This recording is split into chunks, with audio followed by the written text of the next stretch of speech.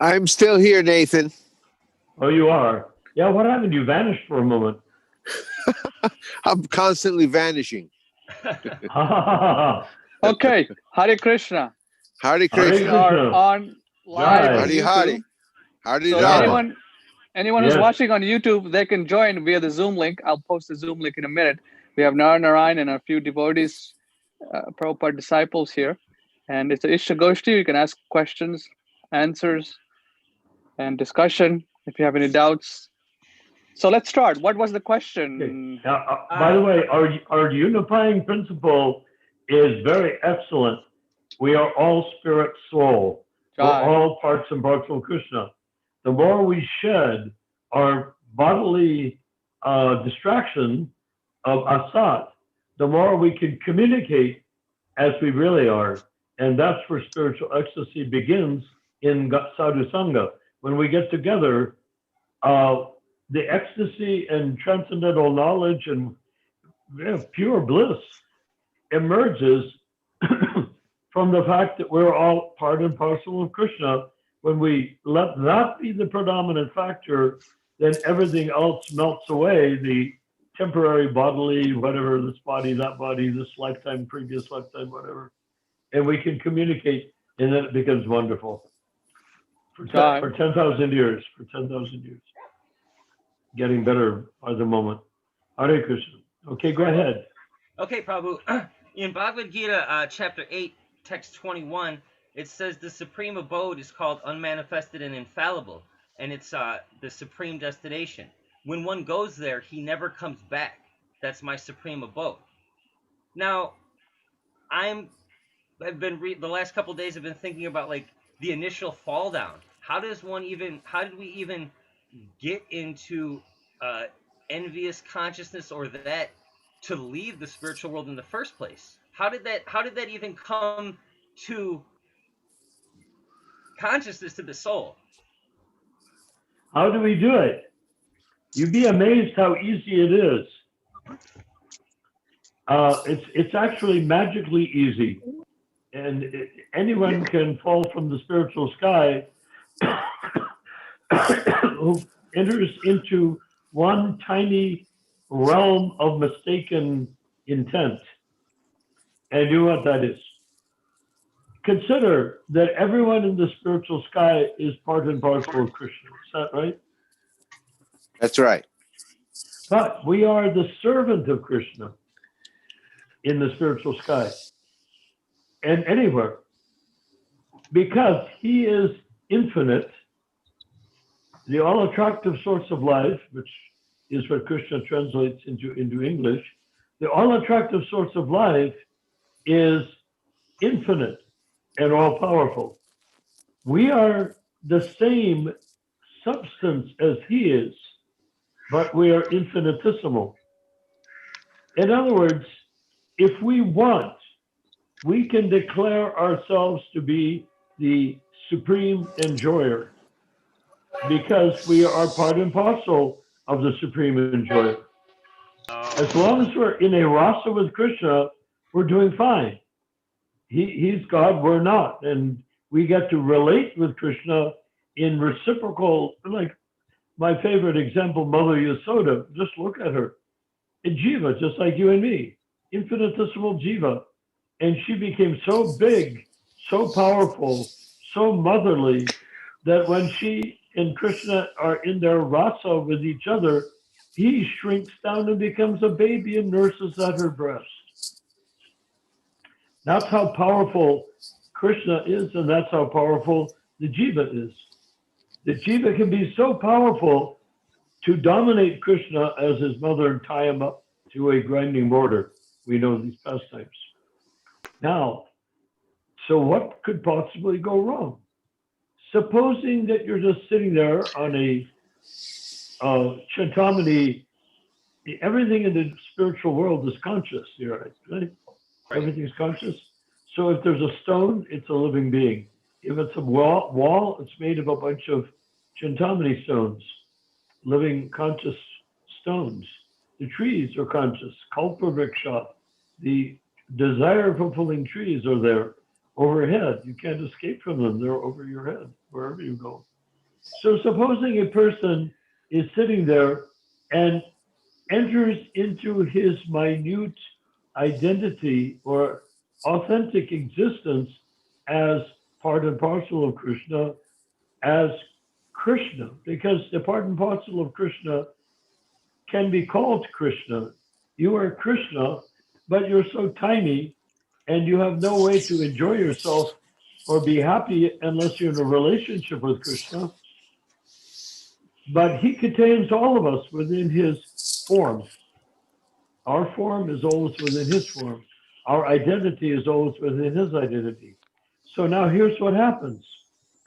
Supposing I think for a second, sitting under a desire fulfilling tree, I wonder what it would be like if I were the recipient of all of this worship. You get it, Dr. Daniel? Yeah. The That's all. potential is always there because of the fact of You're being over. Yes, Yeah, yes. it's You okay. never become powerless. In other words, free will is not a quality only of the we think of free will right now in our bodies, and my arm wants to do this, my leg wants to do that. That's something else.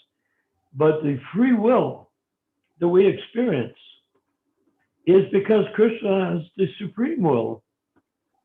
Our will is part and parcel of his will, but it can be independent and we can separate it from Krishna.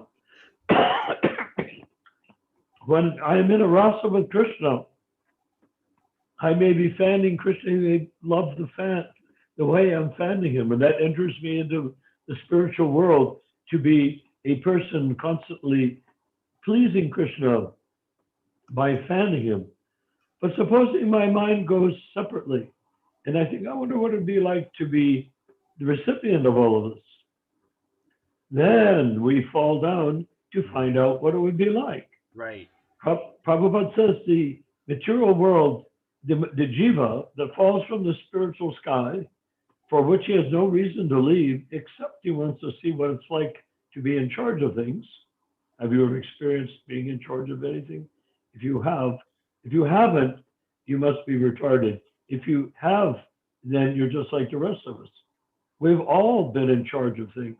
We all want to be in charge. That's why we're here. And then we get a body by which we can manifest our will in terms of being a powerful individual living being who's in charge of something, in charge of your body, in charge of your appetite, in charge of the refrigerator at midnight when you want to make a snack. You're in charge of the television when you want to fight with whoever wants to change the channel to something else. That's what happens. Kingdom of God without God. So everybody, Prabhupada says, everyone wants, in the material world, wants to be in the kingdom of God without God. Right. Does that Right. make sense? Yes. So,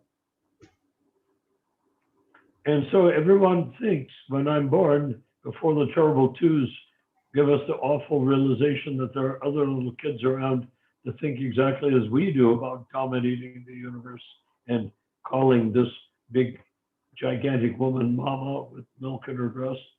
And they have a mama, and then that's not fair. So people, billionaires, all the people that are entrepreneurs, they're still in the terrible twos, fighting their way to try to dominate those fakes over there who think that their mama is mama, whereas my mama is the only real mama. That's the way we think. That's what is the disease of the material world. Anyhow, does that answer your question? Yeah, And that's brilliant. is there any other part, any part that you'd like to elaborate, or you'd like to elaborate, or you'd like me to elaborate? No, because that. Well, you know what? Actually, that does bring me to a second inquiry. So when Krishna says in chapter 8:22 or 21, that once you go there, We're talking about the Bhagavad Gita, right?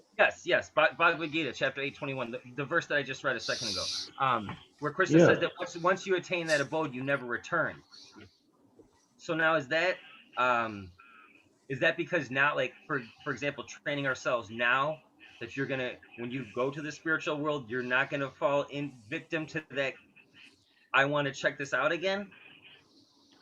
Well, you know what they say, once burned, twice shy, or the burned child dreads fire. Once you've been in the, are you having a better time right now in the mature world than you would be in a rasa with Krishna in Krishna Loka? No. That's why you won't come back. You'll have, it's like this, we don't have a clear memory of having been born in the mature world because if you may have noticed, I mean, you do realize you've taken thousands, maybe millions of different births in different bodies, correct? Right. Yeah. Okay, do you remember them all? No. But you're very aware of this one Indeed. because the mind, your mind identifies with this body. Your mind identifies with the body that you're in, and you can go into past life regressions and travel back into other forms, in which case you find yourself thinking and feeling like yourself in a different, completely different form. Maybe female, maybe a cat, maybe a dog. Mm. See, I had a past life regression that lasted very briefly, where I was something like a cocker spaniel in a previous life. And I remember rushing through the grass with my nose on high alert. You know, you've seen dogs, or you may even have one.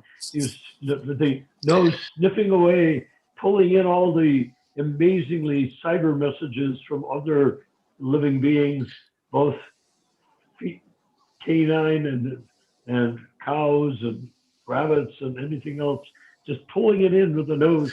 And I'm running along on all fours, very gracefully and speedily going through the grass, aided by the fact that my tail, with all its long tail, with all the hair hanging on it like a spaniel, is acting like a rudder. So as I run, my tail moves and keeps me launched at a much rapider pace than if I was staggering through the grass without a tail. So there, you see, I can remember that. I remember what it was like. And you can do that. But in general, we don't remember our previous lives. We remember we're immersed in this one. And as much as we cling to this life and want to die in our own bed in our mansion instead of in the hospital with tubes all over us, as much as we want to die in our mansion, when once we're dead, we go to another body and we don't remember the mansion. We don't remember dying in our bed. We don't remember leaving the hospital. That's all fantasy, really, at that point. So you see, we can remember. So we don't, okay, to answer your question now straight on, when you return to the spiritual world, Srila Prabhupada says that we have like an intuitive memory. It's sort of like scar tissue. And when you have a cut or something on your arm and it heals, you can feel it a little bit when you move your arm, but it's not as though it's a fresh cut. So we are marginally or peripherally aware of having been to the material world and come back. But it's not something we want to think about, remember, what to speak of, repeat. Make sense? Yes. So this is a wonderful dialectic spiritualism, a view on Western philosophy, where Srila Prabhupada is answering that same question. Ramachandra Prabhu is asking, so after falling down many times, the living entity will eventually come to Krishna and remain permanently. Is that right? Srila Prabhupada, no, there is no question of permanence because the living entity has independence. He can misuse that independence and fall down again. A man is not permanently free just because he's released from prison. He can return to prison again. There is no guarantee. This is what is meant by eternally conditioned. The living entity in the spiritual sky who are eternally liberated will never be conditioned because they never choose to misuse their independence. They are very experienced. So there you go. This is from Dialectic Spiritualism, Yeah. where Srila Prabhupada answers all these wonderful questions. Yeah, well, I might add that the way I answered it also, Prabhupada said, when you go there, you don't want to fall down. Of course you can, and why not? But why would you want to? But then I've never read this, and assuming it's authentic, then it is a very interesting thing which I had never read before. Yeah, this is recorded and archived in audio, and this book was Wonderful. compiled. Narayan Prabhu knows about this book. You were probably part of many of these conversations, right? Uh-huh. Where Srila Prabhupada. I imagine. Maybe, I don't know. Yeah. I So was Listen to the so audio. part of a lot of You have that conversations, that's for sure. what's the what question you had, Andrew Prabhu? Or you had a request? Listen to the audio. I'll have to find the audio. I read the book. The recording and archived by the BBT archive. So the recording is I'll send you. Very interesting. Italy. I was wondering what's the original. Is it in the database? It is in the database. It is, and you can hear the audiobook. I mean, not the audiobook, but Srila Prabhupada actually speaking and answering these questions. It's archived, so it's bona fide material. It's wonderful. Meaning that, you know. I believe that Bucky Daniel, he was the one who had just asked the question that was being answered. Now, I was wondering what the question was that was asked. Oh, the original question that Right. Ryan is saying. Oh, I inquired as it says in Bhagavad Gita 8:21, where Krishna says once you attain his abode, you never return. But then I was inquiring as to what was like, how did one come to even the initial fall down? I see. How did that consciousness, how did that even permeate? But he very articulately broke that down. Right. Did you hear the response? Yes, he was. Well, I don't know if I heard the full response, but I heard the part where he described that our consciousness. We start wondering what it's like to lord over things, and so in that way we fall down. Yeah, because Krishna is supreme being. He is all inclusive. And I am an infinitesimal part and parcel of that being, but my nature is none different than his, which is what makes it possible for this Achinta Veda Veda Tattva, or simultaneously and inconceivably one and different with Krishna, with God. So what happens is that I can choose to think, what would it be like for me to be the enjoyer? Not the giver of enjoyment, but Krishna, and reciprocate with Krishna on the enjoyment. Because to get to the spiritual world, once in the material world, we work with devotional service. We learn to perfect our every action in such a way that if Krishna were standing in the room with us, he would be pleased. But that's the Madhyamadikari, the above our level of Kanisadikari. Madhyamadikari is he's determined to reestablish his relationship with Krishna. So he consciously exits from the material relativity of even nice behavior, like devotees in ISKCON nicely behaving and worshiping and all that. He basically exits from that and tries to perfect his own individual relationship with Krishna. When that is perfected, then Prabhupada says the curtain of Maya, or the darkness around him, compared to being inside a coconut shell, the curtain of Maya lifts up, rolls up, and he comes under the protection of Yoga Maya, and he can see Krishna face to face. Nathan, Yes. can you hear me? Oh, yes. Okay, right. Thanks to you, I can hear you. I have a question Yeah, that relates. I'm operating through my hearing aids right now. Fantastic. All right. Right now, we're in a fallible, materialistic world. Is that correct? Correct. It's a At some world of fantasies.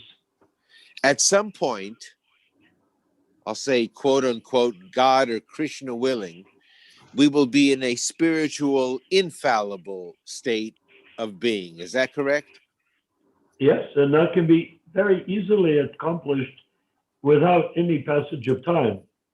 Once we're there at this infallible spiritual realm, can we come back to the fallible materialistic world or not? That's an interesting question because Ramachandra just read from the essay, Prabhupada saying that the fallen conditioned soul can always fall down again. But then Dr. Andrew said that no, from the quote from the Gita, once you come back, you never come back. Once you return back to going back to Godhead, you never come back to the material world again. So, That was Ramachandra Prabhu, can you resolve that for us? Well, how can I resolve it? Prabhupada is saying that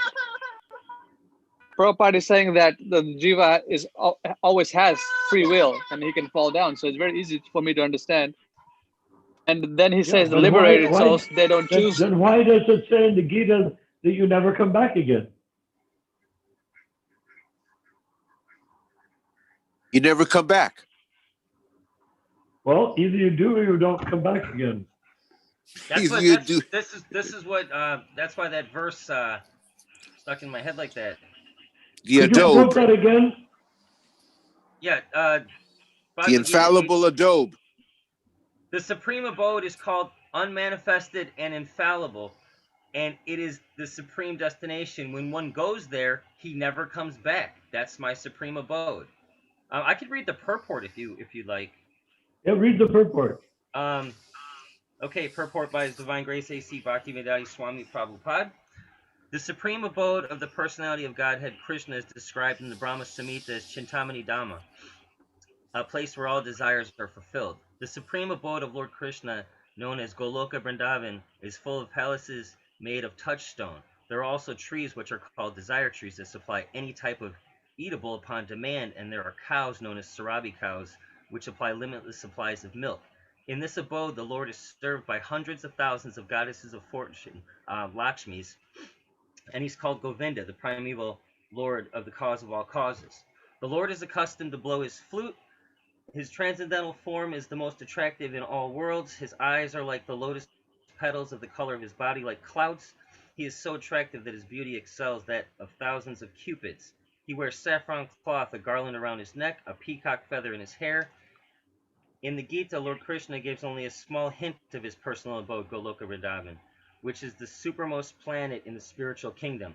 A vivid description is given in the Brahma Samhita Vedic literature, states that there is nothing superior to the abode of the Supreme Godhead, and that abode is the ultimate destination. When one attains it, he never returns to the material world. Krishna's supreme abode and Krishna himself are non-different, being of the same quality. On this earth, Vrindavan, 90 miles southeast of Delhi, is a replica of that supreme Goloka Vrindavan located in the spiritual sky. When Krishna descends on this earth, he's sported in a particular tract of land known as Vrindavan in the district of Mathura, India. So here, Prabhupada says in the purport, when one attains to it, he never returns to the material world. Yeah. Oh, Right. okay. Now, we have two versions, both by Prabhupada. May I try to reconcile them? Please do, Prabhu. Okay. Hare Krishna. In one sense, he goes Hare back Krishna. to Godhead. He doesn't come back. And that's sort of what I said. He has sort of this psychic or scar tissue of the horror of spending hundreds of millions of births in the material world, in the universe. However, can he fall down?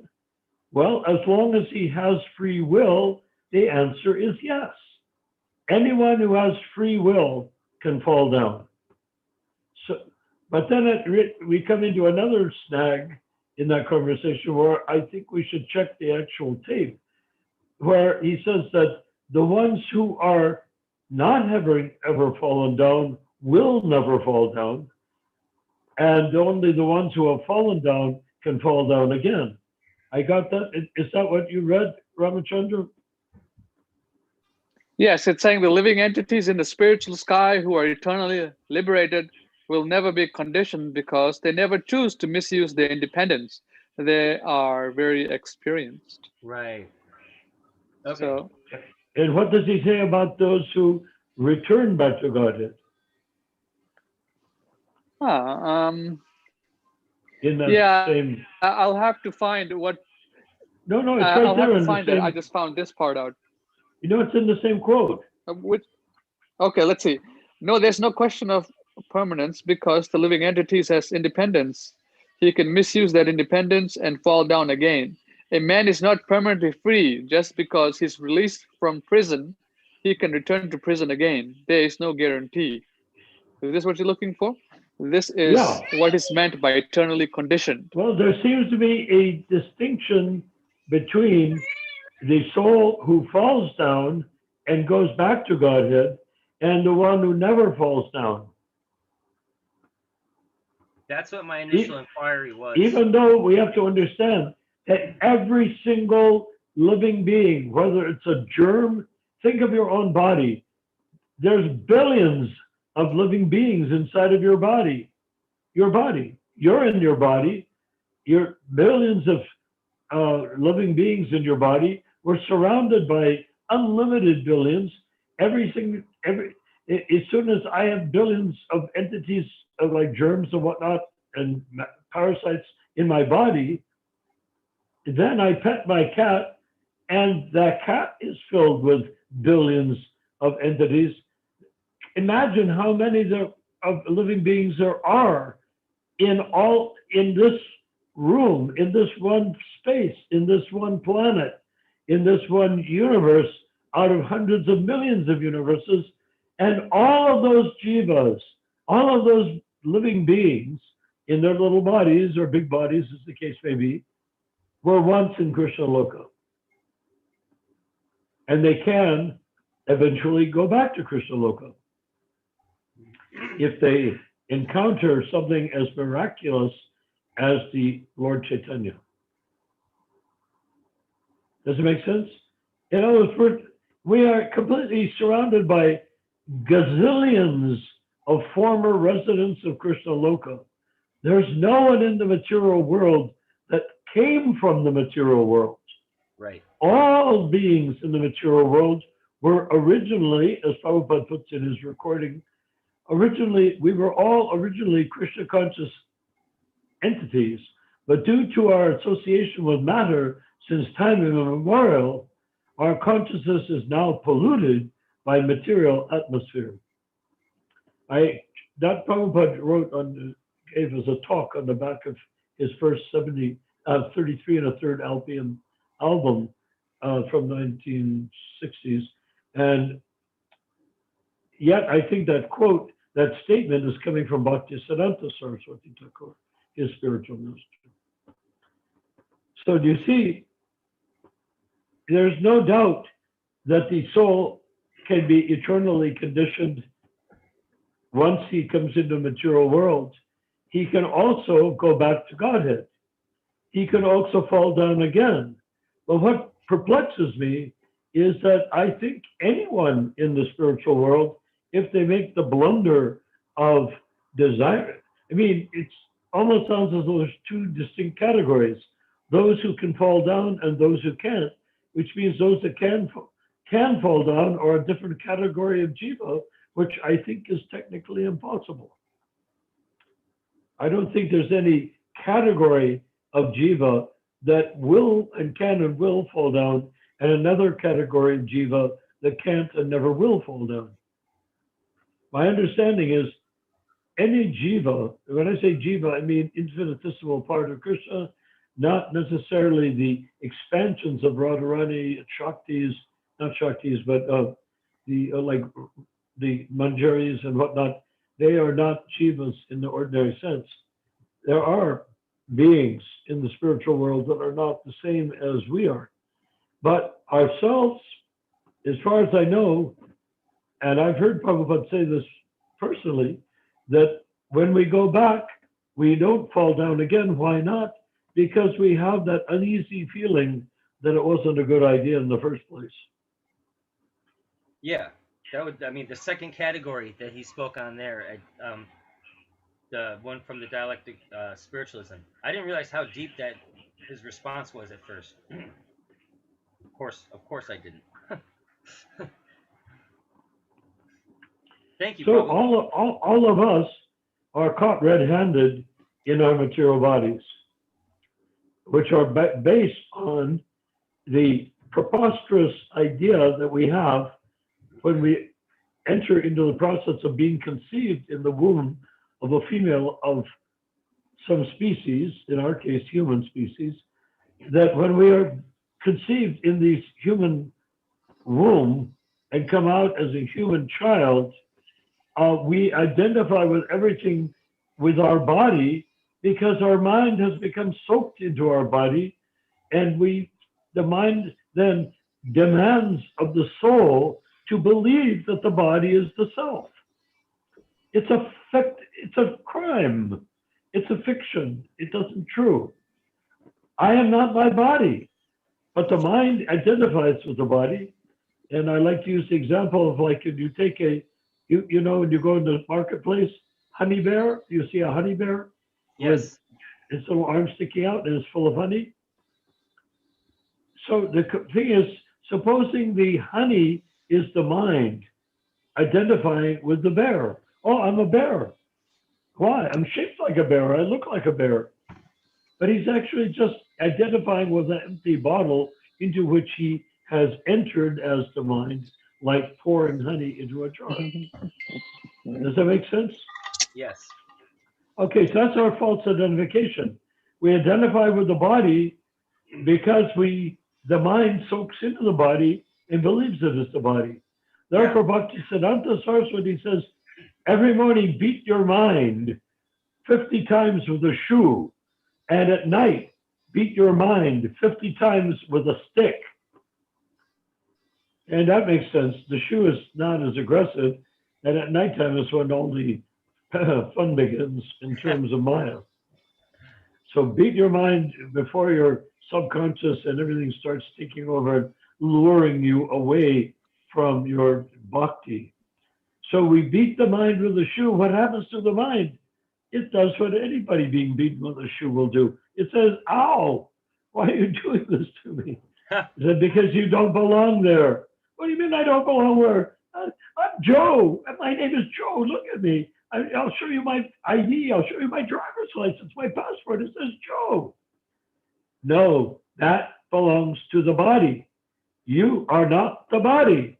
Get out of there and come back to me. And who the hell do you think you are? I am your master, the soul. So why doesn't that happen all the time? Well, in the Gita, there's an illustration that shows the soul is on in a chariot, or like a chariot, and he's in a state of panic and terror. His eyes are rolling, and his hands. It's in the Gita, the image. His hands are rolling around, and his eyes are wide open. His mouth is gasping for air, and the mind has got the hold of the reins of the horses, and the horses are the senses. And the mind is trying to control the senses and is failing abjectly. Why? Because the mind is flexible and the horses are very willful. The horses are the material body and the senses of the material body. The soul, the mind holds onto the reins. But when the owner of the chariot who's in a state of idiotic terror, gets control of himself by Hare Krishna, Krishna Krishna, Hare Ram, Hare Ram, Rama Rama, Hari Hari. Exactly.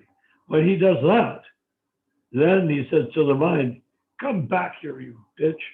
You don't belong to those forces. You belong to me. I say bitch because the mind is an unfaithful human, unfaithful conscious female existence that is supposed to be attached to the soul, just like the moon ray is going to be attached to the moon. The moon's rays are not coming from Mars, they're coming from the moon. It's supposed to be attached.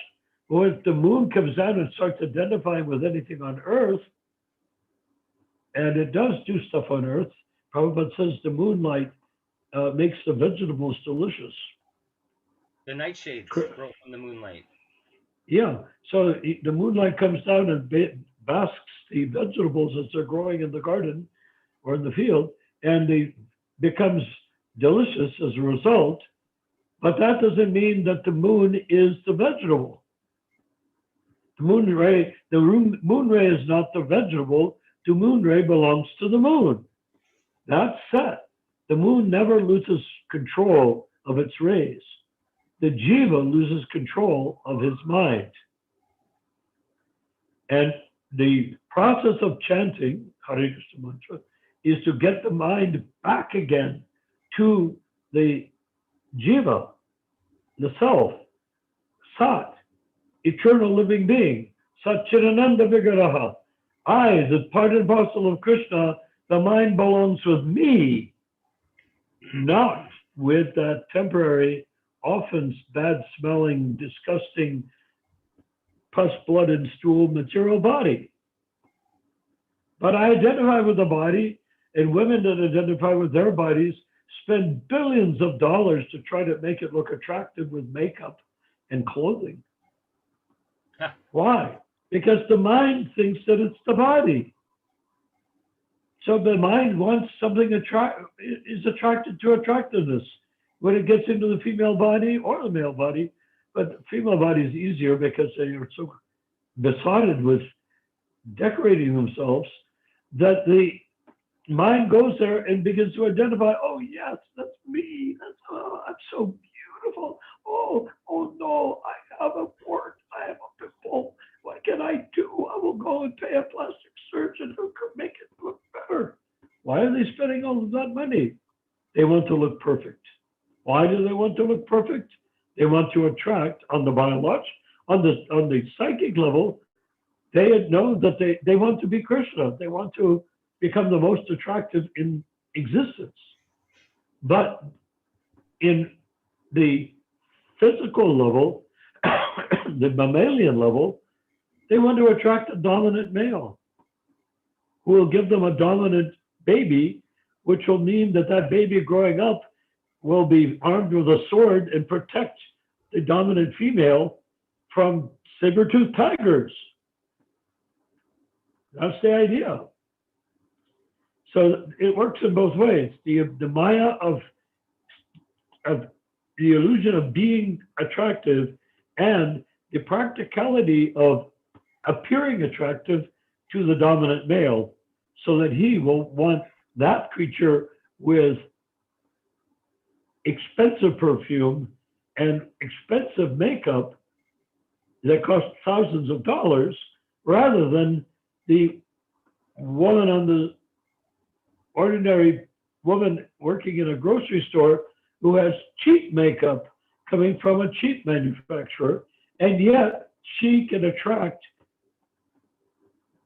the men on her level, just as the very gorgeous woman, which you see all over the place in movies and what you call it on in the internet and in calendars, Playboy, whatever. All those photographs are retouched also, so just take into consideration the Maya on top of Maya on top of Maya that's going on there. And interestingly, usually after they've retired from their Playboy Mansion stints, you'll find there's a lot of sensitive, intelligent, good-hearted, nice ladies that were posing as calendar girls because they got paid to. So this is Maya in so many different dimensions. So the jiva has to get control of the mind. And when the jiva gets control of the mind with the shoe and at nighttime the stick, the mind then can go back to the jiva saying, oh,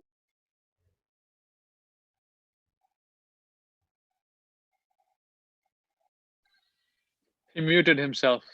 Yeah. I don't know why I was doing that. And then the mind is sitting there and her flirtatious little brain is flickering away. And she looks and said, Mr. Jiva, dear husband, Mr. Jiva, could I put my little pinky in the finger, the pinky of that body? Because it used to feel so good when I was inhabiting the little fingers. And the mind goes, what? No. Oh, why did you hit me? Because you have no business trying to merge into the body of that dead thing that's there. Now you may say, well, if the soul, it's in the heart of the living being, the otherwise sort of dead body, but their dead body isn't a dead body. The dead body is a functional structure, just like an oil refinery distills different types of petroleum and it's shot off on tubes on the side for boron, for kerosene, for tar, for motor oil, for all of these things. It comes out and the process. So the body is processing, and the body is constructed. The jiva makes it possible for the body to act, but the body's actions have nothing to do with the jiva. Right. The body's actions are all independent of the jiva. Chapter 5, Right. verse 9. Go for it. Hold on. I was just that verse blew my mind away the other day. All right. I'll read the translation. A person in divine consciousness, although engaged in seeing, hearing, touching, smelling, eating, moving about, sleeping, and breathing, always knows within himself that he actually does nothing at all. Because while speaking, evacuating, receiving, opening or closing his eyes, he always knows that only the material senses are engaged with their objects and that he is aloof from them. Brilliant. Brilliant. So now, Make the me soul dance.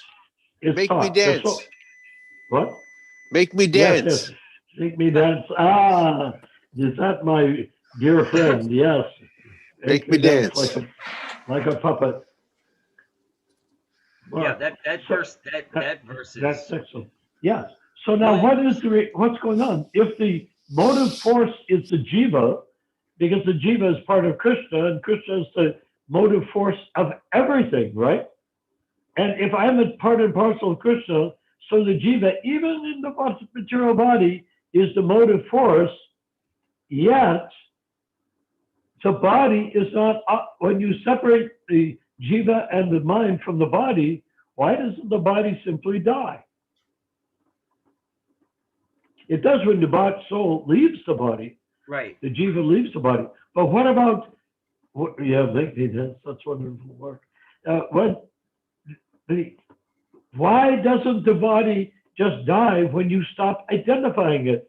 And the mind, which is busy micromanaging the body and putting fingernail polish on the female body and lipstick on the female body and worrying about the slightest pimple on the female body, when the mind is now out of there and is with the soul, sometimes reluctantly, getting beaten in the morning with a shoe and in the evening with a stick, why doesn't the body just simply stop functioning?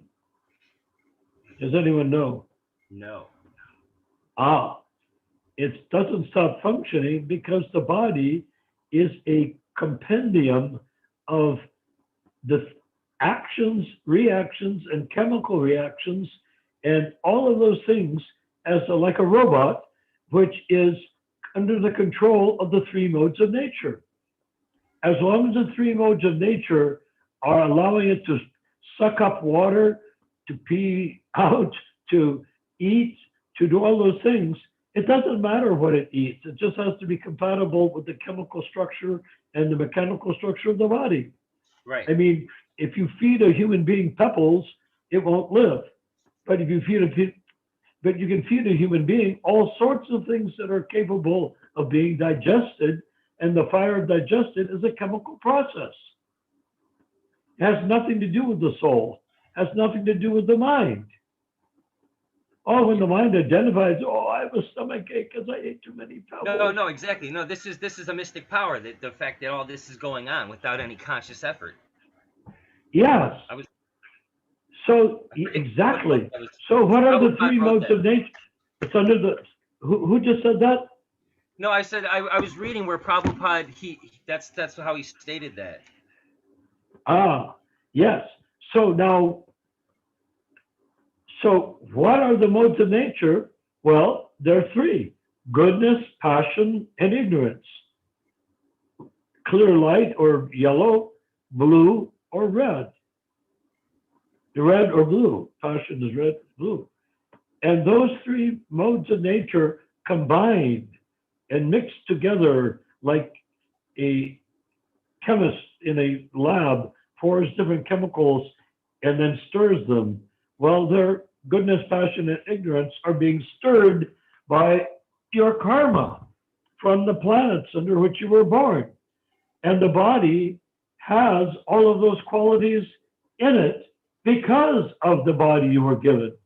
So now, while people are worrying whether Black Lives Matter or not, they should be more concerned. What is the planet influencing my body that gave me a white body, a black body, Chinese body, Native American body, whatever body I've got? That's very insignificant compared to the mechanism of the three modes of nature working, plus what am I doing? Because when the body acts, he generates karma. When the body generates karma, he has to take another, when he takes his next birth, which he will, when the body that he's in expires, when the body expires,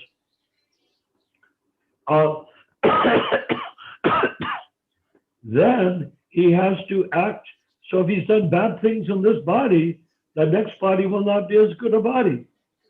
Fortunately, if the mind separates, then the mind and the soul can leave that whole thing and go back to Godhead, or go to a better body at least, very least. Now, Ramachandra, I think you have something to share. Yes, this is from the wonderful book, Dialectic Spiritualism, where Hayagriva is asking a question. Hayagriva Das, so the soul has a form that is incorruptible. Is it not also the form of the material body?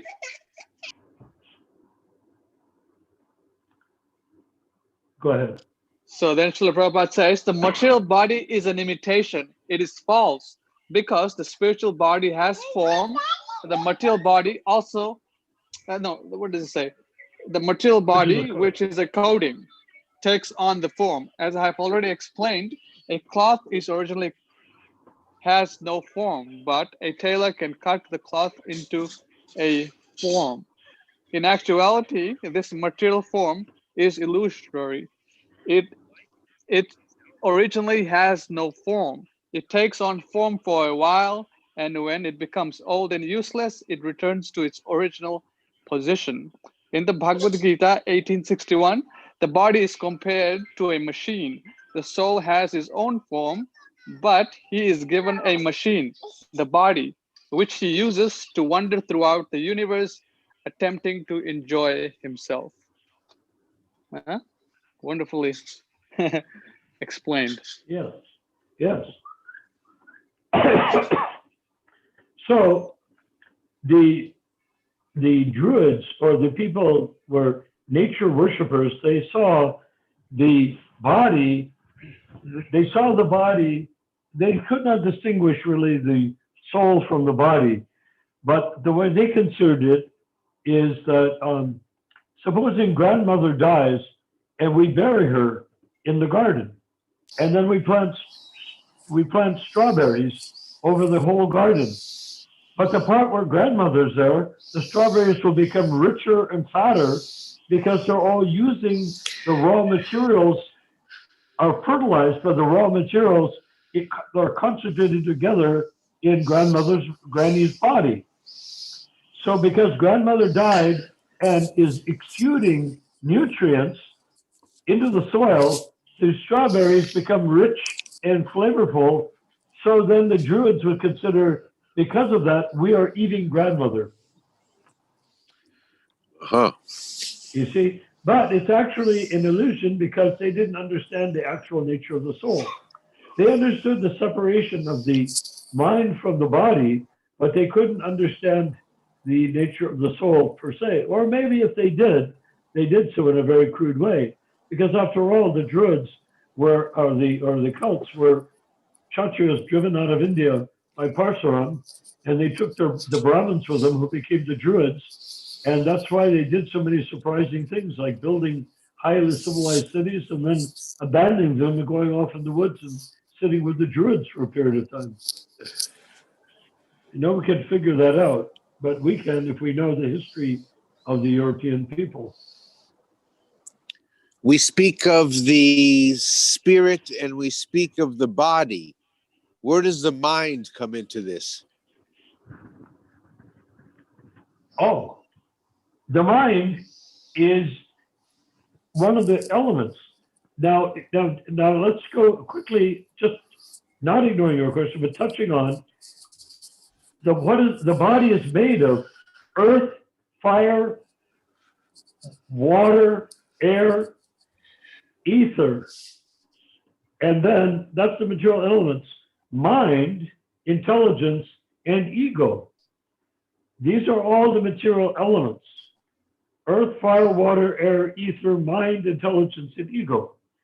So the mind is a subtle property that can belong to the jiva when he's in the body, or can belong to the body also without because the jiva gives life to the body, and when like when the funeral, the soul has left the body, and everybody is sitting there grieving over a gradually decaying corpse,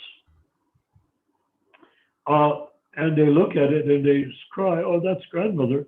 No, it looks like what you thought grandmother was, but grandmother's mind and the jiva and grandmother's mind have gone off with the jiva. Now, why does the mind travel with the jiva at the time of death? Because the mind is the vehicle that gets you into your next body. Mm-hmm. The jiva can't really accumulate karma, but the body, the jiva, the mind, has all the habits and tastes and feelings of having been in a certain body and done certain things. So the mind goes into the next body and goes on from there, either in a lower birth or a higher birth, or the same sort of level birth. Nowadays, it's easier to take a lower birth than a higher birth. What? It's the mind that takes the body into a different place, into a different being. Well, no. The mind travels with the soul into a different body, in the womb, into an egg, in the womb, in the uterus. Who determines where that mind goes? The mind is its own jailer, because whatever the person has done in their body, when the body dies, the body just goes back to nourishing the strawberries in the garden, as we described earlier. Unless it's cremated, in which case it adds carbon to the already carbon-filled air. But the mind, okay, the soul has to take another birth unless he's become liberated. Because he's acted and he's created action, Sir Isaac Newton, for every action, equal and opposite reaction. So he is or in the more social standard, what goes around comes around. So whatever you do, there's a reaction to it. Like a boomerang, it comes around, you throw the boomerang, and if you stand there, it could come back and whack you in the back of the head. You don't know. Depends how you throw it, doesn't it? So when the jiva, or the soul, leaves the body with the mind, and the mind always travels with the jiva, even if it was attached to the body, for the simple reason is the body can no longer sustain it, and it can no longer identify with the body, unless it becomes a ghost, and that's a whole other ballgame. But anyhow, so the jiva and the mind go out into hyperspace. They go up, boom, boom, boom, boom, boom, boom, boom, boom, boom, like an arrow flying through the air. And then the arrow thinks, oh, I'm going up, up, up. I'm going to go to heaven. I've been saved. I'm okay. I'm going to be all right. And then it reaches the apex like an arrow, and it goes, da, da, da, da, da, da, da, da, da, da. Oh, no, no, no, no, no, no, no. I'm coming down again. I'm coming down. No, no, no, no. And he comes down, and where does he go? He goes into the semen, and the semen is ejaculated during the sex act by a man or a dog or a cat or turtle. If you ever watch turtles having sex, it's just mind-boggling. But anyhow, they do it. It goes on for hours, and they barely move. But they know what they're up to, and I will assure you of that. And my son Kuba and I watched in a pet store once. We nearly fainted. But the thing is that, leaving that aside, when the jiva comes down and goes in the semen goes into the womb. The womb, when the semen goes into the womb, it connects, one of the semens connects with an egg. And as soon as it connects with the egg, the genetic combination begins to take place. The male genes of the father from the semen and the female genes from the egg combine together, and you get a hybrid, which means that when a baby or child is born, he has the genetic qualities of both the male and the female. So, and the karma is his own. Why did he take birth in that particular womb from that particular father? Well, it really depends. It maybe it's a very wealthy father and a very aristocratic woman. That's because he had high quality karma, and he was born to be a Rockefeller or a Vanderbilt. Or maybe he came down and took birth conceived by a pig. Why? Whatever he did before was so self-indulgent that now he can become a pig and eat stool, and think it's delicious. So that's the pig. Or how about an ordinary person like ourselves? How about ourselves? Well, we had other births, most of them probably higher births than the one we're in now. We came down into this body of our mother, our father, of this, through our father's semen, into our mother's egg, in our mother's womb, meaning the uterus. And then when that cells hit each other, they begin to magically multiply and divide. First they double, then they quadruple, then they go 16 times, then 100, and whatever, they keep on going. Multiplying exponentially is what it's called. And by the time 9 months has gone by, and if the baby is normal, and there's been no miscarriage, no abortion, the baby then comes out formed and ready to become the next layer of humanity on the planet Earth. The Native Americans say our children, we are borrowing this land from our children. So the minute that your baby is born, a Native American would say, I am borrowing everything I have, that I eat, that I do, that I work, that I milk the goat or the cow or the horse.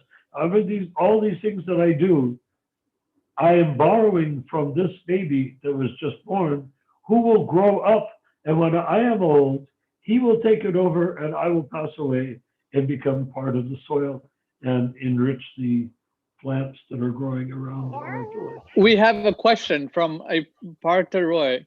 You can ask the Yes. question, Prabhu. Go ahead. Yes, go ahead.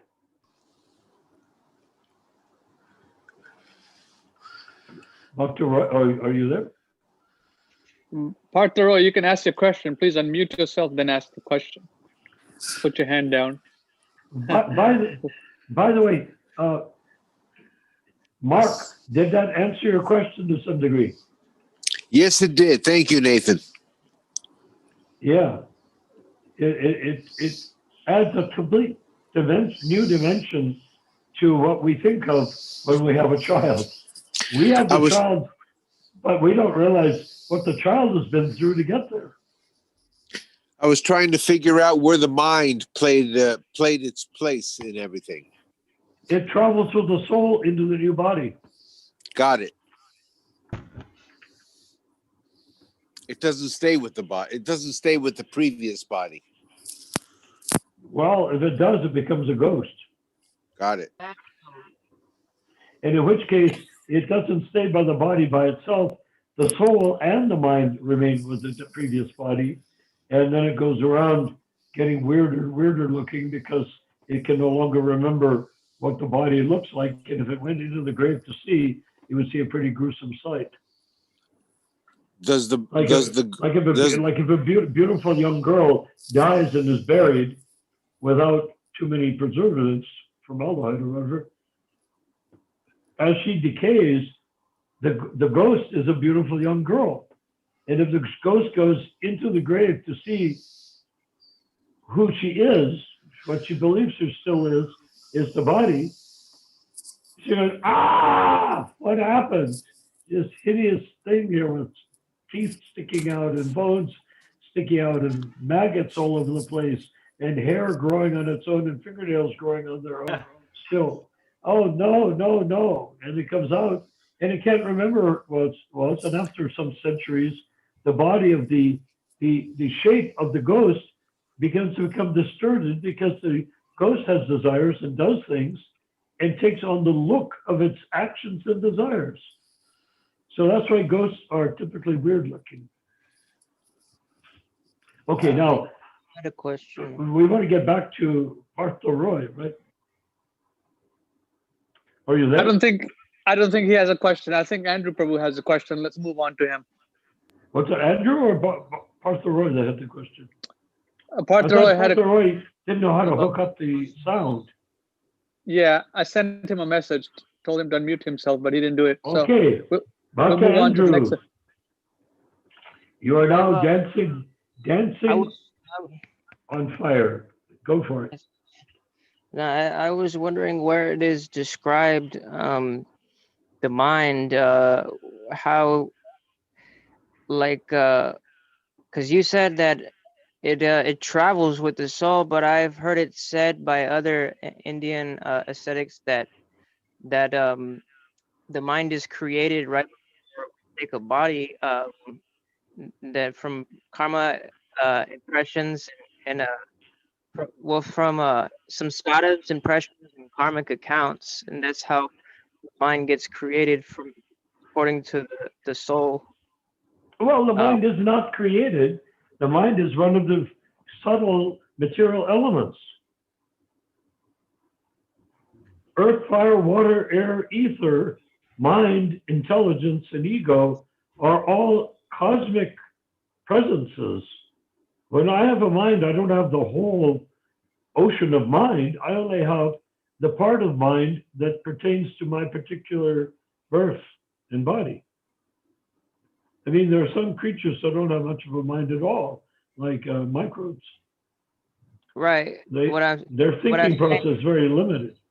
Exactly. That's exactly my point, is that our mind gets created according to the body that we take, and the soul's impressions, karmic accounts, and some skatas that it had previously experienced create are what the factors in the mind, and the body and those factors.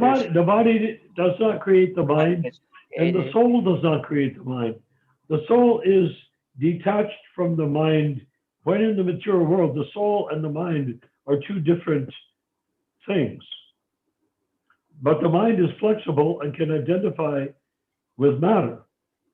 And it does when it's attached with the soul. The soul imagines that it is the body, so the mind then imagines that it is the body. Right. The mind is created first before the body. No, they come. They're not. This mind is not created, and for that matter, neither is the body. Well, I'm The saying body because is the not mind created. The body is is simply a bunch of chemical reactions. It's not created. From everything that's already in existence, materially. I mean that it The is body. by I mean, look. You know what the body is? Earth, fire, water, air, ether, mind, intelligence, and ego. So it is where is Earth created? Where is water I don't created? say exactly, like we cannot create them elements, right? They get recycled. In the same way, the mind is Recycled, developed and you could also say according recombined. our past lives and all these things and the current body, because the dog cannot think on the same level as us. They cannot The what? imagine. A dog cannot I can't contemplate understand. God. The what Uh, cat? a Dog. dog, K9, What? How do you spell it? D-O-G. D-O-G. Huh? He says Rough. a dog. A dog. Ruff, Oh, ruff. dog. Yes. Oh, okay, dog. Hare Krishna. Un perro. Pero, sí. See. So, okay, the dog doesn't think on the same level as conscious as a human. No, because he has a different body and he has a different purpose in life. The mind. How does the Yeah. mind You, change? well, the mind. Now you're getting into your destiny, your purpose of being born. Your conscious existence is how you are developing and acting, thinking, feeling, and willing in this lifetime. You're a conscious living being. The dog is also a conscious living being, but because he has a dog body, his thinking, feeling, and willing is on a more limited platform. He can't do higher math. At least most dogs have a hard time with it. Do you see what I mean?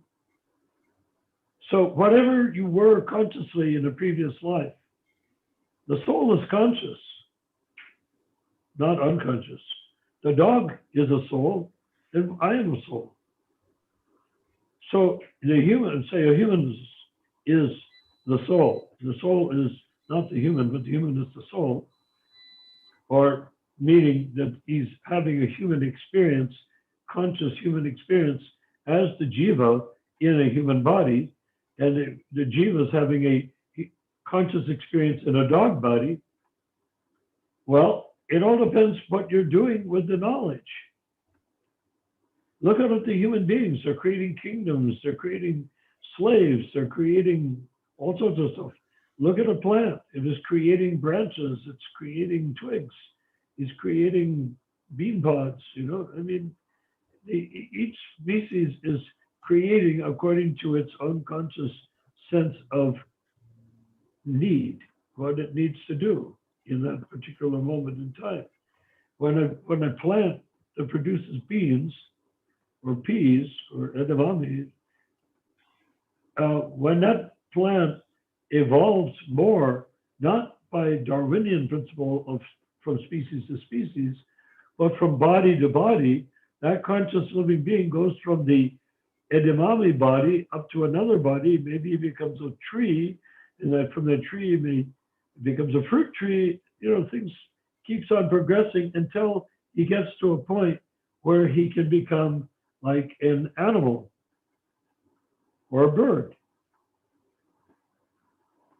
The evolution that takes place is an evolution of consciousness, not an evolution of species.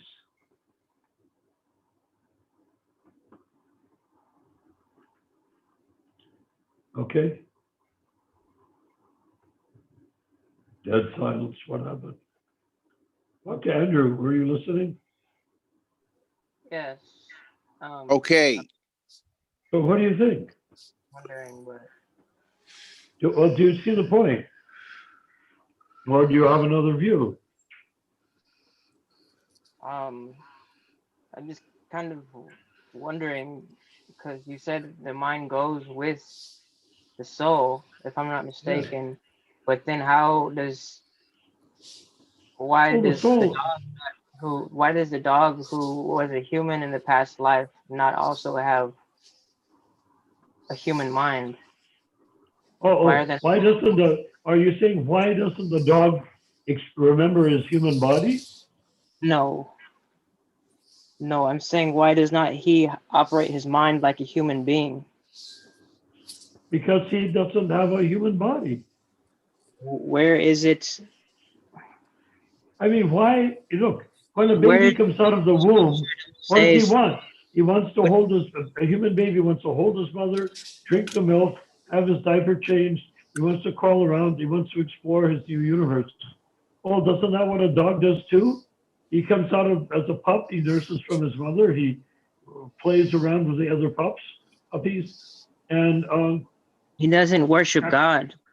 But he is customizing himself to being a dog. He's ruled completely by nature. Yeah. What scripture describe the process of the mind, like how it travels, or if it gets developed?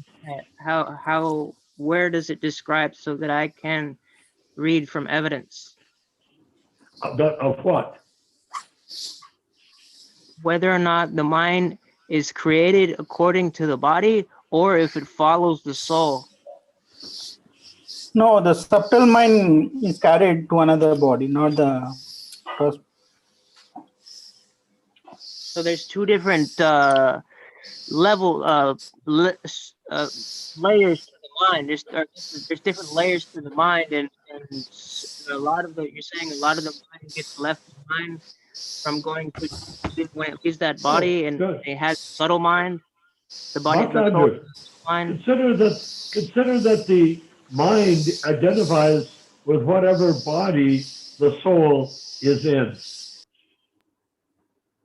and it will act according to the chemistry and actions and reactions and modes of material nature of that body. So whether it's a shellfish or whether it's a demigod, the mind goes with the nature of the body and identifies with it. Does it make sense? Perhaps there's a subtle mind Krishna consciousness is the process of the mind being taken out of the body by the soul, who is eternal, from the body that is asat. The identity, the mind identifies. So if the mind identifies with the body, it's identifying with something quite temporary, right? But it does. Everybody does. You do, I do, we all do. We all think and act as though the body is our self. But it's not. The self changes. When you leave this body, you go into a completely different body. The way you identify with that body. But the process of Krishna consciousness is cutting out the middleman, cutting to the chase. You don't have to identify with the material body.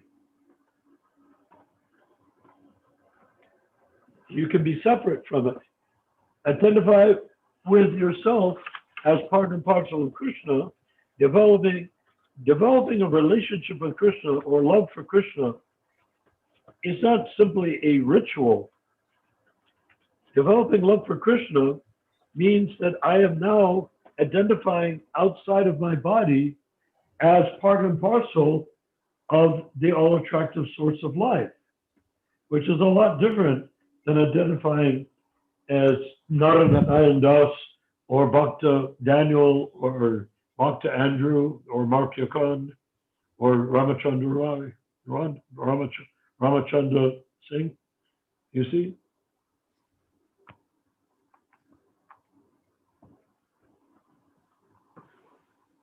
Does that make any sense? What you're saying does make sense.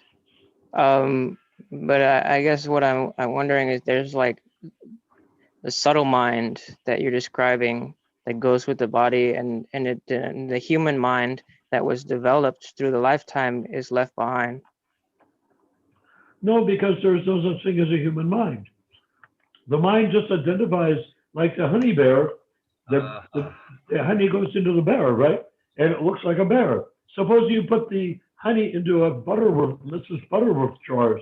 Now it looks like Mrs. Butterworth. The mind looks like whatever body it's in.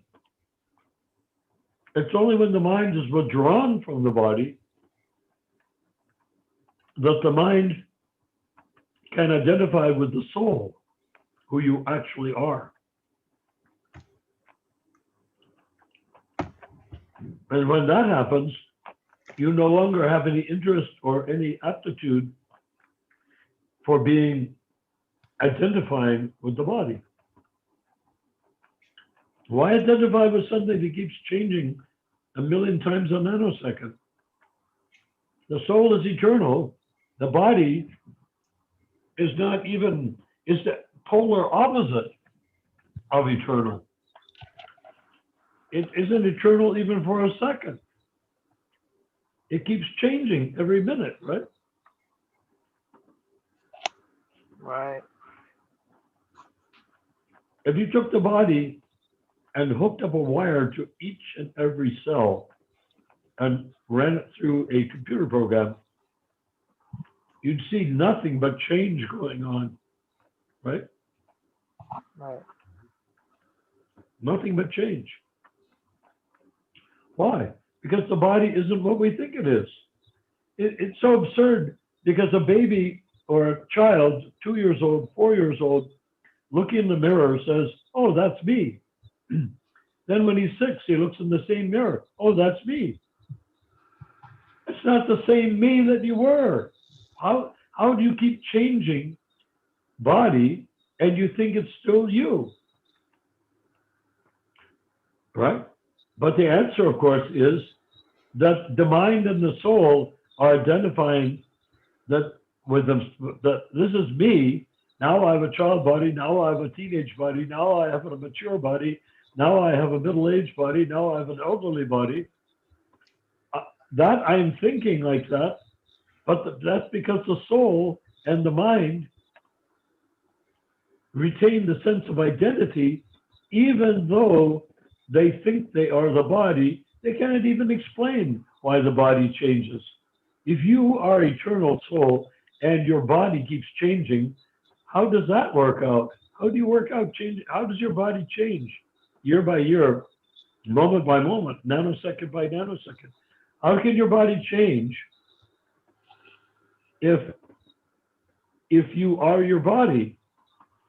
If your body should have the decency to stay put.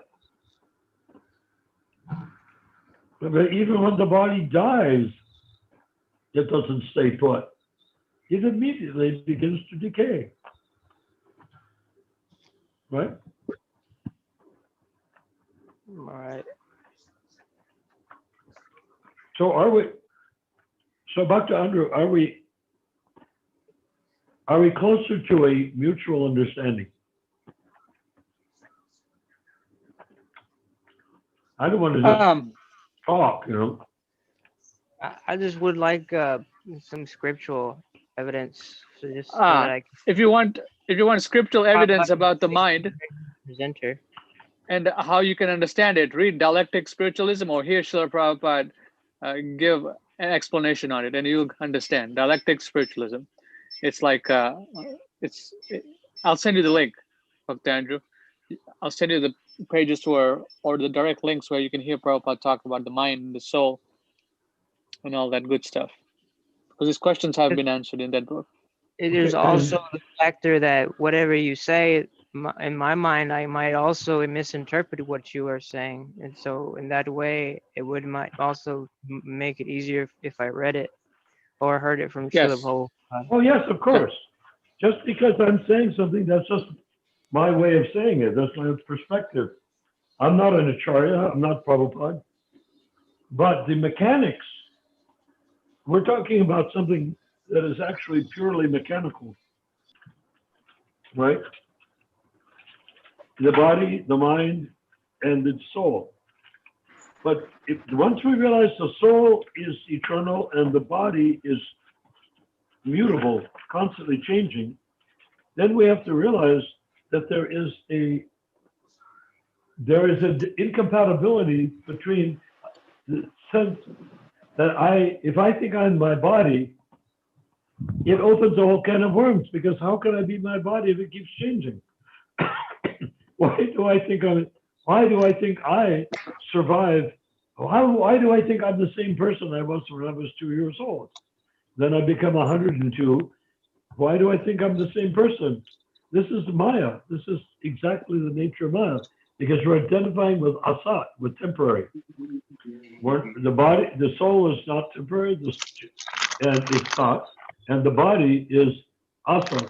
So what I was saying before, what we were discussing before was Kahil Gibran said, in terms of how to have a happy marriage, he said, be close, but not so close that the winds of heaven cannot pass between you. So I paraphrased and suggest that for the idea of you standing there saying, wait a minute, I'm not my body, I'm the soul, I'm thought, I'm eternal. Now I look at from the eternal, now I'm standing here as eternal, looking at my body that is constantly in a state of flux. So you're in your body, but let the winds of heaven pass between this Satchidananda Jiva that you are and the body that you are not, but tend to identify with. Does it make sense? Yes. You have to stand in your existence. You have to separate yourself. Say, wait a minute, I have a choice. Can you choose? Andrew, can you choose? Do you want to see yourself as temporary in your body, subject to birth and death? Or do you want to see yourself as part and parcel of Krishna, eternal, and not subject to birth and death? Krishna. Yeah, that's a good idea.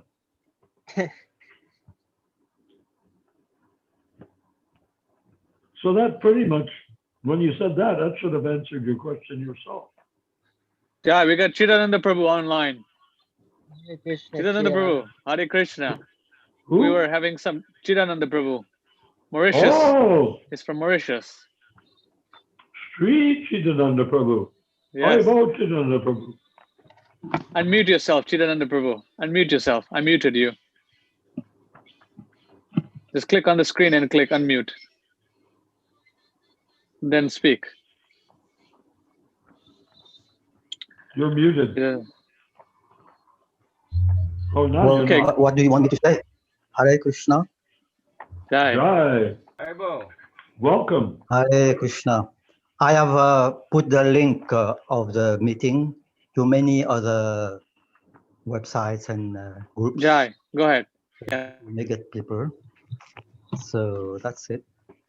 So what is the subject today to speak about? Today we're talking about the mind and I see. what else we were speaking about. Can anyone chime in? Yes. Well, how to prevent the mind from identifying with the body when the mind actually should be identifying with the soul. The mind soaks into the body, and therefore we act as though the body is ourself. And even when we become devotees, as Kanishta Adhikari devotees, we live inside of our bodies, thinking that we're our bodies, but gradually learning the path of spiritual life. Does that make sense? Because why does the devotee not separate from the body? Well, the Kanishta Adhikari, it's very simple. The Kanishta Adhikari is the level that is required to follow the four regulated principles. And that if the person had no bodily identification, such as the Madhyam Adhikari, he would have no need for the regulated principles. If I have no desire for eating, sleeping, mating, defending, gambling and whatnot, sports, if I have no desire for those things, then I don't need the regulated principles. Why would I need them? They're there because the desires are there in the Kanishta Adhikari, and the four regular principles are like I like to compare it to a large corral or like a fenced-in pasture. The horses are galloping around, wildly enjoying themselves in the pasture. But when they come up to the fence, it's too high for them to jump over. They can't get through it. They can't crawl under it. So they stay inside the pasture. The pasture is nice and lush. They have plenty to eat. But they are prevented from leaving the arena by being in the fence. And the fence is the four regulated principles.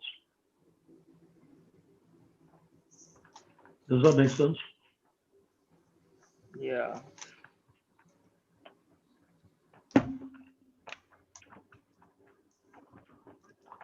So the thing to remember is that every jiva that's embodied has a mind.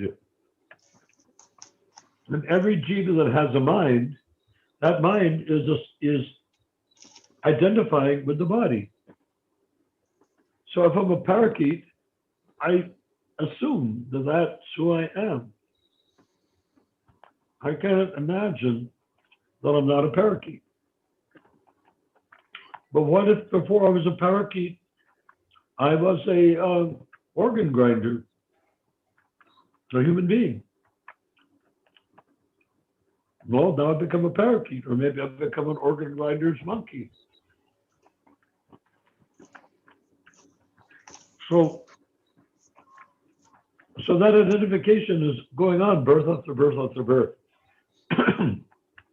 We should not take our present body too seriously, because it's only one in a very frighteningly large series of births we have actually taken, haven't we? Right? How many births have we taken? Even if you do past life regressions, you can only select a few. You can't go back through all of them. Hundreds of millions of births, each one of us.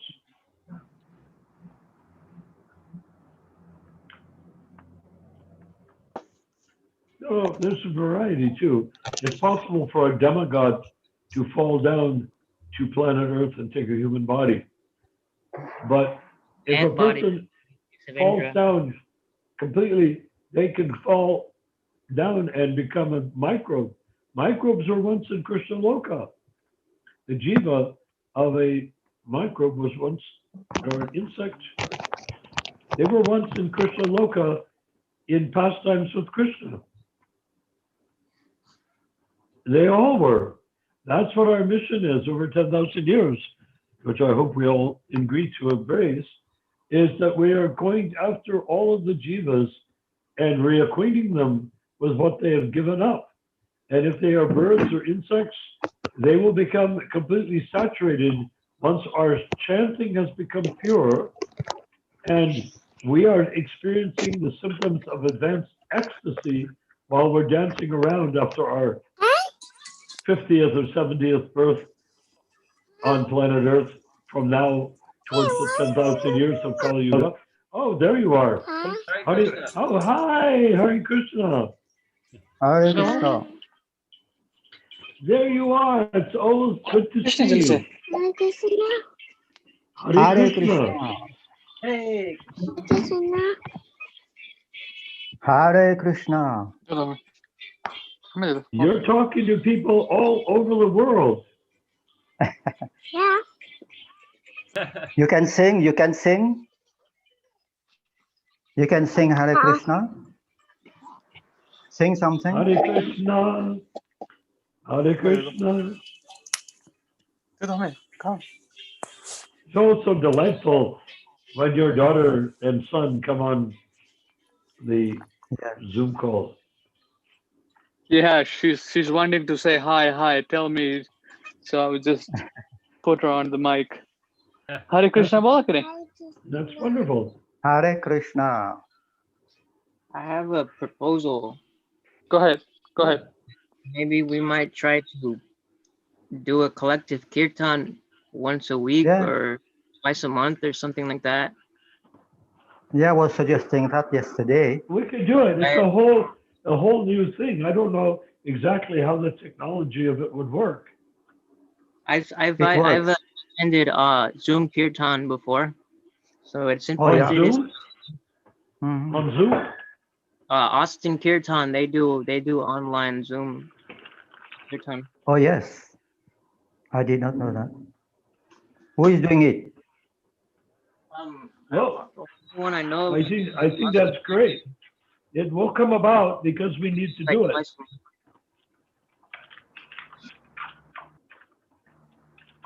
The We do old, We it need to without, do it. the Prabhupada. yeah. Only Prabhupada. Does anyone here have a mridanga and kartals? Yeah, we need instruments. I don't have instruments right now. Okay. Even In order one to kartal store is that, okay. you can get kartal and madanga sent to you wherever you are. I'm actually gonna try to get a new pair of kartals. My birthday had just Yeah. passed, so I was endeavoring to try to get a mridanga for my birthday, but I don't know. We'll see. I don't know. Yeah. Would be nice. Good. Hare It's going to take Krishna. some. Hare Krishna. Krishna Krishna Krishna. Krishna. Hare Hare Hare. Hare. Hare Rama. Hare Rama. Rama. Rama Rama Rama. Rama. Hare Hare Hare. Hare. Everybody. Hare Krishna. Hare Krishna. Hare Hare Krishna. Krishna. Krishna Krishna Krishna. Krishna. Hare Hare Hare. Hare. Hare Hare Rama. Rama. Hare Hare Rama. Rama. Rama Rama Rama. Rama. Hare Hare Hare. Hare. Hey, that's wonderful. You know, that is Prabhupada's, that melody, I'm convinced, should be the melody for World Sankirtan, to unify the whole world with that melody. Yeah. Now they do complicated tunes, and sometimes we cannot follow. They No try Bolly- speculative tunes. Nothing Bollywood. I also like Vishnu John, who was authorized by Srila Prabhupada to make melodies. No, he wasn't. Yes. Vishnu John is okay. That's what I read. Who said Prabhupada authorized Mr. John to make melodies? That was me, but that's because I heard it or read it somewhere. Who, Bhakta Daniel? Andrew. Andrew. Oh, well, I was there. What would he do? He would listen all the way from getting up until going to sleep. He would he would fall asleep to Vishnu Jan playing. Prabhupada? Yeah. No, not true. Not even slightly true. Vishnu Jan and Tamal Krishna were friends, Karmi friends, and they joined the temple, or they joined the temple under the influence of Gargamuni 6 months before I did. So they joined the movement about 1968, late 67 or early 68, and I don't know. it was an interesting thing because the way they joined is that Vishnu Jan had a wife or a girlfriend or wife or something like that as a Karmi, and Tamal and he were roommates. And the wife took off and had an affair with Gargamuni, who was already initiated in the San Francisco Temple on Frederick Street. Well, he didn't say all that. So Tamal and Vishnu Jan were very angry that happened, and they came down to the temple to beat the crap out of Gargamuni and get his wife back. But anyhow, Gargamuni met them with Krishna conscious philosophy, and he was so they were so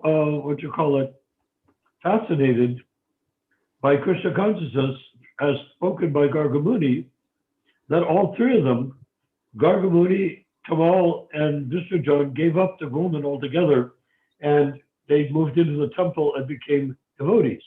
A few months later, I moved into the temple after Tamal and Vishnu Jan moved in. So I've known just Vishnu Jan from the beginning. But there was a time in 1969, which was about a year after I took initiation, where Vishnu Jan and I sat together and we came up with about 10 melodies that we created. Great. And this is for Andrew, right? So we came up with about 10 melodies that we created. Very beautiful, nice melodies that we thought would be nice to use. And we went to Srila Prabhupada and we sang them. They were all the Hare Krishna mantra, and there was like 10 of them, more, I think 10. And Prabhupada was smiling. He liked everything we were doing.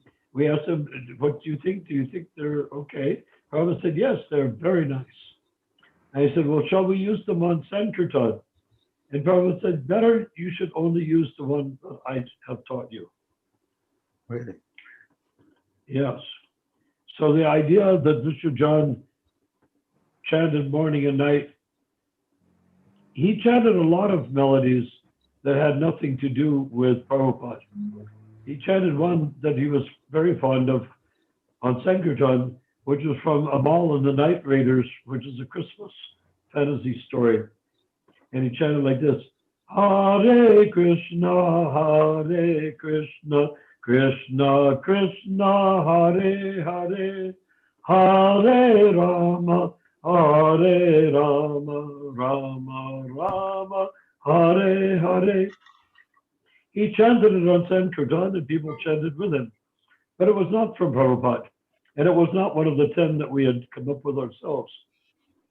Because he chanted that melody, we thought that we could write some more melodies and they would be fine. We could branch out with melody-wise with kirtan. But Prabhupada nixed it. He said, no. He only chant what I've taught you.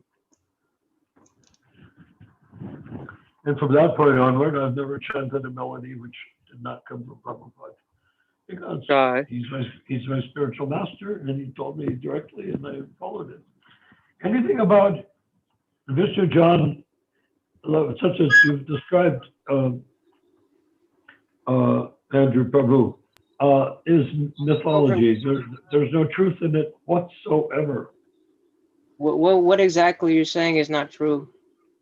Well, didn't you say that Vishnu Jan would be probably listening to Vishnu Jan chanting from morning till evening and while he was sleeping? No. What I mean was that he would be waking up to Vishnu Jan. Actually, I definitely need to confirm what it was I heard exactly before I go on. Yeah, that's a very good idea. I mean, Right. it's fine. You were doing fine until you were challenged. Now you're challenged, so now find out what really happened. But who did you hear this from? I was watching this little short documentary on the life of Vishnu Jan Swami, and I heard various devotees describing these things, and it was I really when I heard about Vishnu Jan, eh, um, and and just his energy and his like nonstop kirtan, 10 hours a day in and day out. That was very inspiring to me. He Um, wasn't doing, he didn't do that. He chanted a lot, but it was on Sankirtan. He'd go out with a party of people. He had a party, I had a party, other people had parties. Sometimes 3 or 4 parties would go out, 20 people each, and we would go into Hollywood. Our hours for Sankirtan were from 10 in the morning till 4 in the afternoon, and then from 8 at night until midnight every day, except Saturday night, where we uh, were that's prepared. We prepared that's like everything for the Sunday feast. 10 hours. Yeah, but we were all doing it. I chanted also. I was the chief. He was the Sankirtan leader of some of the Sankirtan parties. I was the Sankirtan leader of the other Sankirtan parties, and we both harmonized nicely. I didn't agree with his chanting non-Prabhupada melodies after Prabhupada. Well, that was before Prabhupada told us not to. But anyhow,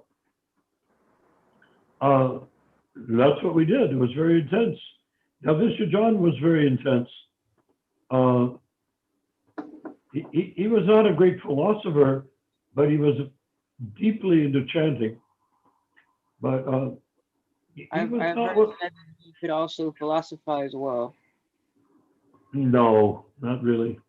Well, I've heard Prabhupada had to nailed him on so many occasions.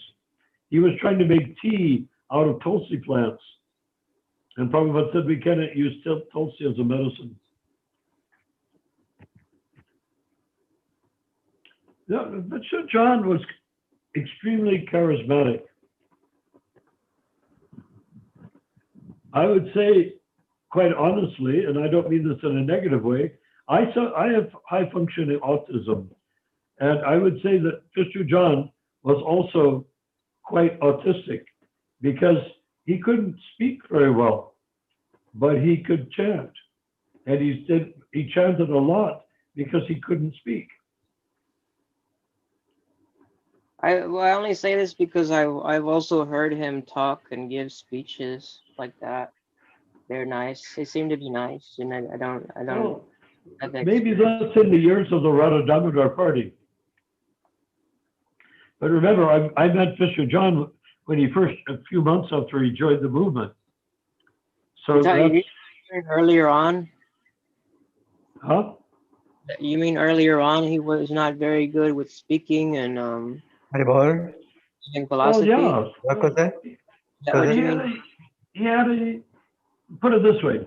If a person has what would be considered, if you were going out into the workplace, a disability, if you manage to take that disability, become a member of the Krishna movement, become celibate, and chant a lot with great intensity, that disability becomes an asset.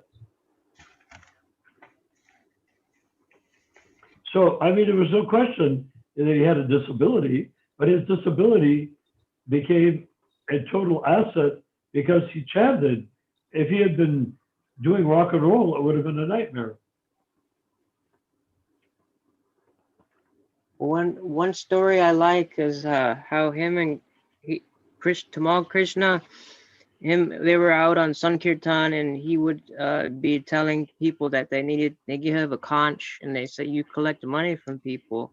He would tell Vishnujan you need to collect money, but Vishnujan would never collect during Sankirtan, and so he Oh, went to. he did. We all did. Well, I'm just gonna finish the story because Okay, this is go how. ahead. But I'm Um, telling you that I saw him collecting money. no, I mean like I don't like during Sankirtan. Yes, Sankirtan, out chanting, Hollywood.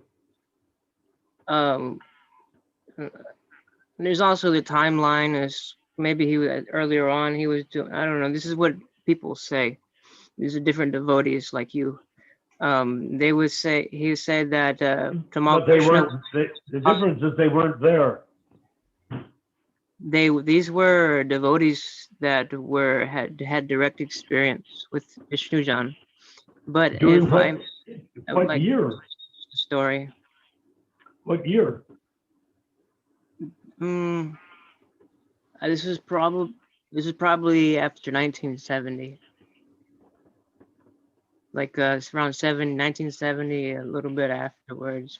Uh, this is based on a documentary that I saw, but this I also read that Tamal Krishna went to Prabhupada and he said Vishnu John is not collecting, and Prabhupada said he has achieved liberation simply by chanting. And then Tamal Krishna did. I have no idea who said that, but I will tell Prabhupada you said, how Srila we, how Prabhupada we, how I, Mr. John, and everybody else collected. And how we did was we had conches, not like the ones you have now in the temple, which are round and white, smooth and white. They were more of the tropical conches that are spiky on the outside. You've seen? So we would cut off the tip, and then you could blow it, and it would make a very powerful conch sign. We didn't have the Indian conches because nobody had been to India yet. But what we would do is there's a lot of space inside. We'd go out and we would be on Sankirtan and chanting, and then we would go up to people. Now, by the time we were out at midnight, most of the people would be coming out of the bars, drunk, and clubs, drunk out of their minds. So we'd go up to them and we'd take our conch, which is covered with spikes, and push the spiky conch into their stomachs and ask them for a donation. We didn't hurt them, but we just pushed the conch into their stomach. It got their attention, and because they were thought, well, giving so money is, but they were so drunk that they said, oh, I'll do what I'm supposed to do. So they reach in their pocket, they take out change, or they take out dollar bills, $20 bills, $10 bills, and put them in our conch. Then what we would do is we take the conch and rotate it, and the money would go inside. So the conch then looked empty again. So we do it again and again and again. So when we got back to the temple, we had like a dozen of these conches. When we went back to the temple, we sat down in the temple room with a cloth in front of us, and we unwound the conches, and money would be pouring out like a cornucopia, would be pouring out of the conches. And I assure you, Mr. John, everybody is the same thing. The only time Mr. John would not be collecting with a conch was when he was playing mridanga. He used to play mridanga, sometimes kartals, mostly mridanga. You can't collect money with a conch or any other way if you are playing an instrument, But aside from that, when he wasn't playing that, he was collecting with it. We all did the same thing. So you're saying that some devotee said that, and this is a devotee that was there? Right. Yeah. Was there? Who was it? I'm gonna have to confirm. I'll find more answers. Yeah, that's a good idea. Find more answers. But whoever said, Prabhupada, you said Tamal complained to Prabhupada that Mr. John wasn't collecting with a conch. Mm-hmm. This might, I don't know. I explained to you just on some detail how we collected with conches. What year was that? 1969, Okay. early 69. Now that I know that, I'm going to go on and try to find more information about the devotee who said this and when on the timeline that happened. Great. Because Okay. when it comes to Srila Prabhupada, people were constantly quoting Prabhupada all over the place. At the beginning of the movement, when they were quoting Prabhupada, it was the only way we could, from a letter or a lecture or something that he said, it was the only way we didn't see Prabhupada very often, and we had no tapes. So when somebody said Prabhupada said this, Prabhupada said that, we took it as complete gospel Grain of salt. truth. But then when Prabhupada ended up saying, when people said, but you said this, but you said that, Prabhupada said, I have not said that. And he ended up saying, so many things I have said, I have not said. Ha. So this is Prabhupada, not just Mr. John. Mm. Okay. There's a short documentary on YouTube. It's maybe like 20 minutes long. It describes the life of Vishnu Dan. If you're interested, in watching it, and then maybe you Well, can if you send me determine the link, what is I'll try to watch it. incorrect and not But correct. you see, Vishnu John and Jayananda, they sort of deified them. Jayananda It was the same. didn't do anything that remarkable. Well, he put out Ratha Yatra. He put his heart and soul into building carts for Ratha Yatra, and that was. I built the carts in 1970. The carts were then taken by truck up to my farm where I was born, where my father was living, and they would store them all year. Then they'd bring the carts back to San Francisco. Jayananda kept on re-putting the carts back together again, and putting different wheels on them and stuff. And he didn't improve them. He didn't build a single Rath Yatra cart. He did in New York. He built a Rath Yatra cart in New York. But he did not build any Rath Yatra carts in San Francisco. Never. They were carts that I built. When I say I built, I had three teams of 10 men each.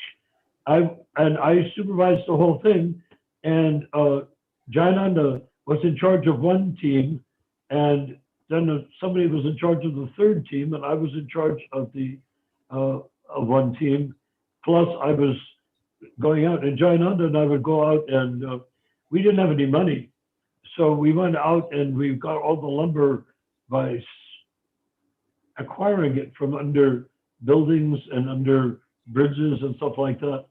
We got slabs of wood, and we had a pickup truck, and we threw them in the back. And so we got pretty much all the wood and everything for the Rath Yatra cars. The Rath Yatra cars were bigger than the ones in Puri. I didn't know how big to make them. So I made I designed 45 feet wide, 65 feet long, and 50 feet high. And so did you make a device that allowed them to collapse up and down? Or who made that? The top collapsed. Because you had to go through all these little cables, the streetcar cables and all these things that you had to be able to lower it and all these things, right? Well, yeah, I had to design that in 1970. You came up with but in 1969, I built a Rath Yatra. You see, in 1968, I went to my first Rath Yatra festival in Golden Gate Park with a fake guru named Ashok Fakir and his people, Bowls of Bengal. They were Bengalis. And they created the hippie movement. And they didn't, but Allen Ginsberg created the hippie movement by living with Allen Ginsberg in Calcutta.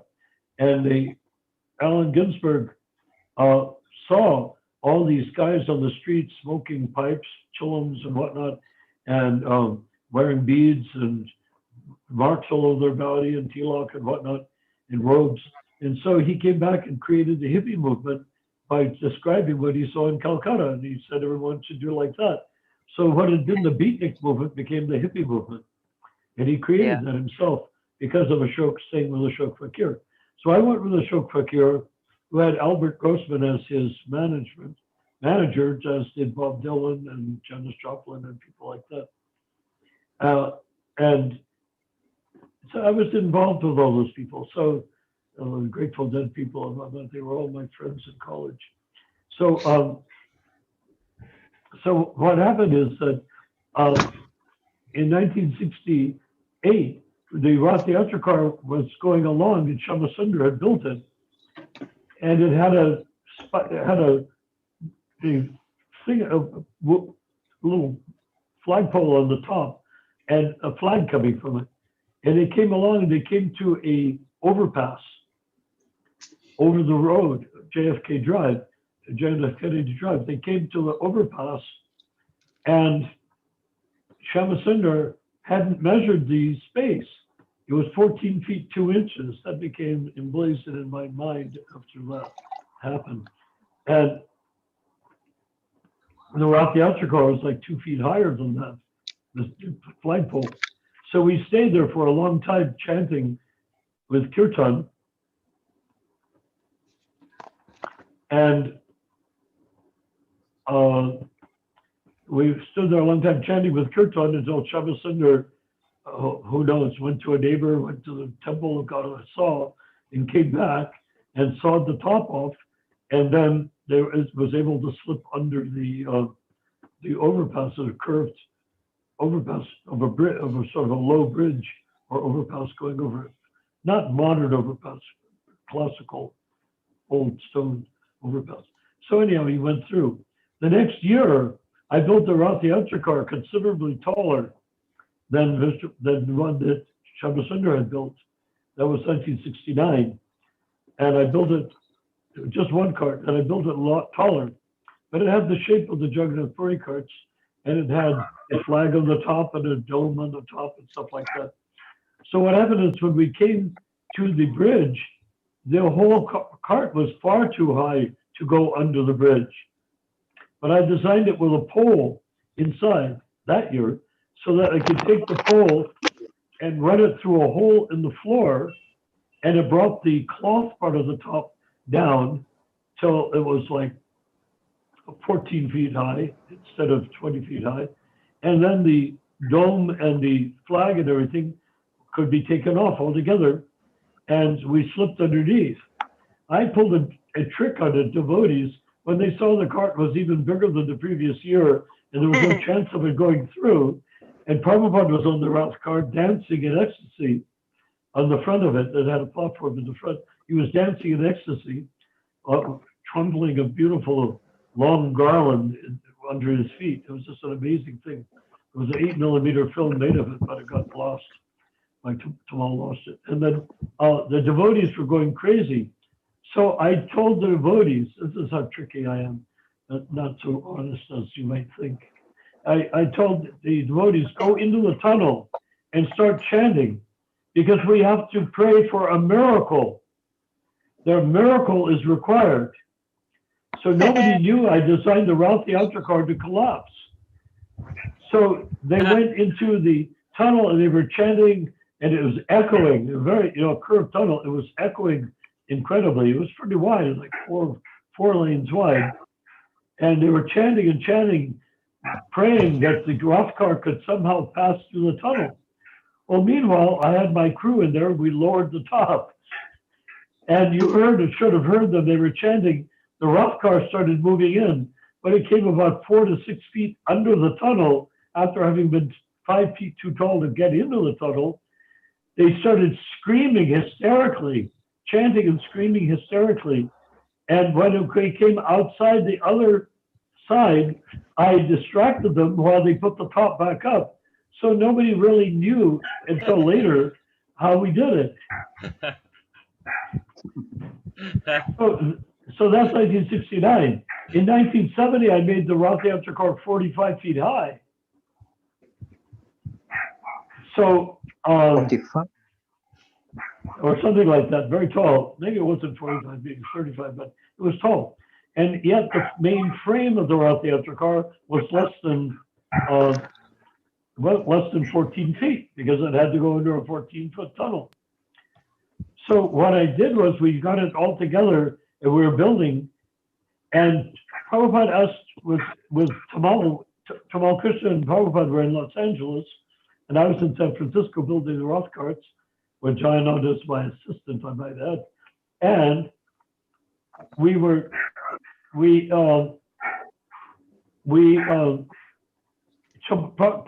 asked Tamal, oh, has Narayan figured out the lowering mechanism? And Tamal had so much confidence in me. He said, oh, sure, Prabhupada, don't worry about the lowering mechanism. Narayan knows how to do stuff like that. He's really good at mechanical things. I'm sure he's worked out a very good lowering mechanism. And Prabhupada was not so sure, so being tricollegial. And he had said to Tamal, you call San Francisco and ask Narayan what the lowering mechanism is going to be like.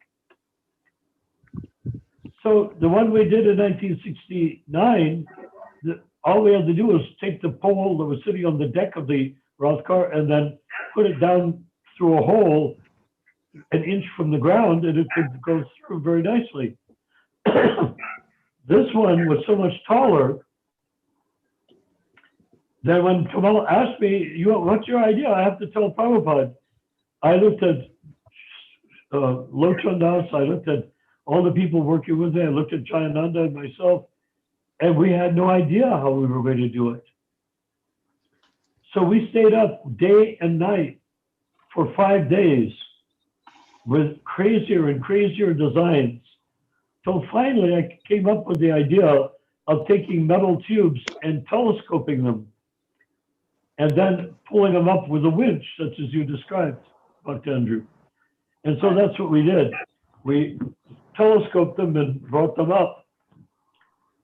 And that's how we made it work. The main frame went under the house, but then it had 2 telescoping tubes inside the main tube, and we turned the crank and made it go up with pulleys. So anyhow, that's that. So I'm telling you, I was there. I was a major factor. I was a player in that. I worked with Jayananda. I know what he did. I know what he didn't do. I know what I did. I know what I didn't do.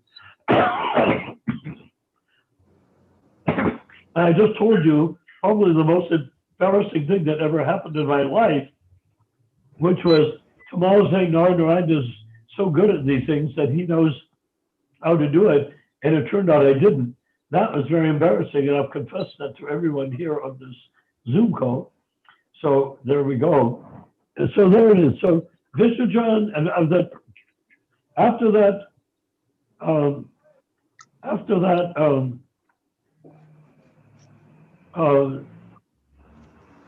Jayananda would bring the carts down from Sebastopol, where I lived as a child on a 10-acre farm. He brought them down on a truck, 3 trucks, and then set them up and reconstituted them. But I wasn't happy with what he did because he painted them different colors. He made the tops much too square. They turned out very crude looking, very ugly. And I had made them very carefully with very beautiful paint. What I did is I took the paint you use for mixing with cement to make colored cement, and I took those and mixed it with acrylic paint and had it shaken up at the paint store. And then I painted it using only these earth colors, which were authentic for Jagannath Puri at that time. And so the ones I built were incredibly beautiful. And then Mr. John made them weirder and weirder afterwards. And he even made wheels, metal wheels with spokes on them. But when they rolled, the carts were so heavy that they squashed the metal in between the spokes. So they went down were going with a huge thunderous sound going funk, funk, funk, funk. They rattled all the way down to the beach. To tilt back and forth like it was walking. What was? The cart. It made, you know how the wheels are uneven, and it caused the cart to rock back and forth like it was walking. Yeah, because the wheels were like octagonal. They were not round. Right. I heard a devotee called Dina Prabhu. He was remembering Jayananda, and he said that that was the first Ratha Yatra that he witnessed, and so he thought Yeah. that's how the cart was supposed to be, that it was supposed to Mm. look like it was walking and wobbling around like that. Yeah, that's Dinabandhu, right? Right. Yeah. Yeah. These are all my old friends from the old days. So Jayananda, Okay. every time I saw Jayananda at Ratha Yatra, he'd come up with me with folded hands and said, "Oh, Narayan, I'm only trying to follow in your footsteps. I'm only trying to follow in your footsteps." And I looked at the Ratha Yatra car with its octagonal wheels staggering along the road. And I say, "Yeah, but donkeys fly." You're following in my footsteps. I was amazed. I couldn't imagine how he could even do that, and how he could use the wrong colors to paint the car. It's unbelievable. It got cruder and cruder every year. So I met him in 1970, and the first time I went and actually went to the Ratha Yatra Car Festival after that was 1974 or 75. 75. And I rebuilt all the thrones for the deities in 1975 because they'd gotten tattered after being used for many years, 5 years, and stored in warehouses and stuff like that. But I rebuilt them with a different style for the deity thrones. But that's all I did for that festival. I didn't do anything with the Ratha Yatra cards at all. So many service, huh? Yeah. So many service you did. I did my rant. I did a big rant telling stories, but it's ISKCON history that you'll never hear from anybody else. Right. Mm. That's why I'm A book can be made. A book can be made for all your services. What did you say? A he book. says, A book can be yes. written about all your services. It could be. I was thinking of writing one myself, but yeah, it never occurred to me because when I did things, I did them. I'm autistic. I have autism. I think Mr. John had autism, slightly different type. Like he could focus beautifully, but he couldn't really carry on a conversation very well. Like he was a good musician, but not a good conversationalist. He wasn't even a musician. All he did was chant. He didn't But chant. He wasn't a musician. He could play mridanga, he could play I heard kotos, and he could before chant, and he could blow the conch shell. That was it. Who are we talking about? Vishnu John. Vishnu John. No, it's not Vishnu John. Yeah. It's Then about later on, Jayananda. Vishnu John, I don't know much Jayananda. about the later Vishnu Yeah. John, because when Tamal Krishna created Radha Damodar program, Vishnu John traveled with him. Vishnu John, you see, was simple-minded. So Tamal Krishna just manipulated him, treated him like a dog. Oh my. I had another question. And Vishnu John ended up committing suicide. That's what they Oh, say. Oh my. And Yeah. my question is, since we don't have any evidence as to know, like, did he actually do it, and that Krishna was the last person to see him, from what I understand.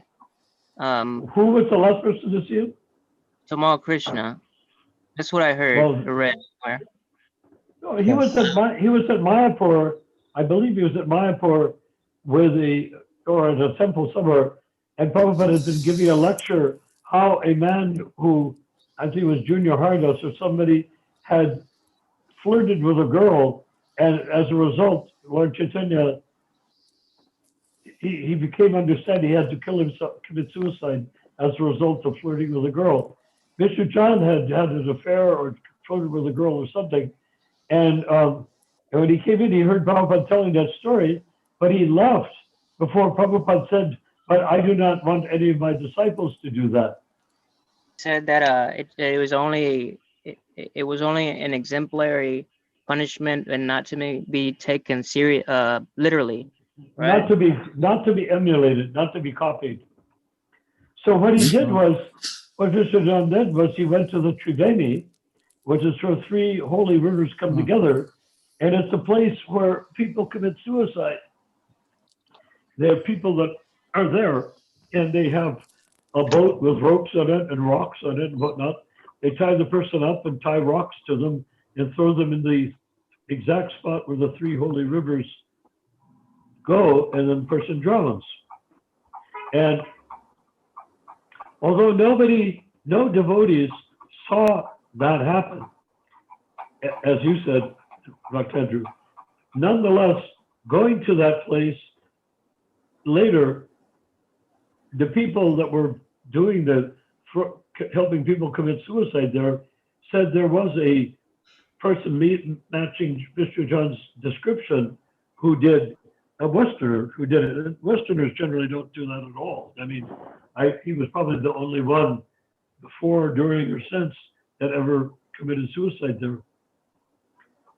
But it could also, I say also because Vishnu John's cousin said, according to Pranjan, he said that Vishnu John's cousin said that Tamal Krishna killed his cousin Vishnu John, and it could also be possible that Vishnu John's cousin killed him.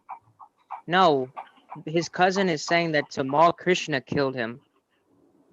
That he was, because he was also taking all of his bus. He was taking, basically stealing members.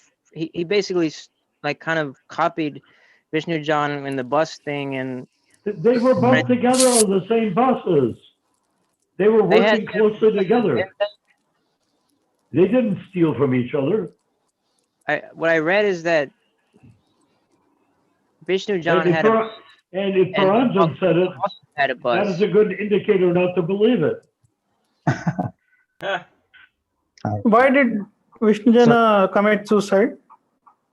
Because he had something to do with a woman. Did he become a ghost? That's a good question. That's a good question. Gets liberation. My former wife, Rupa Manjari, thinks she is the reincarnation of Vishnu John.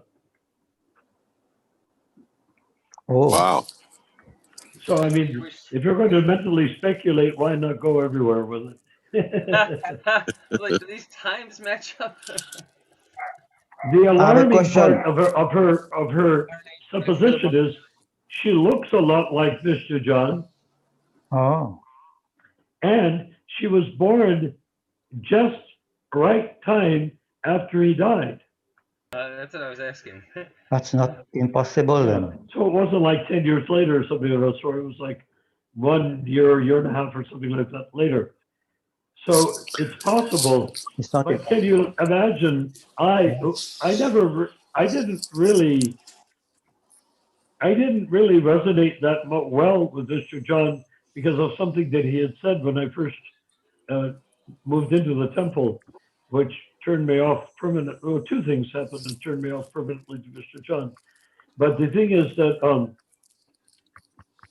for me to have known Mr. John very well, chanted for a long time with him on Sankirtan in Hollywood, and to think that I then to then think that I had two children with Mr. John is a little more than I can handle. A lot of noise.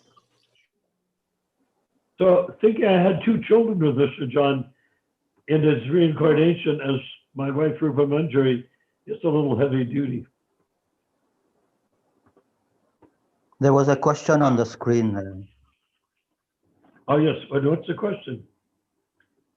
Can you, Surya Vans, can you tell the question? Is he here? Is muted. So I have a question. Surya Vans. Chidananda has a question? Yes. Okay. Do you think Srila Prabhupada reincarnated, or will he get reincarnation to come and save his? No, Srila Srila Prabhupada. Prabhupada. Prabhupada has never reincarnated that I'm aware of. No, you think he will be reincarnated? Because gurus are supposed to come back to save his disciples. I think that would depend on Oh. like if he was ready to do another lifetime to continue the mission or something like that. Yeah, but that's Yeah.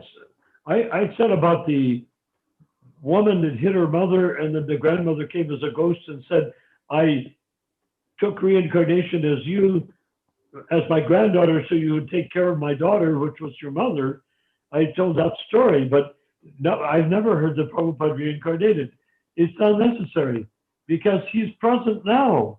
Why does he have to reincarnate? Where is the lock? You see, when you look at Bhaktisiddhanta, or you look at any of the others, Thakur Kishore Das Babaji in particular, or Thakur Bhaktivinoda, they gave teachings, but they didn't create a world movement. Prabhupada has not only created a world movement, he's published millions of books. He is.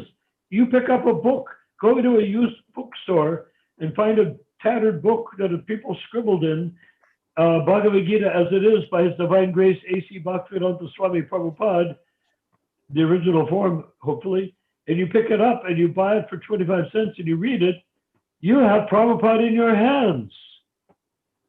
That is Prabhupada. But in the same way that Krishna also took another incarnation, isn't it also possible that he would like if he wanted to, maybe say if he wanted to take birth as a Westerner to try and gain the perspective of a Western coming up and then becoming a devotee? Krishna or Prabhupada? Srila Prabhupada. Krishna did not take any births. He has manifested, just as Prabhupada is present in his books, Krishna is manifested in his deities, marble deities or brass deities. Krishna came 5,000 years ago. In No, he's Dwapara asking Yuga. Srila Prabhupada. What? He's asking about Prabhupada. Prabhupada is incarnated in his books. Read them, you have Diksha. End of story. You don't need to have a fire sacrifice. Just meditate on Prabhupada's books and read the purports.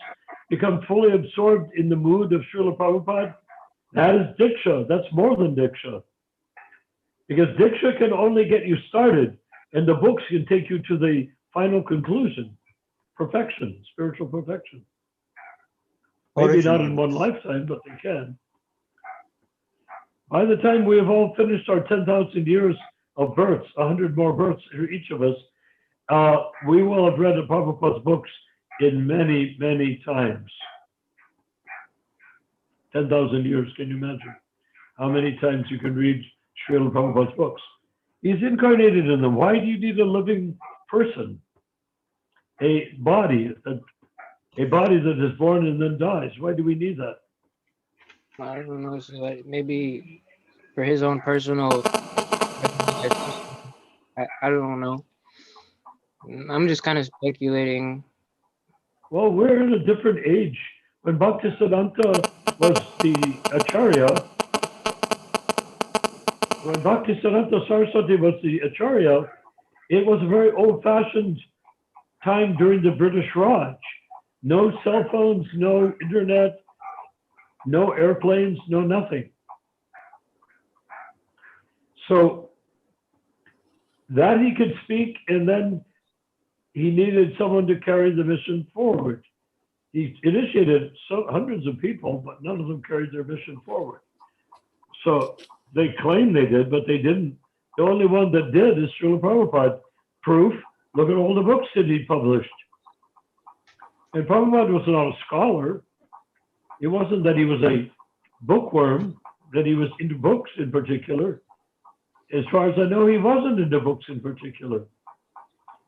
But he had the mission to take these books and make them available to the consciousness of the Western people like us, who, with the exception of those who are from India, of course, on this Zoom call. But what I'm really saying is, and even in India, people are not the Brahmins they used to be. Even they're born in a Brahmin family, they're not the Brahmins they used to be.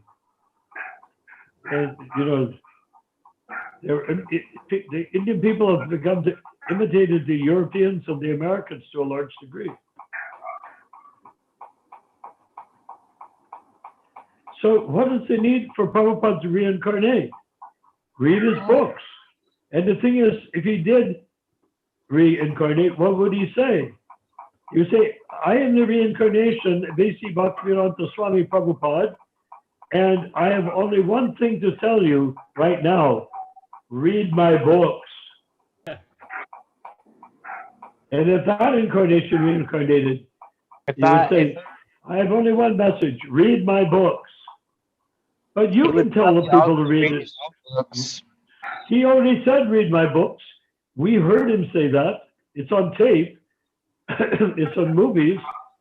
We can tell total strangers to read his books. So why do we need him to reincarnate? All we need is to tell people to read his books. They're not ordinary books. He's not like, you know, Charles Dickens or something of that sort. Even though Charles Dickens was a very charming writer, nonetheless, he didn't deliver people from birth and death. How about having Prabhupada reincarnate again to straighten out the ISKCON movement? What? What for? Because it's very fallen. What would he do? He would go around like doing like what we're doing. Yes. So why should he, if we weren't doing it, that's something else. But we are doing it. In the same way that Krishna take another birth as Kalki, possibly that reason. That's not exactly he doesn't really take birth. You know that when Krishna came, incarnation. That's what I mean. Krishna, do you realize the Dwapara Yuga and Treta Yuga were switched? It's usually Kali Yuga, Dwapara Yuga, Treta Yuga, Kali Yuga. But because Krishna appeared 5,000 years ago, it was Dwapara Yuga, Treta Yuga, Satya Yuga, Treta Yuga, Dwapara Yuga. He appeared in Dwapara Yuga, which is unheard of. And all the kalpas, it's never in that order. It's always, it's like summer comes instead of fall, because Dwapara Yuga is like the summertime, and Treta Yuga is like the autumn. So Treta Yuga came first, and Dwapara Yuga came. Krishna manifested, so he switched the yugas so that he could appear. And when he appeared, then Yudhishthira did the Rajasuya sacrifice, which established Krishna as the most worshipable person, who separated him from his pastimes and made him into a worshipable deity. Because in his pastimes, he was a coward boy. He was a husband of 10,108 wives. He was killed his uncle. I mean, he did all sorts of stuff. Lifted Govardhan Hill. That's not a deity. But Yudhishthira concentrated all of that Shakti into Krishna during the Rajasuya sacrifice, the most honored sacrifice. And then that way we can worship Krishna as a murti in the temple. Right? That's why that's how we can worship Krishna. So Krishna did not incarnate. When he came here, he manifested in Dwapara Yuga all those pastimes. The reason he did that was to prepare us for Lord Chaitanya. So all of these books have been written, the Srimad Bhagavatam, the Bhagavad Gita, and later on, the Bhagavad Gita, all the Puranas. And then what happened is that he manifested as Lord Chaitanya in Kali Yuga. If you study the Shastra or Prabhupada's writing, you'll see that Lord Chaitanya never appears, rarely appears. Once in several kalpas he'll appear. That's a lot of time. We're very lucky. He appeared, gentlemen and ladies, including Ramachandra's daughter. He appeared 500 years ago. Out of millions and millions of kalpas of lifetimes. How lucky can we get? Well, we're so lucky we're completely conceited. We think we can take Lord Chaitanya for granted. Oh, he's just an Indian god. He's an Indian One avatar. kalpa is a set of 4 yugas. One What? kalpa is set of 4 yugas. I don't say again. He's saying One- one kalpa is equal to 4 yugas. He's every 4 yugas. Oh, Equals a one kalpa. kalpa. Yeah, kalpa. A kalpa is 4 yugas.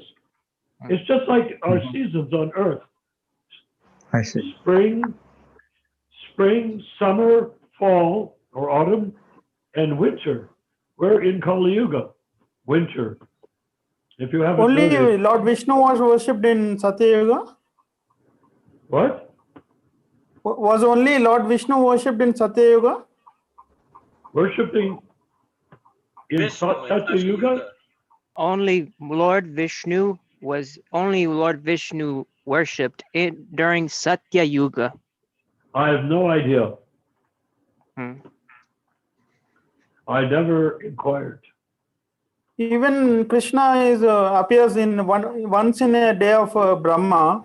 So in the previous kalpas also Krishna wasn't worshipped. In Satya Yuga? I have no idea. You see, quite frankly, I don't know. If I were a scholar, I would concentrate on that, and I would not talk about taking birth for 10 to 100 more births in the golden age of Kali to deliver the fallen souls. I'm interested in delivering the fallen souls. I'm interested in Lord Chaitanya becoming the guiding spirit and guiding force of every jiva on earth from now until the end of the 10,000 years of Kali. And I hate to say it, but it doesn't concern me very much what happened in Satya Yuga. Why do I need to know? Yes. I mean, if I doubt the system, if I doubt the yugas, if I doubt Kali Yuga, if I doubt Krishna, if I doubt Lord Chaitanya, then I suppose I would have a good reason to study everything I could to see if it's true or false. But I don't have any issue with true or false. It is No, true. we're discussing the rarity of Krishna's birth. I met Prabhupada. That's all I need to know, because he manifests and reveals everything. When I was with him, he revealed more than we could absorb. Put it that way. I have a question. Yes. It's not recommended to install Radha Krishna deities in this period, in this time, but only Gauranitai. At home, you Yeah, are saying, Prabhu? In Kali Yuga? Yeah, because it's very difficult to worship Radha Krishna properly. It's impossible. Only Gauranitai. Yes. We can So worship why is it- Gauranitai. We worship our Guru. We worship Gauranitai. When I say Guru, I No, mean now- Prabhupada. Now, So now why we have are so we- many Radha Krishna. They are not. They are Radha Krishna, yes, but they are not being worshipped as Radha Krishna. They're being worshipped as Lakshmi Narayan. Our worship of Radha Krishna is the worship of Vishnu and Lakshmi, Lakshmi. because we are worshiping Krishna. If you go into a ISKCON temple, which you have spent years of your life, you go into an ISKCON temple, there's no dancing around in the forest. There's no mysterious messages delivered by parrots, Suka parrots. They are being worshipped with awe and reverence, with an arti ceremony, with 5 articles. Mhm. That is not Radha Krishna worship. Radha Krishna have no even the slightest interest in that sort of worship for themselves. But for our sake, Radha Krishna have appeared in the deity's form so that we can worship them in the mood of Vishnu. And mood of Vishnu means with awe and reverence, formality. So, Kiva Jaya Jaya Gora Chande Aruti Ke Sopa. That's awe and reverence. That's not dancing through the forest, tweaking each other by the ear and playing at the full moon with Krishna and gopis. That is not it. It's awe and reverence. Janavatatevani Kiva Dakshin Itaicha. Let's see. No, there's a voice with some Koren Brahma Harideva Sade. Even that Brahma is coming to the worship of the deity at the Gaur Artik, at the Artik ceremony. But that is all in reverence. There is no Vrindavan pastime going on there whatsoever. It is Vishnu pastime. Not pastime. They're passive. They're just standing there. I've never seen the, slightly maybe, but I've never seen the deity moving. I've never seen Radha reach over and kiss Krishna. No, they're standing there with great formality. Now, it looks like Krishna, flute, peacock feather. It looks like Radha, dressed accordingly. But we can say, what about Lord Jagannath? He's Krishna. Again, a representational form that we worship as Krishna. So it's not Radha Krishna. We're not Sahajas. Put it this way, we are not followers of Narayan Maharaj. Rasika. That Rasika is not for us in this age of Kali. And who is doing Rasika? They're causing horrible harm to themselves and horrible harm to others. Lalit Prasad, also Bhakti Siddhanta's brother, Krishna, Bhaktivinoda Thakur's son, one of his sons, younger sons, he became a Rasika. And he was preaching bogus stuff. Prabhupada told us not to associate with him. Can you imagine? Prabhupada told us not to associate with the brother of his spiritual master, who is the son of our Acharya, Thakur Bhaktivinoda. He said, don't associate with him. Why? Because he was studied Rasika, intimate pastimes of Radha and Krishna, which is not authorized for us to do. So he was not doing what was not authorized to. Great devotee. Devotees went to see him, you know. And Prabhupada said, if you go to see him, don't just go to see him, but give him some dakshin, you know. So Pradyumna and I went there to see him. And I'm trying to remember the name of the town where he is. He was in a house that formerly was lived in by Thakur Bhaktivinoda. And when they found it, it was filled with tigers and a banyan tree coming out to the roof. And they cleared it all out. And then Lalit Prasad was living there. I came to live there. I came to see him there. And he put us up on the same level as him on a big palanquin and a big bench type of thing. And his servants came and brought us prasadam. We had kirtan. He could barely speak because his throat had collapsed. The skin on his throat became so soft that when he spoke, it sucked in and got caught in his vocal cords. So he started to speak, and he could speak a little bit, but then after a short moment, he got, and he couldn't speak anymore. So, and he was a breatharian. He didn't eat food really, a little bit of glucose water. but he didn't eat solid food, and he was plump. He was a breatharian. He subsisted only by breathing nutrients through the air. But anyhow, having said that, this rasika is forbidden to us.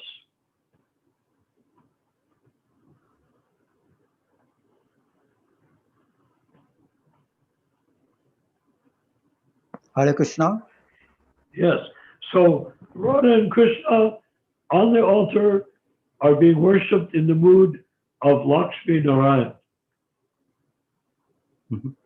And with formality, with conch shells blowing, with mridangas playing, kartals, chanting. None of that is done in Vrindavan.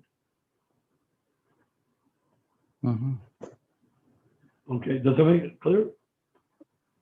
I'm telling you the absolute vital truth. Because when we say that we should not be worshiping Radha Krishna, we have to understand, why did Prabhupada install Radha Krishna deities if we're not supposed to be worshiping them? Of course, the Sampradaya has had them, and there's Radha Krishna deities all over Vrindavan.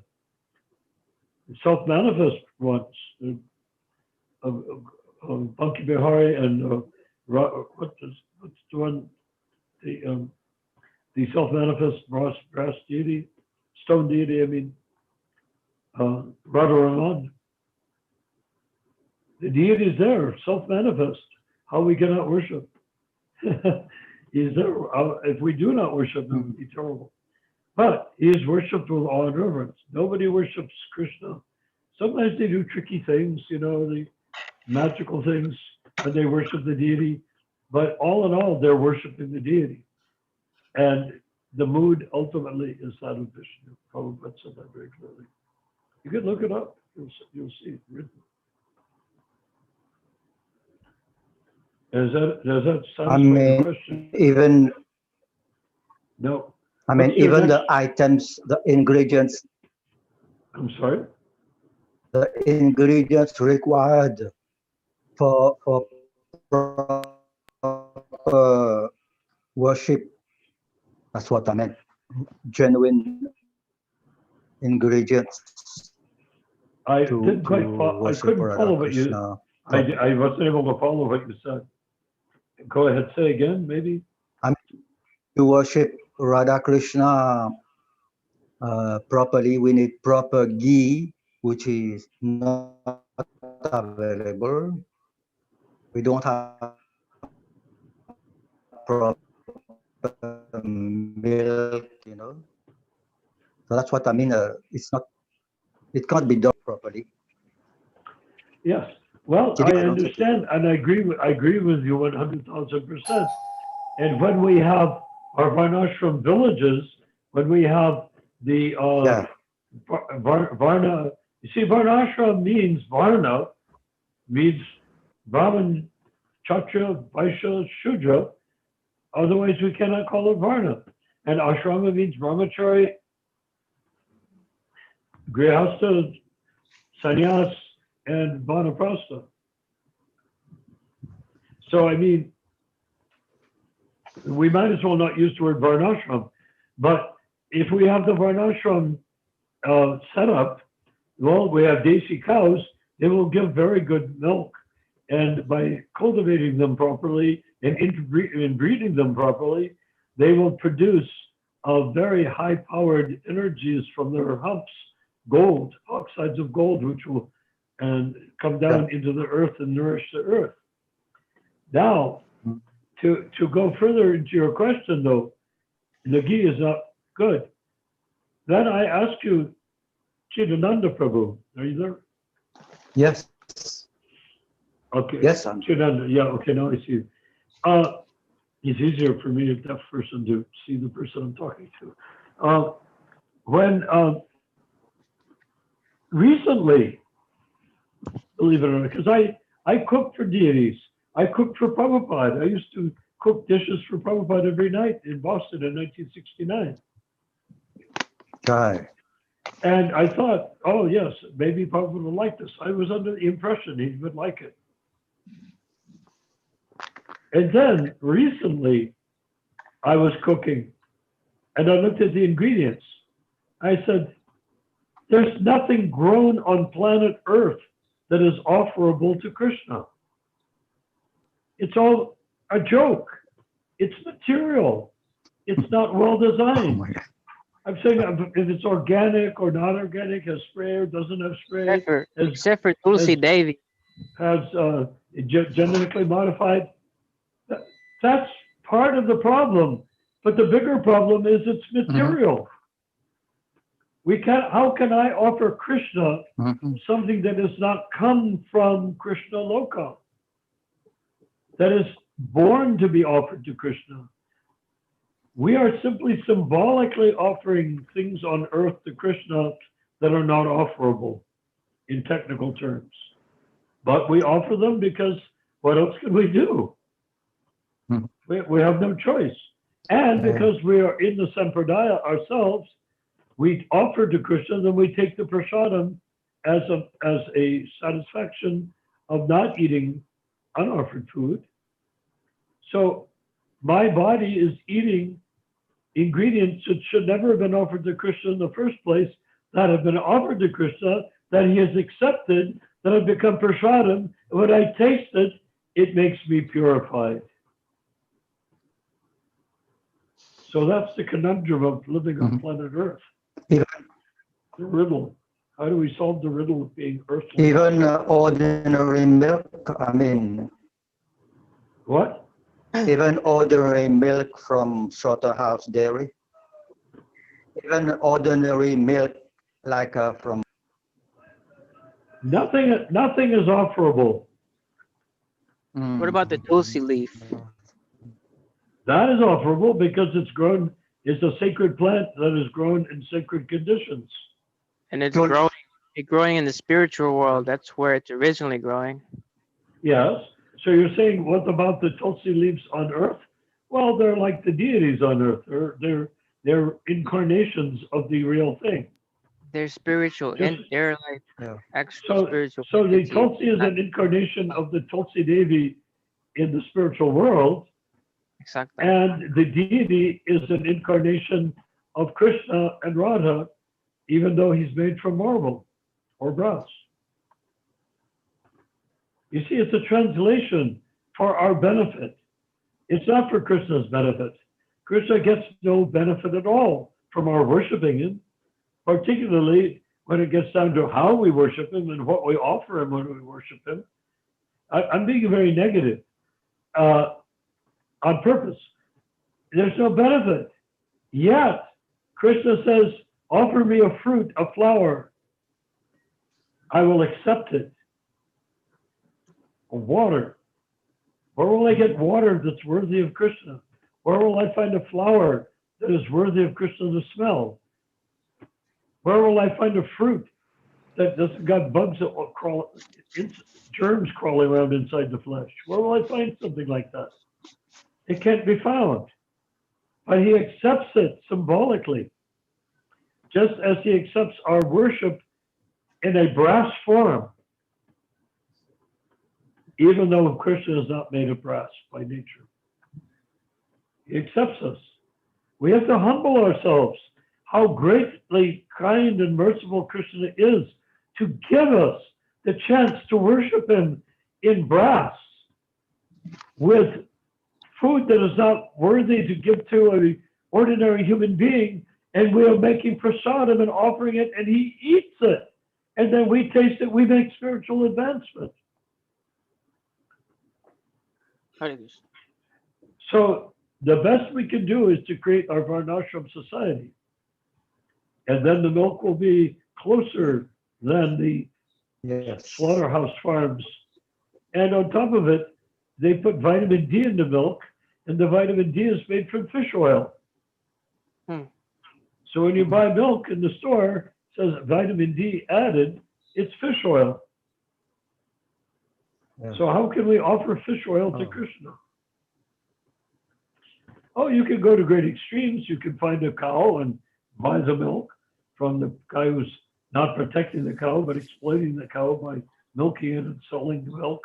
even though the milk belongs to the But cow. still, there is pus and blood using the mechanical devices to take out the milk. They it puts pus, blood in there, and then there's also traces of urine and feces in all the commercial milk. Oh, of That's course, of course. contaminated. Well, Mhm. when I was a child, we didn't have cows, we had goats, 18 goats. And I used to milk the goats. And goats are rather strong smelling. And so why goat milk is sometimes associated with a bad smell is because when you're milking the goat, what you should do is wash the udder of the goat off before you milk it. And when you're milking it, if the hair falls into the milk, the hair has got urine on it and it has strong smell of goat smell on it, and it goes into the milk and it makes the milk smell strong. So even if you filter the milk before you pasteurize it, the flavor of the goat smell will be in the milk. So that's the way it goes. That's what it is. Yes, of course, the hand milking of the cows by in the fields without a milking machine. Yes, I was raised next door to a milking dairy, and they used milking machines. I didn't see any strong presence of blood, and they did wash the udder of the cow. So the idea of urine getting in is not very likely, because the milk, that's the capsule is like a test tube, and it goes up. The milking machine is like 4 test tubes with rubber lips at the top. It goes up, and then suction comes out at the bottom from a pump, and the pump pulls the milk out, and then in a throbbing motion, pulsing, and then it goes into a tank. All the milk mixes together in a tank. The individual cow's milk is not kept separately in a dairy. So the chances of urine getting in is not very likely. And they wash the udders, so the dirt getting in is also not very likely. But as far as blood, it would have to be pretty extreme pull. I mean, they would have to be badly adjusted. And I'm not saying they don't have badly adjusted milking machines, because there was too much suction, or the machine is defective, or maybe broken inside the test tube shapes. They fit over the teats of the cow. It's possible that it would bleed. Yes, it's possible. And also, if you milk the cow too long, you run out of milk, and then there's It's an mucus and other things that are in the udder that are used to produce milk, and those could easily get sucked out also. So an expert dairyman knows how to prepare the cow to be milked with a milking machine, how to milk the cow with a milking machine, how long to milk it with the milking machine, not too long, and then how to let the cow go afterwards. dairyman. Yeah. I live next to a dairy, cow dairy. What I'm There's still, saying, there's no Question? thing as an expert because they don't care Yeah. so So you lovely for the cows. well, so they're you not, don't yeah. so you don't mind about using this. They're running as a business, and they're selling the milk. They're taking their mother. Can you imagine a child taking his mother, hooking her up to a machine, sucking her milk out, and then selling it on the marketplace? And when she gets too old to give the milk, and slaughtering her and eating her. This is your human mother. Can you imagine? Mm-hmm. That's what they're doing. We are supposed to honor our mother, Question? worship our mother, Question. adore our mother. And that's what we should feel towards our mother, the cow, and our mother, the earth, Bhumi. 7 mothers. Question, Prabhu? Yes. Audible. So you are saying you're Who's talking? concluding that we can use this milk, Chitananda. You are concluding that we can use this milk, even because many devotees have become An vegan offer to the because deities? of this. Well, put it this way. When Prabhupada taught us to worship deities, we went to the marketplace and bought milk and brought it back. And it had vitamin D in it. Later on, in New York, at least, in Los Angeles, we made contracts with dairies that didn't put vitamin D in the milk, which was for general distribution illegal, because the vitamin D, it doesn't have to be put in milk, but if people don't get vitamin D, they get subject to all sorts of illnesses. So they made a law, just like putting chlorine in the water and stuff like that, for a very specific purpose that has nothing to do with milk or water. That's okay. So we can offer what milk we can get. If we find somebody who will sell us milk from a cow, that's better. But then again, we're taking part in the exploitation of the cow. And what does he do with the cow when he finishes milking it? Does he let it live for an old age and die of old age? Or is he going to have it slaughtered? To the slaughterhouse. Yeah, I mean, talking about a farmer with its own cow. Mm-hmm. And the calves don't get the milk. The calves are killed. Right. The So, male. Chidananda, maybe I've talked about this, which is perhaps wrong. What I'd like to do is ask, why are you asking the question? Because it's an issue often discussed in forums.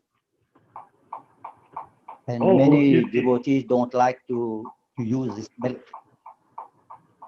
Well, because of this. Many have gone vegan now. did Prabhupada, well, vegan is not necessary for devotees. If Prabhupada drank the milk and he's the Acharya, can we not do what the Acharya set is by example? The pure devotee, supposing Krishna came and drank milk with vitamin D, would we say, I'm not going to do that, or I'm going to be vegan? What about Prabhupada is arranged to offer this milk with vitamin D to Krishna. So Krishna is taking the milk with fish oil in it and drinking it. I'm sure he's not drinking the fish oil, but he's drinking the milk around the fish oil. But if the Acharya is offering to Krishna and Krishna is accepting, we have to assume, then why should we not accept the result, which is the prasad in the sweet rice or milk or yogurt, dahi, whatever, What about those of us who stopped, like me? I stopped taking any animal products back in 2011, and when I came to Krishna consciousness, I knew it as true because Krishna protected the cows. That was a big part of his protecting cows. It's a beautiful, Andrew. It's a beautiful sentiment, a beautiful feeling. But we're creating Krishna consciousness in a world governed by demons, and we are trying to create goodness, sattva, in the midst of tama. This is tamasic. Everything around us is tamasic, and then we're trying to find sattva gun in the tama gun. Well, Prabhupada did it. He is a magician. He's the Acharya. He's empowered by Krishna. So he gave us deities, which we're not worthy to worship. He told us to offer them milk products, and the milk products were coming from the store, from the dairy. We didn't buy yogurt. We would make yogurt. We wouldn't buy cheeses. We would make the cheeses, paneer. But as far as the milk, we didn't have any cows. So Hansajuda's wife, Lakshmi, had some cows up in Healdsburg, and she would sell the milk to New Dwarka. And when Rupa Manjari and I were married, we would buy milk that was sent down by Greyhound bus from somewhere in Oregon or something like that, from a woman that had cows. Not Daisy cows, but devotee cows. That's very nice, but it can't be done universally until we have our own cows in a Yes. varnashram dharma. 4 varnas, 4 ashramas, Yes. and cows. When we have that, then we can start boasting about, I'm not eating milk that has been bought from the store. Yeah, but we cannot just do that. Or we can't just keep a cow in the backyard and exploit it for the milk. We have to make this society, this is our vision, and let's do it. We have 10,000 years to do it in. Let's begin immediately. Let's start now and start this Varnashram Dharma.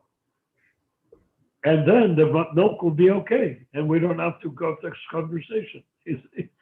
Then the conversation will no longer be useful. Until that time, we have to bite our tongues. Yes. And we have to realize that we're unlikely to find milk that doesn't have vitamin D in it.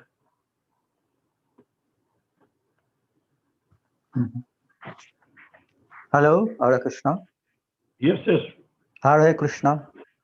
Yes, Prabhu. Did you study about the A1, A2 milk, Desi cow milk versus Western breed? Do you believe in that? The A2 milk, the A1 milk is a product of the European and American dairy industry. Yeah. It's based on quantity and butter fat. The Jersey cows produce huge butter fat. The Holsteins produce huge amounts of rather thin milk without much butter fat in it. And all breeds, interestingly, I found out when I got more deeply involved with my ex-wife was also involved because of our interest in the Varnashram cow protection, is that all the cows, regardless of where they are and what dairy they're in, you pull a hair from their tail and test it, and it could be A1 or A2. But primarily, the Desi cows are A2. The Australian cows that produce this whole cult of A1, A2 milk, which you can now buy in Sprouts and places like that in stores, and in Trader Joe, I think. When you have this milk, it doesn't have to be from any special cow, but you do have to make sure the cow itself is A2. And some cows are and some cows aren't, even in the same herd. It's no explanation I've heard yet. I used to have extensive phone conversations with the A2 people here in, I think, Wisconsin or something like that in the Midwest of the United States. The A1 cows are supposed to cause autism and diabetes. The A1 cows. The A1 cows is the milk that gives people lactose intolerance. Yeah. If people are lactose intolerant, if they drink A2 milk, they'll be fine. It will agree with the digestion. So we don't have to worry about A1, A2 because in our society, the Desi cows, Desi, I just recently learned means home. The home cows, of home being India, that the Desi cows only produce A2 milk. And my ex-wife had a big Facebook presence with the A2 milk situation, and she got people, yogis and people, statesmen, and like that, interested in India who were close to Narendra Modi. And she had an influence on them to not import bull semen from America to produce large milk cows like the Holstein cows. Holsteins. I think it's Holsteins.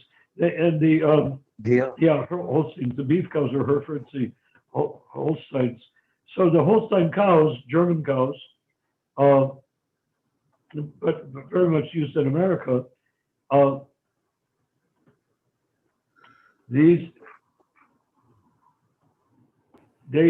Narendra Modi, India was beginning to import the semen of those cows to make more bigger milk production in the Indian cows. But due to my wife's propaganda, coincidental with the development of the A2 milk project going on in Australia, this was early days for the Australian A2 milk project, Narendra Modi then decreed that the cows in India should not be given anything that will produce A1 milk, that they should only be A2 milk and from DC sources if possible.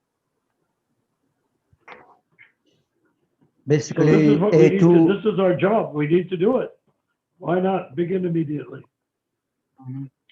Hey, Banu, do you want to begin immediately?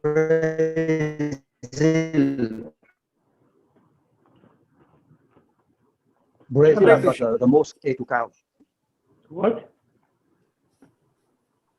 Was that? Brazil, they got maximum dairy cows. Chidananda, again, Chidananda, go ahead. What do you say? I'm almost eager to Brazil. hear your words. What? Brazil has got plenty of A2 cows. Where? But it's for meat. Where is Brazil, that? Argentina. Argentina? Brazil, South I didn't America. know. How do you know Yeah. they're A2 cows? They got, They are well, A2 it's cows? known. It's known. South America. Yeah, with hump on back. Remember, Yeah, I Brazil. was raised on a farm. I come from a farming background. My understanding of beef cattle are different than milk cattle. There's a different breeds they use. No, they have got proper A2 cows that they imported maybe in the past, and they did it very professionally. And but it's for meat. They use it for meat mainly. They've got humps on That's back. what they do proper. everywhere with cows. Anytime there's a milk cow, when the cow is 2 or 3 years old, then they slaughter it. It's not that they keep the cows forever. That's what we do in the Dicey Cow Project, but not. But in general, all milk cows are slaughtered as soon as their milk supply drops, because the farmer figures, how much am I feeding the cow? How much milk am I getting? And when the ratio gets so that I'm feeding more and getting less, then they kill the cow. India ranks #1 in cow slaughter. I'm sorry? India Again? ranks #1 in cow slaughter. What is India? number one? No, it's Brazil, I think. Well, I yeah. think No, it's no, Brazil. India. You can thank Indira Gandhi and Congress Party for all of that. Indira Gandhi even opened up a slaughterhouse in Mathura. Oh, Can you imagine? my God. Mahatma. Mathura slaughterhouse. Crazy, man. Yeah. Most of the milk in India, they drink, most of milk is buffalo milk over here. Well, that's an interesting point. I was just thinking about that when you spoke. Yes, and so that they're not actually killing cows a lot of the time; they're killing buffaloes. Okay. Also, But why should they kill anybody? Not only buffaloes. You know, India has an astonishingly large population. I think 1.5 billion people. No. 1.5 More billion. than 1 billion. It's maybe 1.5. Yeah, 1.5. Yeah. Yeah, when I first went to India in 1970,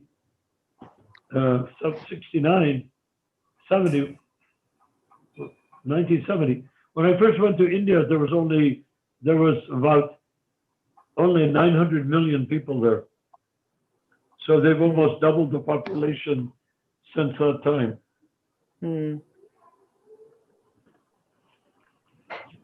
Actually, it's not to kill any cows is also difficult because the population will grow and grow. Well, You know? I don't quite follow. What did you say, Prabhu? If there's no Again? killings, the population of the cows will grow and grow. So how to feed them to protect them? Oh. The thing is Automatically. that when you are having a cow protection program, you do not milk the cow for 2 or 3 years. You can milk the cow for 10 years. Like this? Now, when a cow is milking, the cow that is being milked Huh? does not have a अच्छा नहीं wobble नहीं बनता करे okay. yeah. That's When the close. cow is milked, the cow does not Yeah. does not have a Come calf. When a cow Okay, has a so calf, you love your she papa? starts- Papa love Ronald, you. the mic is on. Oops. Ronald, Prabhu. Ramachandra. Yeah. Now the lactating cow lactates to feed the calf, right? So the cow that's Yeah. pregnant has a calf, and the calf drinks the milk. When the calf grows up, the cow keeps giving milk, unless you stop milking the cow, in which case the cow, as we say, dries up, and there's no more milk. All right? So when the cow is still being milked, as long as the cow is being milked, she will give milk continuously for years and years and years. Yeah. Whereas the cows in the dairy farms, they have a calf, and the calf is put out to make veal, and they are not allowed to drink the mother's milk, and the cow is milked until her milk production drops, and then they kill the cow. So it's very much less, a couple of years. But if your cow is not milked, the milk will stop coming. So as long as you milk the cow, the milk will keep coming. So if you have a cow going for 8 or 10 years, well, think of how many cows die in 8 or 10 years from natural death. Mhm. Cows don't live forever. So so you have a certain, suppose you have 10,000 acres, a proportion of your acreage will be for cows that are no longer being milked, but they're old cows, and then they die. Yeah. Natural death, no slaughter. Actually, Prabhu, Yes. it's not only milk. In India, they sell the urine, the gomutra, for 120 rupees a liter. Okay. So it's very profitable. No, it's just 30 urine rupees. now has got much more value. They sell it for fertilizer, you know. I can So hardly it's very understand quite because profitable. your microphone sounds like somebody is taking two pieces That's of what I metal and read. clashing them together.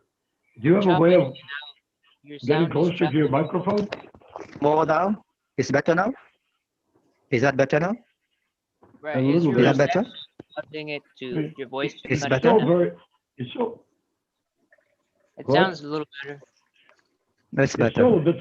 a bit squawky, but I don't know so why. you're saying what is this 120 rupees a liter milk? What is it? I read it. It was 125 rupees for the urine of the cows, the desi cows. Oh, the urine for the cows. Yeah, it's It's 30 expensive rupees, now. 30, 40, something like that. 30, 40 Well, rupees. a liter. even 30.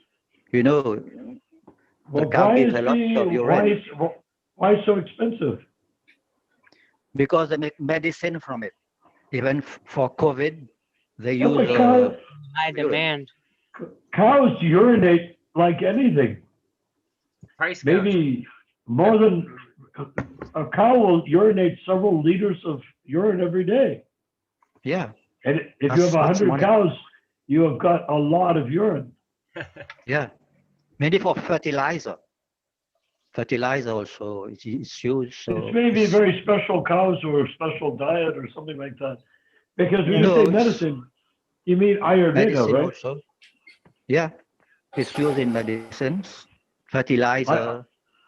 The pesticides. Ayurveda, the Kaviraj will take the urine and make medicine. Yes, that's why Yeah. it's expensive now. Yeah, now Only desi cows. I have a Kaviraj, an Ayurvedic doctor in Gujarat, and he makes all his own medicine. Yeah.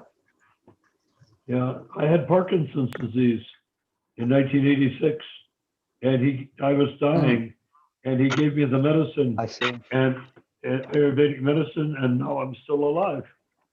Hare More or Krishna. less. More or less, I'm still alive.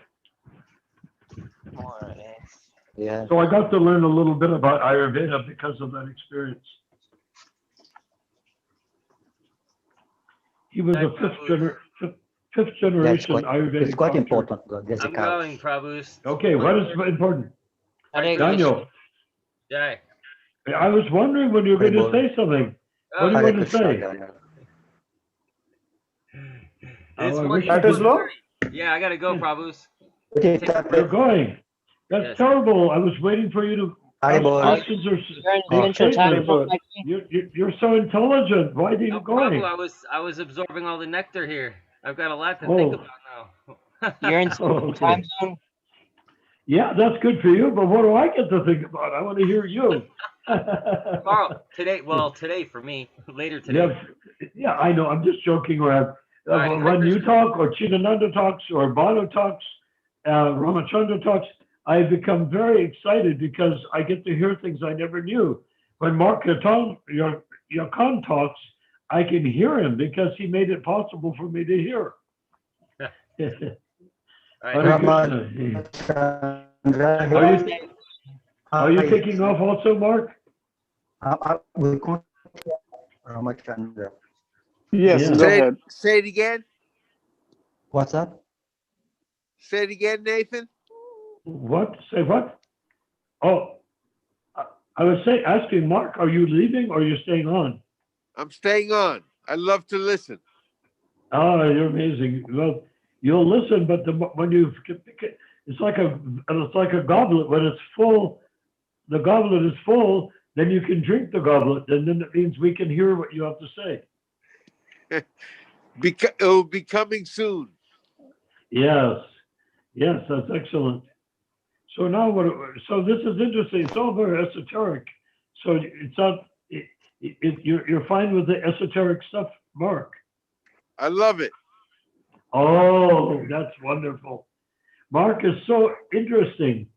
When I get to visit him in a place where he works, we shuts the door and we talk for an hour, and he's waiting. Other people are waiting outside in crowds trying to get to see him, but he likes to talk about Krishna consciousness instead. That's right. What does he do for? I hope nobody from Costco is listening. Oh, Costco.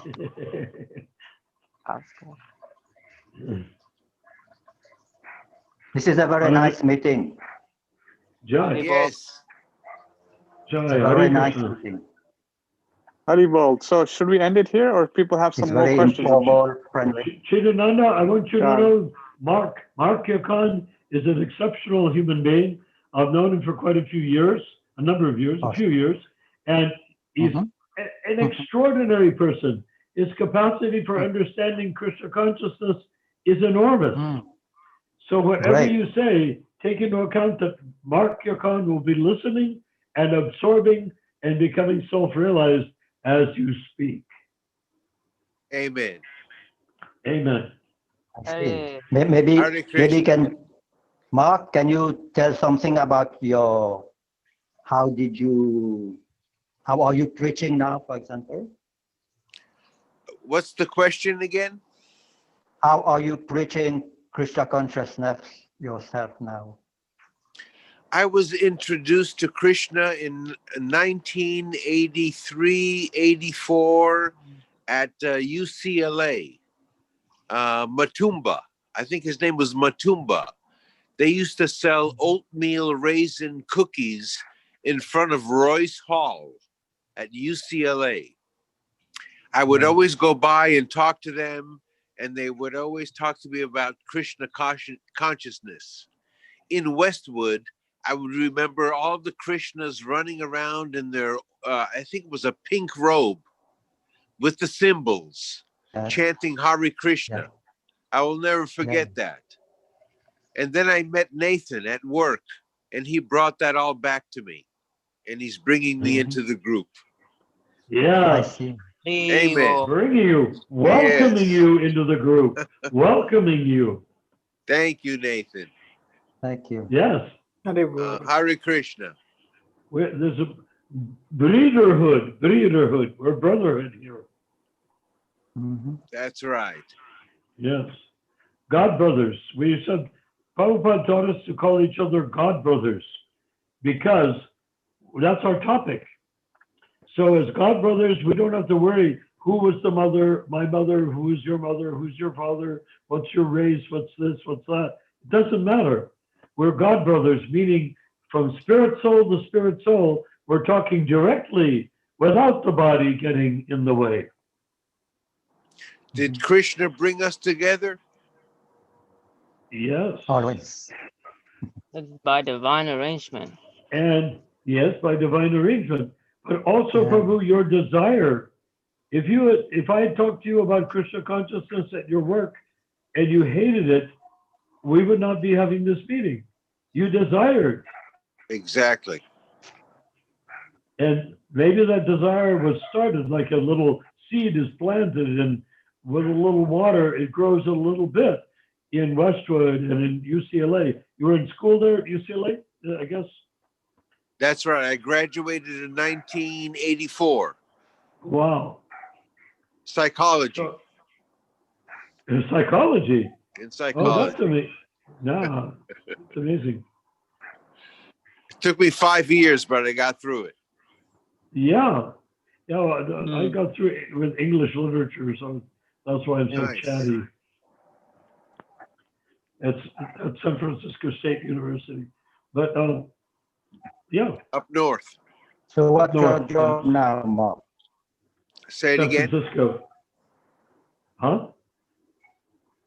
What's the He's question? asking, what do you do now? What is your job now? What do I do now? What are I'm a you hearing. doing now as a job?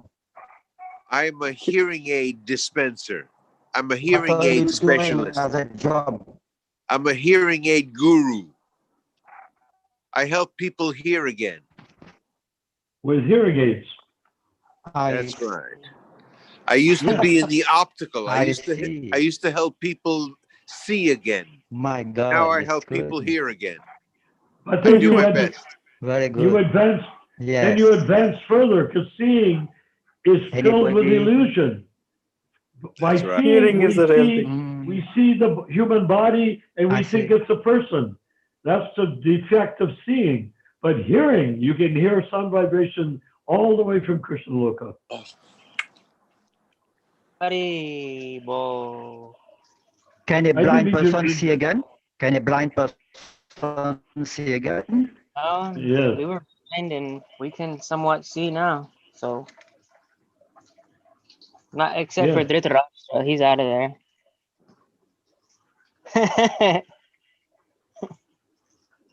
The Hare the Krishna. eyes Hare Krishna.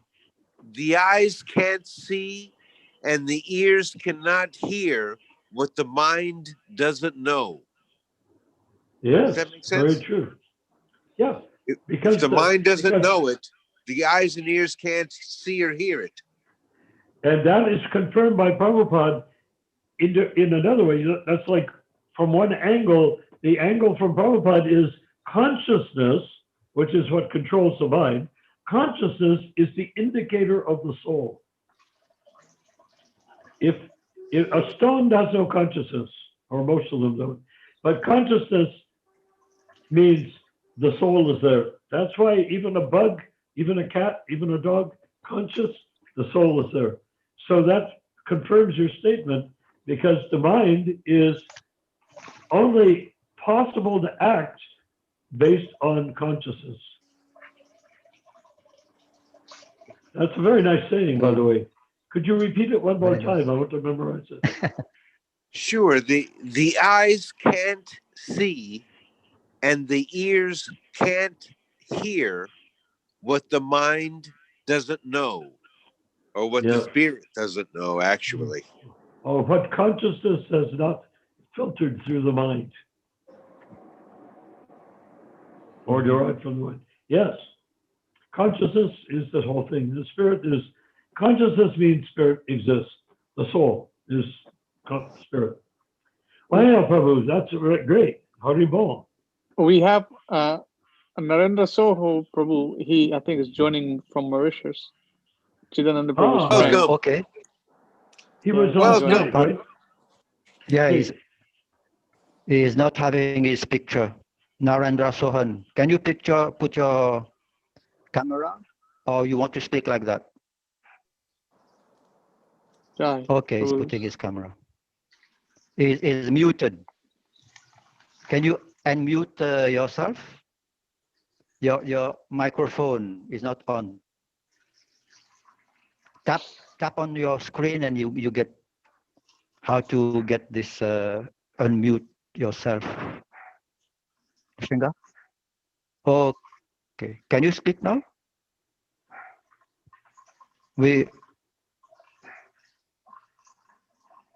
Haribol. Okay. Yeah. Okay. Hare Krishna. Hare Krishna. Hare Hari No Rama. picture of you. No, that's no camera.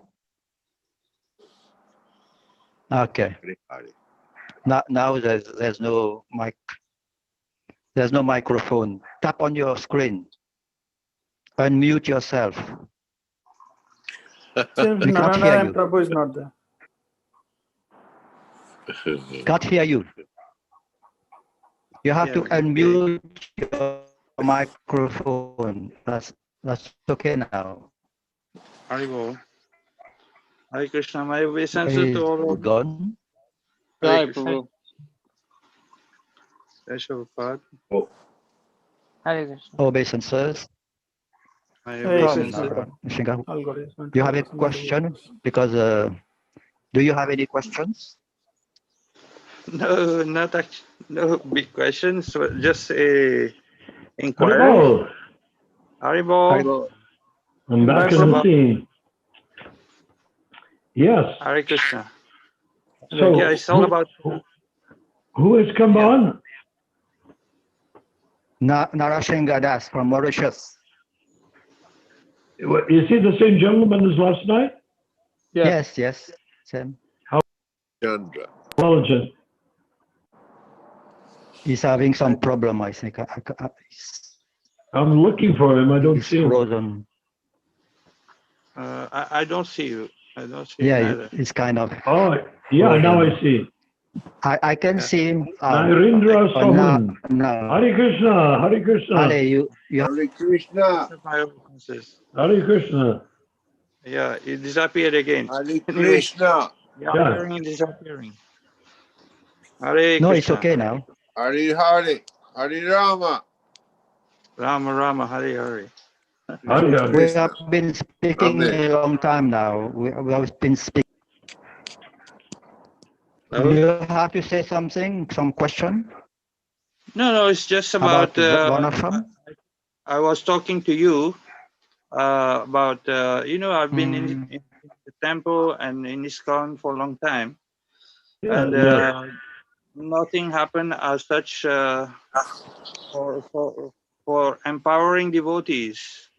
Like the people, the leaders never give you some service that you can do for the sake of all, for preaching, etc. So I just want to know if there's any opportunity like this that can be arranged so that we can start something. Yeah. Prabhu, what you just said is wonderful. Hare Krishna. It's the exact point of what we're doing. We're not trying to, you see, ISKCON as a whole is Kanista Adhikari. They are the Kanista Adhikari is no joke. It is so far beyond the Vedic Brahman that the Brahmins of the ancient culture of India could not even become Kanista Adhikari. But once you're Kanista Adhikari, that's just the beginning. That is leaving behind the material consciousness and developing spiritual consciousness. Now, unfortunately, in ISKCON and everywhere, people become more and more, they become more and more practiced in Krishna consciousness. But what they do is they still maintain an idea or the identification that they are their body, but now they're making their body better and better and better and more pure by 4 regulated principles, taking prasadam, chanting. Their body is becoming more pure. But that's not the point of Krishna consciousness.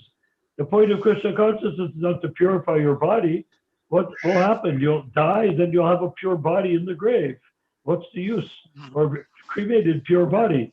The whole idea is this jiva needs to become purified from the bodily conception. So when we let go of that I am this body, even I'm an advanced, but if you talk to anybody in ISKCON, they're all basically talking largely from their history of the body from birth to the point you're talking to them, you know? Wouldn't you say? Well, where's the transcendental? Here, I'm beginning to hear transcendental in this conversation on this Zoom calls. What is it? That echo right there in the middle, that is the beginning of our sat to sat, not asat to asat. My body is asat, your body is asat, everyone's body is asat. So asat means temporary. And we think we are the body, the temporary body. We can't even imagine that I am the soul. But when we say sat and we start talking intensely in this mode, that echo you hear is the beginning of our spiritual connection for real. That's true. Apart from the body. Yes. At the same time, it's like we want to develop our Krishna consciousness, which sometimes we hope that somebody is going to help us to develop that in a friendly or atmosphere, and then we see that it's not like that. We don't get that much attention. No, because devotees start talking to each other just like karmi friends, except they're karmi friends that chant Hare Krishna, follow the regulated principles, and don't eat meat and whatnot, and go to the Arctic ceremony and chant their japa. But otherwise, they're like karmi friends, that they're horizontal in their relationship. Krishna consciousness is not horizontal. It is purely vertical. But it's called the Bhakti Lata Beach. If you read the Chaitanya Charitamrita, you'll see a conversation between Lord Chaitanya and Ramananda Roy, where the Adiavalasha Beach is horizontal. That's like the Kanista Adhikari is also horizontal.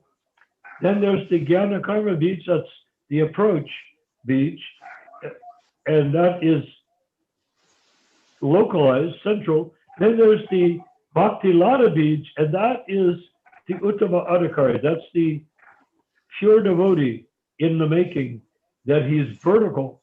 So Prabhupada said this is a society, ISKCON, the way he created it in his mind and then on paper and then amongst fallible human beings, is that ISKCON is a society of independent philosophers.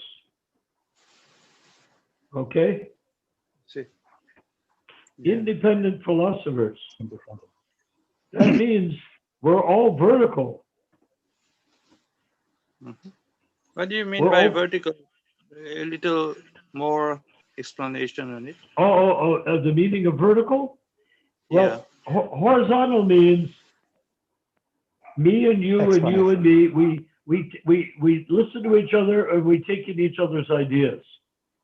Vertical means we express the supreme absolute truth to a person who's hearing the supreme absolute truth. And then when that person responds, he speaks the supreme absolute truth.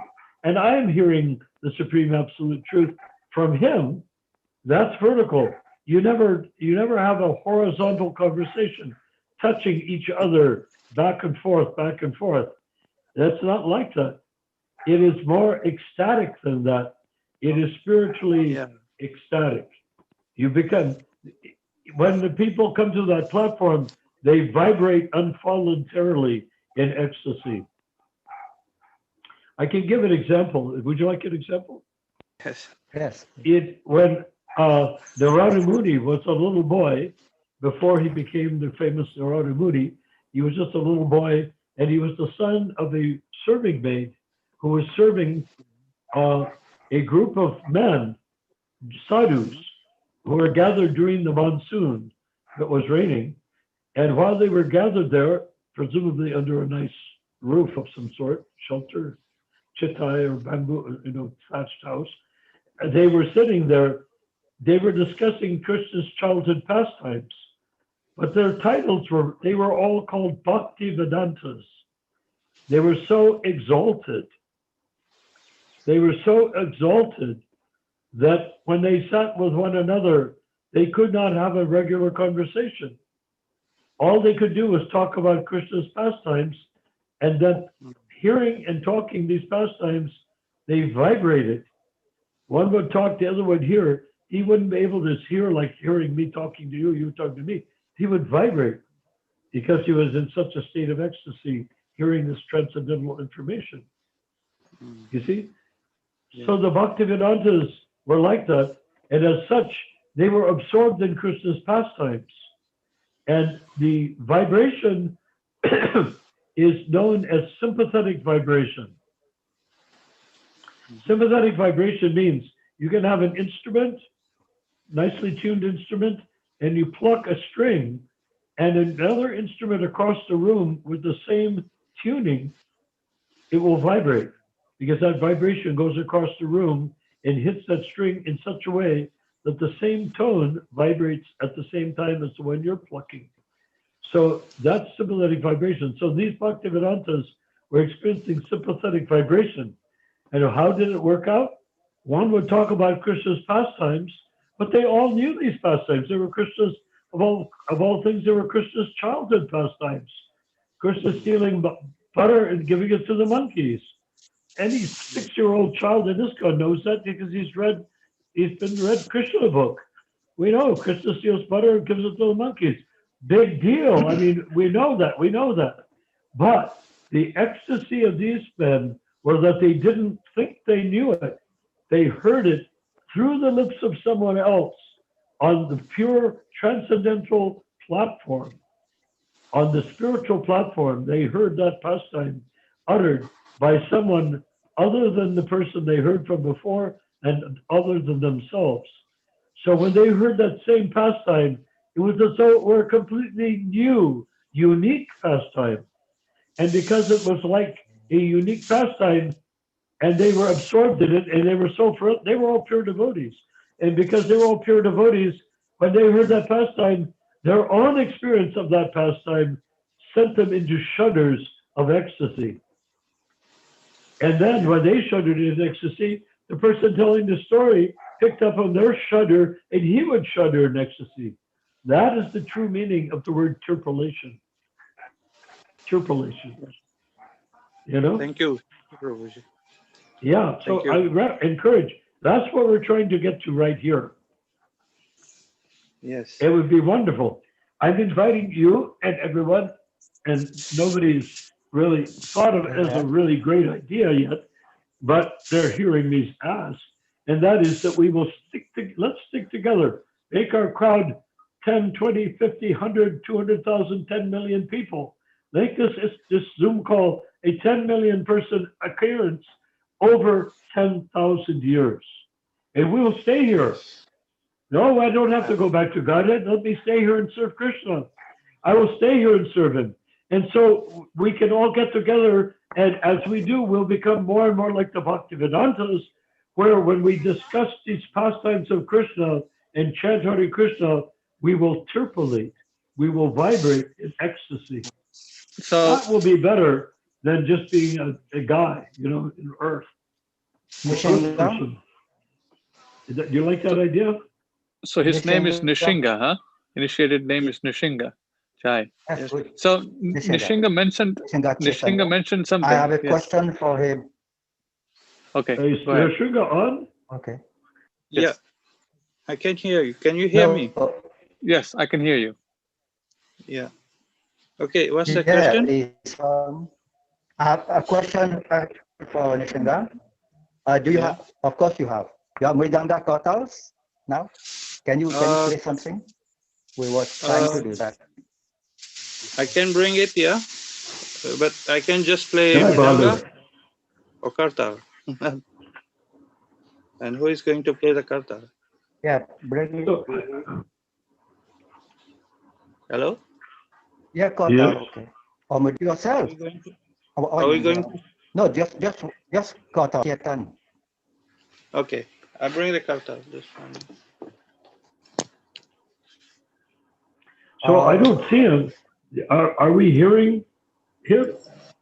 Hare Krishna. Chidananda, your microphone's very bad. Yeah, we are Yeah. hearing very nicely. Okay. A lot of And now it's a lot okay. of crack. No, Crashing your noise. microphone still is not Is that okay. better? No. Is No. mine okay? Yes, yours is okay. Narayana Prabhu. I'm glad. hearing you completely nicely, all of you. I don't know why you're not hearing me. Yeah. Maybe I Pretty will late right change. now. Are you going to continue right now? Hello? Huh? Sri Sohunji, I can hear you Chetan, just a clearly. little bit, because we are going to. But Okay, Nishinga, maybe you can start something. Chidananda, I sometimes hear clearly, sometimes it's difficult. And Maybe I have Andrew, to sometimes change it's this microphone. very difficult. And with I Banu, believe it's it's usually still difficult. reception. Hmm. If you want to maybe get closer to a window, you might be able to hear Chidananda speak a little more clear. I don't know. I hear everyone nicely. Okay. It's a problem on his microphone side. Yes, He just can hear us Oh, fine, yeah, but that's Okay, yeah, most Our likely. reception is So good, but his might not be good. okay, Nishinga. Yeah. Can we sing or what's going on? Yes, you sing something. I sing something. Okay. Okay. He's expert in Kirtan. You know? Yeah. Shri Krishna Chaitanya Prabhu Daya Karo Mo Shri Krishna Chaitanya Prabhu Prabhu. Daya Karo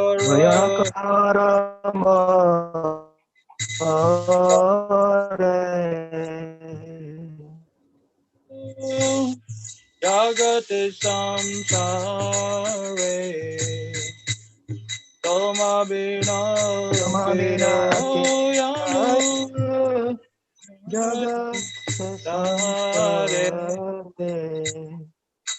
Patita Pavana Hetu Kava Atara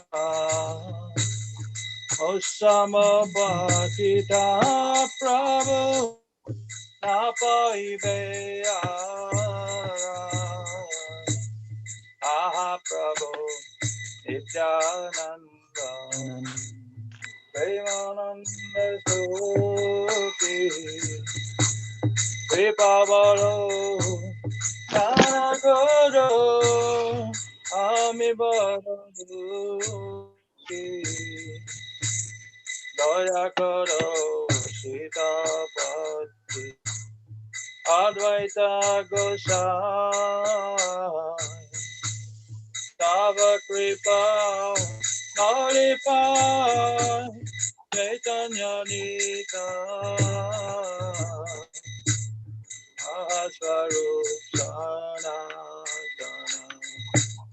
Rupa Raghunata Bhakta Yuga Vijivaha Navuloksanata Daya Karo Shri Acharya Prabhu Srinivasa Ramachandra Sangamage.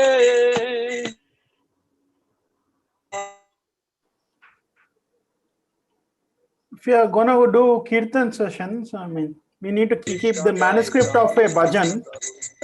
That was Hare Krishna. who is If we are chanting? going to do kirtan sessions, we need to It's keep the manuscript of the bhajan. The leader would be singing once, and everyone will be taking turns one after the another. That would be how it should be done. Who was doing that chanting? That was Narasimha. Nishinga. Nishinga. Yeah. Nishinga. Who? Nrsinga. Nishinga. Yeah. I don't see it. He's good at Hare Krishna. he's good at He's that chanting. the newer devotee. Narendra Sohan. Narendra Sohan was Hare doing Krishna. the chanting. Incredible. Yeah, amazing. Yeah. He Hare likes Krishna. chanting. Sorry, Singing. Perhaps we can do some kirtan. So I'd like to go back to his question now. He chanted. Now we can see that he's a very spiritually powerful person. He said something about he wanting to preach and that someone from ISKCON will come and help him. And that is not going on, right, Narendra Sohan Prabhu? You said something about that advancing in Krishna consciousness and you wanted to do something. And it seems like you are being held back by the management or maybe whoever you're serving, right? Something like that. It seems as if he's gone. Oh, I don't see it speaking. No, the problem is the ISKCON people, they don't invite him when there's festival. That's what's happening. Is he from Mauritius? Mauritius also? Yes. Yes, he's from Mauritius. He actually organized a lot of programs, but like the main ISKCON don't invite him. it's okay. for They don't invite him. programs. Why is it dependent on ISKCON? You know, he already Well, has the ISKCON, talents to do what, talents to there's a big chant. festival. He organized sometimes himself his own programs, He could have That's a lot good. of but influence there, and because he would have a lot of influence there, they don't want him to bring him there. Yeah, probably that's why. Well, they should work with us. We have a we have a program that's going to involve millions of people for 10,000 years. There's room for him. Guy. Isn't there room in 10,000 years? Is there room for him? Let him come with us. Let him inspire us. That chanting was like ecstatic. Very, very beautiful. Very, very pure. I liked it. A wonderful song, Jai. He spontaneously picked that song. actually, if they were playing some right now, Yes. there's probably more planes. Prabhupada taught that song to us. Yeah. What song is that by the way? Dhanarayam Prabhu, we can do Prabhupada tunes or kirtan sessions on Zoom also. We can. Yeah, Prabhupada melodies. We have to do Prabhupada sound because he came from Krishna Loka. Yes. We should not confuse him with an elderly Indian gentleman. He came from Krishna Loka and he brought everything we needed to create 10,000 years of Krishna consciousness. You know, in the Srimad Bhagavatam, the original one that he printed in India, there's a passage, which I wish I could find it somewhere, but it said, this Krishna consciousness movement will go down in history as having saved the world in its momentous hour of need. This Krishna consciousness movement will go down in history as having saved the world in its momentous hour of need. And guess who is the Krishna consciousness movement? That's us. The temple can come or not come. The gurus can come or not come. But we can come and we will be 10,000 years chanting in ecstasy until we become like the Bhaktivedanta, sitting and vibrating in such ecstasy. Don't think of leaving your body, go back to Godhead. That won't work until you're a pure devotee. You have to become an Uttamadhikari for that to happen. And how can you become an Uttamadhikari when all the gurus are Kanistadhikaris? Beginners. Beginners on the transcendental platform, I have to add, but beginners nonetheless compared to the Uttamadhikari, the pure devotee. But then we have a Uttamadhikari Guru. Huh? But then we have a Uttamadhikari Guru, Prabhupada. Yes, we do. And we can invite But now everyone we to have to do it join. only, And what I was saying before, we is can just do it like only by Zoom. there's devotees that were worshiping the basil plant, assuming it was a Tulsi plant. Well, Prabhupada said there's nothing lost. So people who have a guru who's a Kanista Adhikari guru, who maybe falls down because he is not advanced enough to not fall down, he's taken on the karma of too many people. Well, that guru we thought is pure devotee like Prabhupada. I got kicked out of ISKCON because I said that Ramachandra was not a pure devotee of the same level as Prabhupada. Yeah, they kicked me out of the art department, as I was directing for all the illustrations of the books. But anyhow, And he himself later, he yes. he wasn't qualified. So whoever, supposing somebody was worshiping Rameshwar as though they were on the same level as he was on the same level as Prabhupada, that's like worshiping a basil leaf thinking it's a Tulsi leaf. There's no loss. So what can we say? You were worshiping Prabhupada and you mistakenly called him Rameshwar. Or you were worshiping Jayatirtha and you were worshiping Prabhupada, you mistakenly called him Jayatirtha.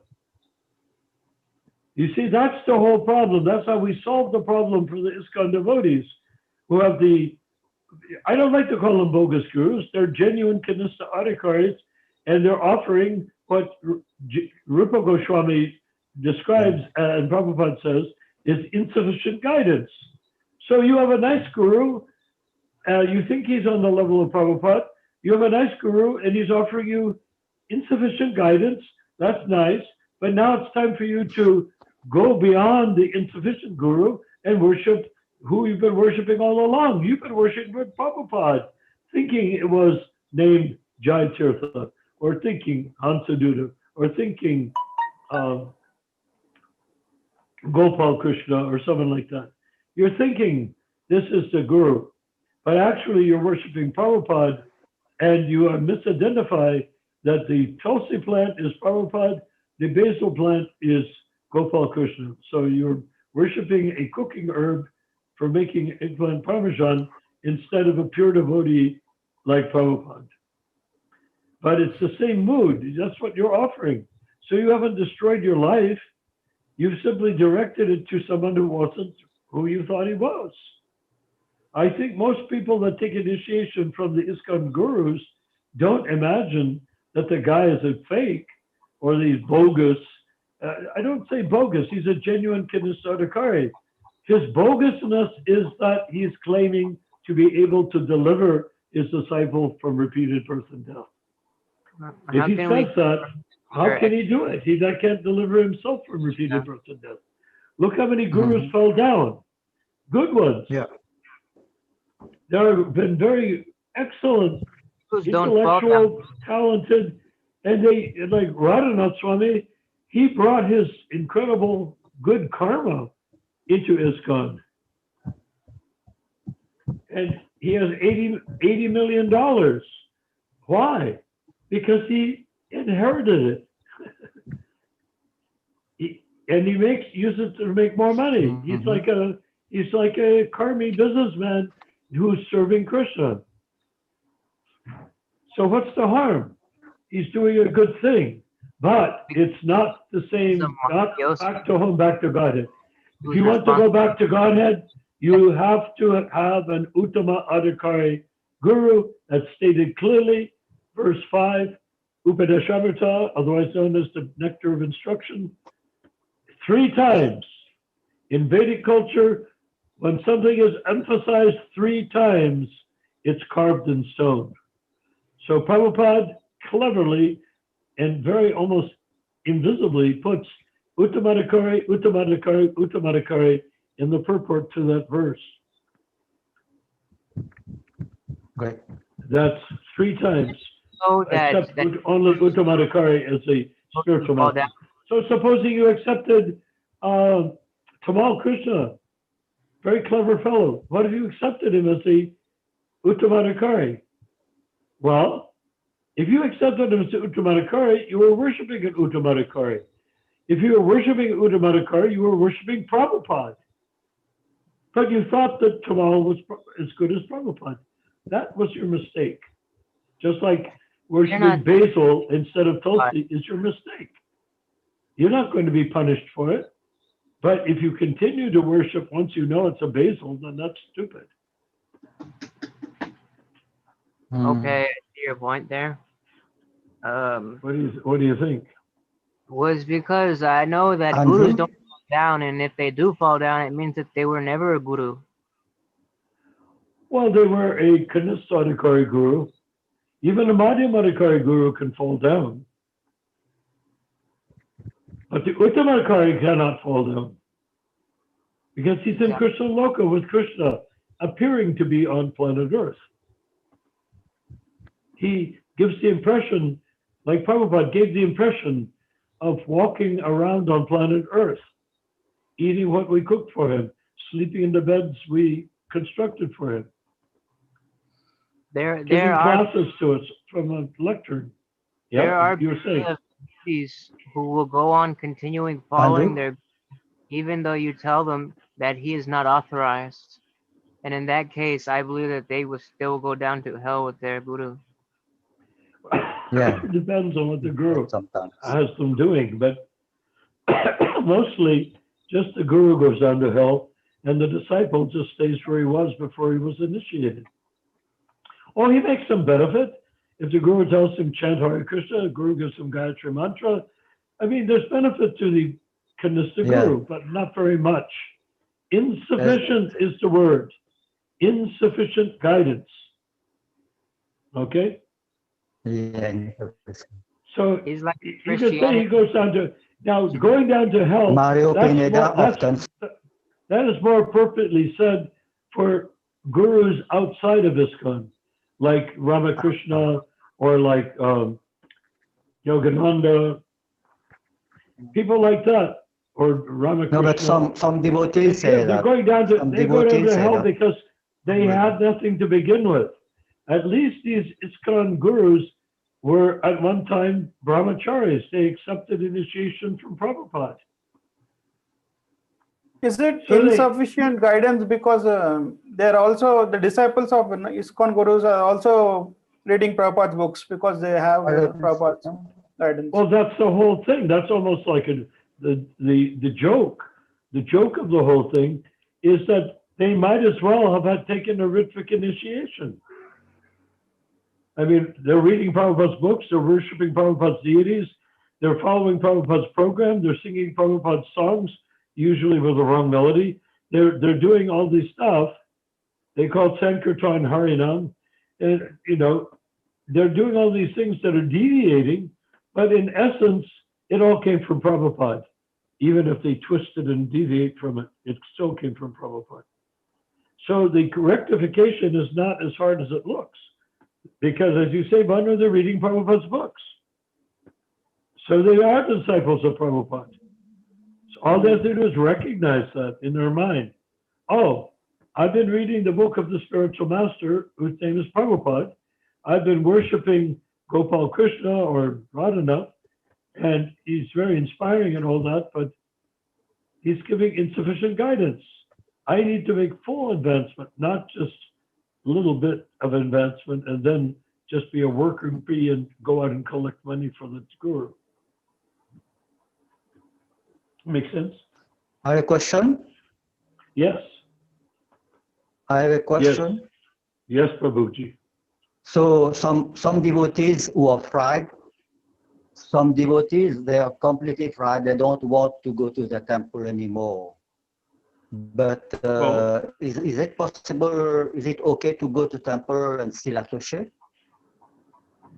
Well, if you go to the temple, I don't go to the temple. If they go to the temple, Can you hear? they will be uncomfortable. Why? Because the other devotees will make them feel uncomfortable. You Well, I know, feel it's not their even- club. It's their guru club. Them and their guru have a club, and they're there. Mhm. So we need to open up the doors, open up the walls. Oops, I lost everything. Hello? Yeah, there. We hear you. I can hear you. Yeah, where did I go? Are you gone? I'm invisible. Just tap your screen. Tap your screen. Start video. Yeah, I can't Tap see anything. your screen and anyway, we can The hear second you. button over there. Bottom second button. It's Let's best to get a see. stand, I think. I'll get it. I'll get it. Don't worry. I will figure it out somehow or other. Just put the video on. Yikes. Sri Krishna. You have a question, Banu? No. Banu Das, do you have a question? Hey, hello everybody. Hare Krishna. So Hey, how big a issue is the edited books? How big a issue is this edited books? Do they have any value right now in ISKCON? Do They they? have How this- much? Of course, they have tons of value, but not 100%. They have value, but they're not 100%. I'm not like Paranjan or Yasoda, where you all or nothing. They're wrong. Everything is going fine. All they have to do is accept Prabhupada as guru and get rid of the unelected GBC and See, the stop problem- electing. Stop. They don't. They have a Motivated. bogus GBC. Everyone talks about bogus gurus. Why not talk about bogus GBC?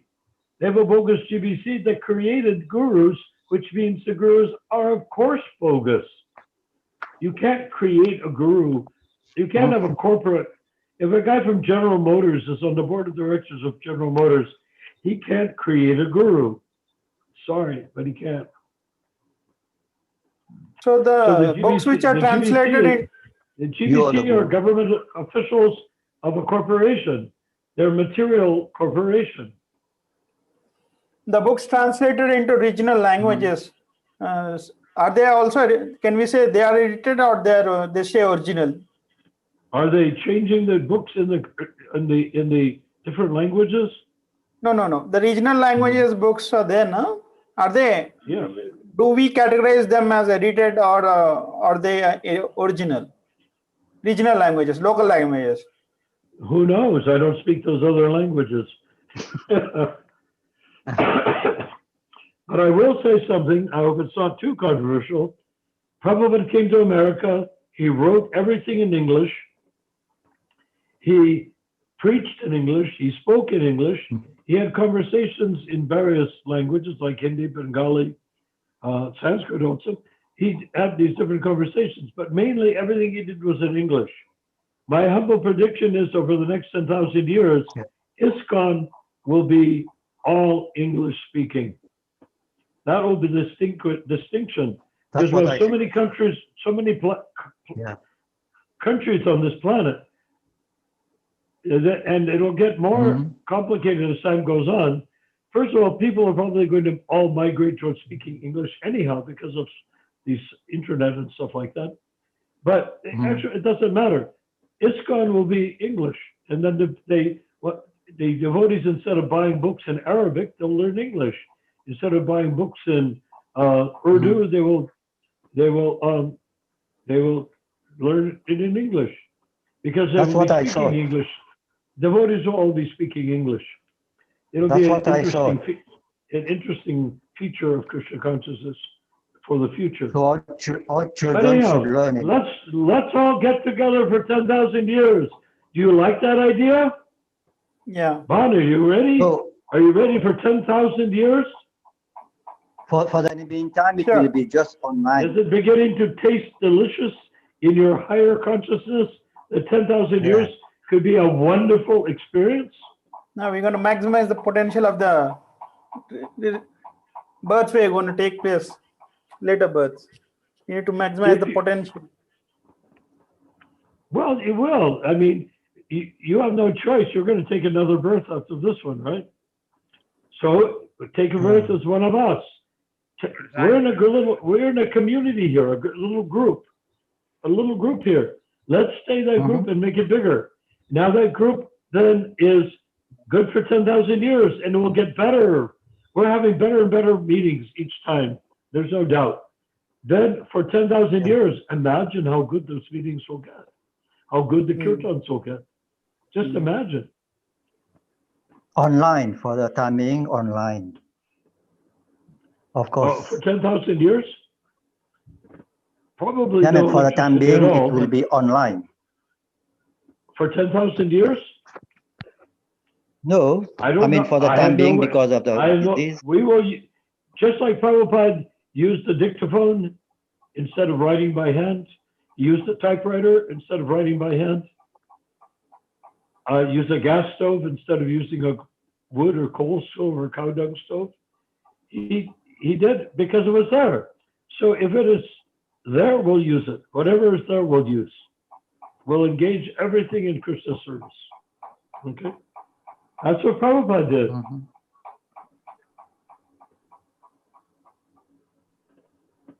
Yes. But at the Everything same he time, had, everything he did, he used in Krishna's service. Himavati asked him about that and said, well, Srila Prabhupada, when your dictaphone is a material dictaphone, the typewriter is material typewriter, and you're sitting on a rug, and that's a material rug, and it's on a coffee table, it's a material coffee table. How is it possible that you could be doing these spiritual things? And Prabhupada said they become Krishna, they don't become like from Krishna Loka, but they become Krishna-ized.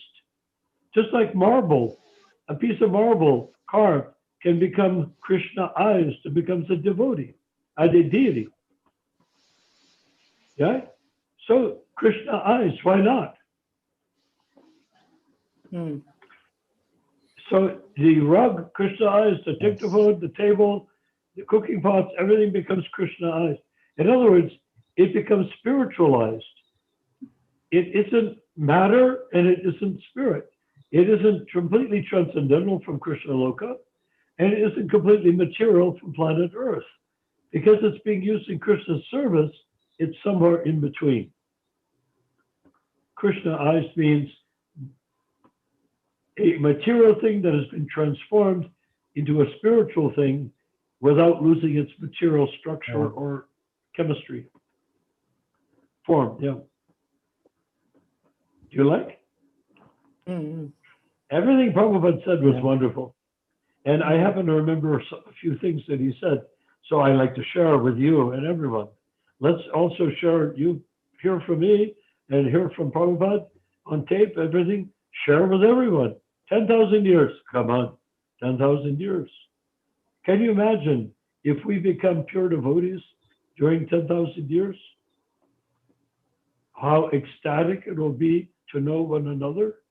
All we'll discuss is Krishna's pastimes and not Sahaja, real pastimes, Katha, real Krishna Katha, real everything. And when we meet people, they'll come flooding to us. A guy will come with us with a knife to kill us, covered with filth and blood from eating a dead dog or something of that sort. He'll come at us to kill us.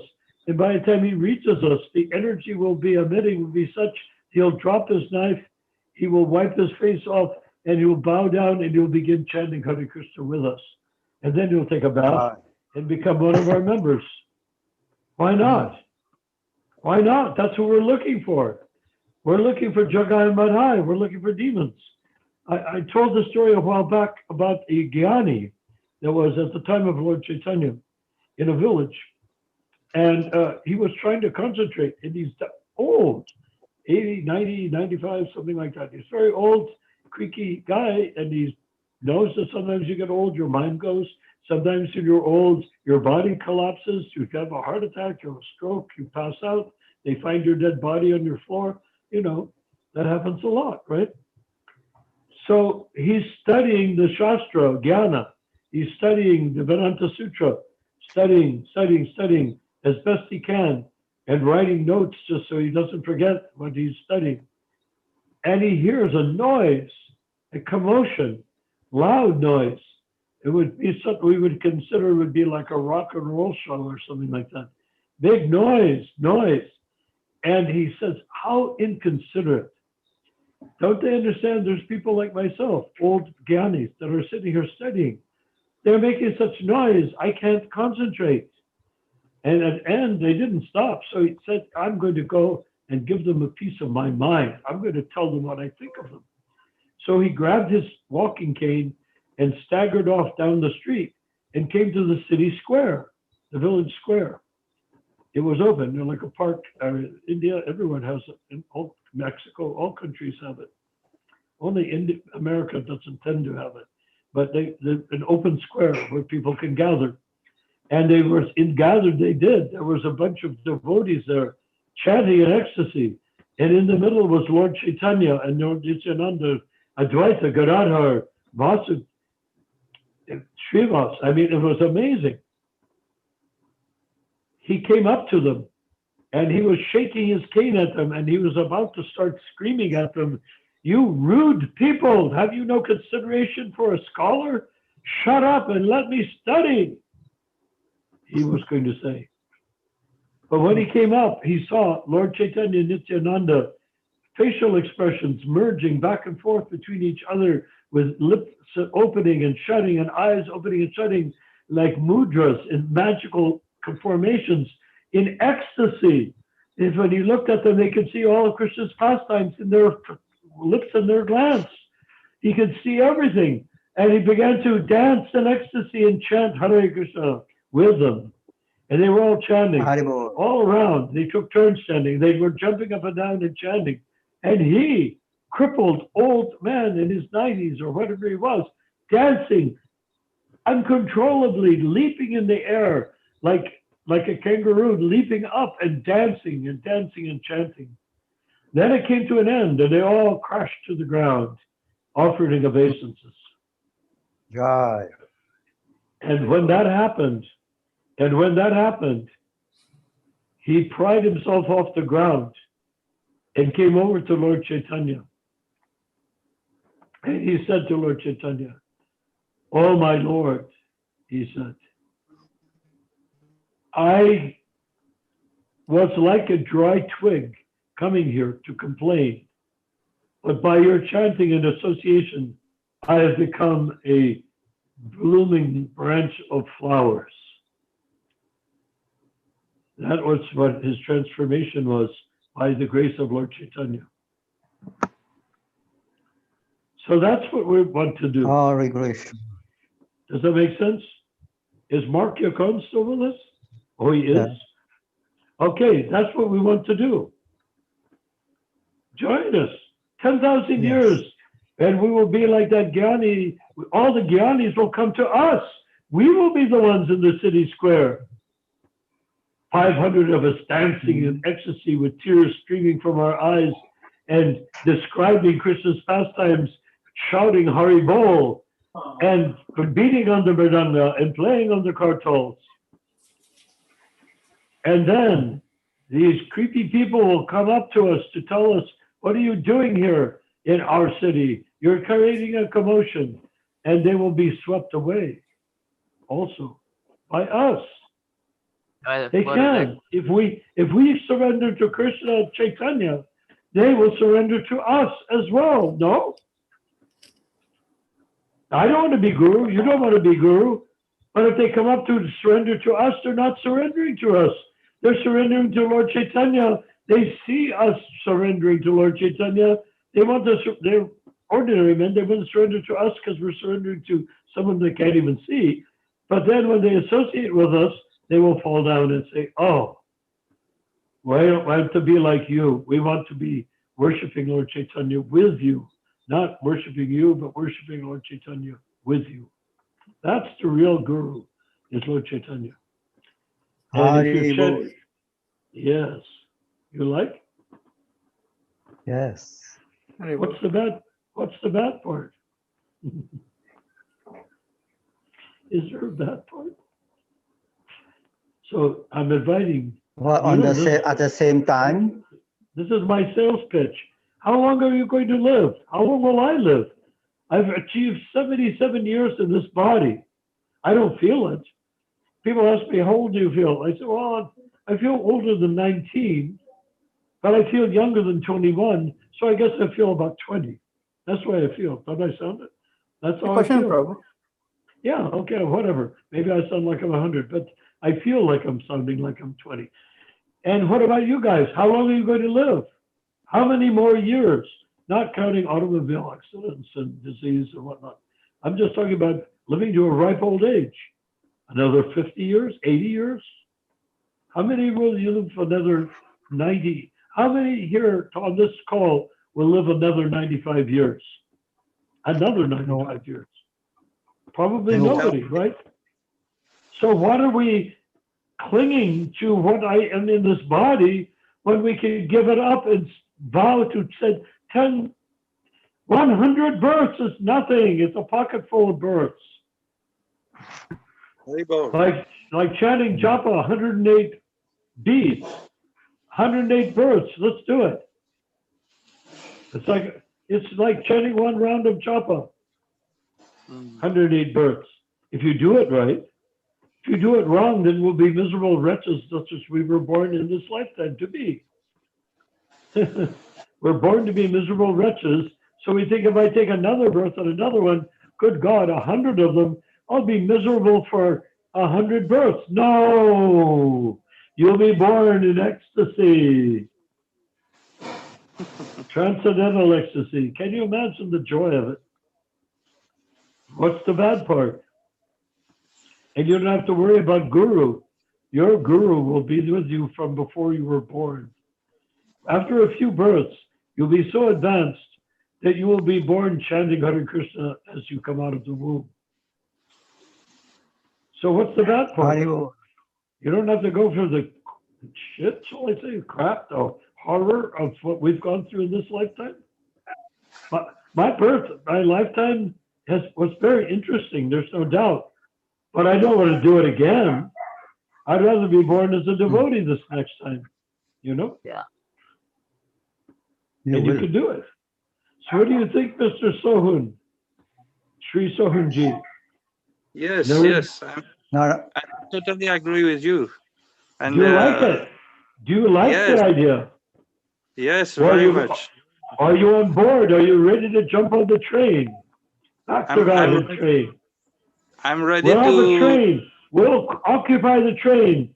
And when we bring 1,000 people on, the train will somehow hold them, or maybe it'll get bigger. And then we'll bring 1 million people on, and the train will get bigger yet. We'll keep on going until the train is so huge. Or maybe it's a tiny train with 100 million people on it, or 1 billion or 100 billion people on it, because we're bringing insect jivas and plant jivas also, and germ jivas, every jiva. And then we show up at Krishna Loka, and Krishna comes and looks and sees us there, and says, "Come in now, come in with us. We want you here. We want all of you." Yeah. That's how you go back to Godhead. We're not half-baked Christianity where you die and go to heaven, or Jesus will take you there. No.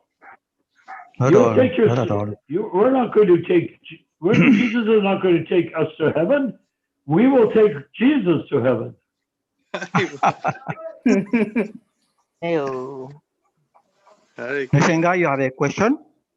Yeah. No. Why not? Why not? Yeah. Maybe Jesus was a pure devotee. His story is so garbled up and told so secondhand after so many years of it. Nobody even wrote one word down for 75 years after Jesus left. Yeah. All the Gospels Jesus are Christ. 75 years after Jesus left. Who knows? He might have been a porcupine. We don't know what he was. He might have been an otter, or he might have been an elephant. We don't know what he was because there's no record. But we do know who Prabhupada is. And Jesus, if he was a pure devotee, we will welcome him on the train. If he was not a pure devotee, we will welcome him on the train. But we don't want to go to heaven. That is a waste of time. We must have a better program for him. Yeah. Yeah. Well, we don't have to. He's just one of us. He's a jiva. Yeah. Jesus Good is a chance. jiva. If we say son of God, does that mean you're also son of God? Yeah, special son Actually, of God, Prabhupada said that. if Jesus is son of God, and we take that literally, then we're greater than Jesus because we're part and parcel of God. If Jesus Greater said, than Jesus. if Jesus said, I'm part and parcel of God, and so are you, that would be equal to us. But if he says, I'm the son of God and I'll save you, all I can say is BS. How are you going to save a man who cannot practice anything or do anything except kill millions of people in the name of Jesus? Killing cows Taking also. over advanced cultures like the Aztecs and the Incas, more advanced than the Spanish culture, but they destroyed them. They're not primitive, they were advanced. They are killing cows also. And then in America, they killed all the Native Americans. And after they finished killing them, they gave them reservations to Cherokee in Texas, Oklahoma. Then the Trail of Tears, they drove them out of Oklahoma and into small reservations. I was raised 2 miles from an Indian reservation. And we used to visit. My dad was very adventurous, and we used to go there and visit. They were living in a gulch. Not land, nothing you could farm. Just a gulch, like they had cottages on stilts going down towards the creek. And a couple of dozen people were living there.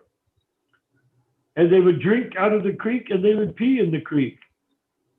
That was they were Pomo Indians, or otherwise known as Digger Indians. That was their life that had been given them by the Christians. We Christians, the Christians gave them that life to live in a filthy conditions. And I will add, they were all winos. They were all drinking Burgundy wine from day to night, morning till night. What did they have to live for? And they were getting pensions from the government so they could afford the wine. Yeah.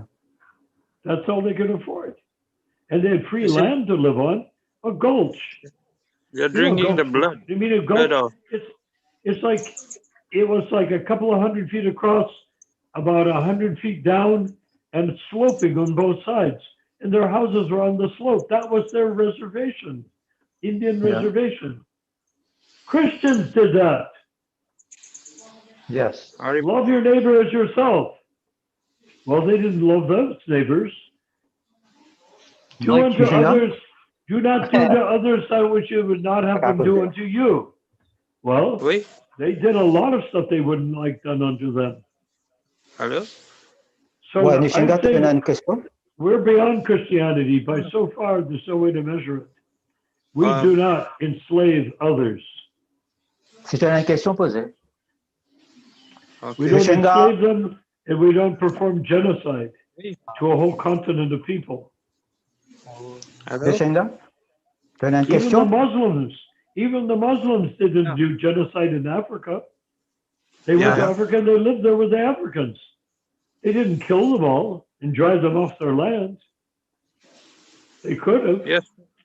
The The Muslims Hare, sold Hare Krishna. tons of black Africans to Americans and as slaves, but they didn't kill them. They sold them alive.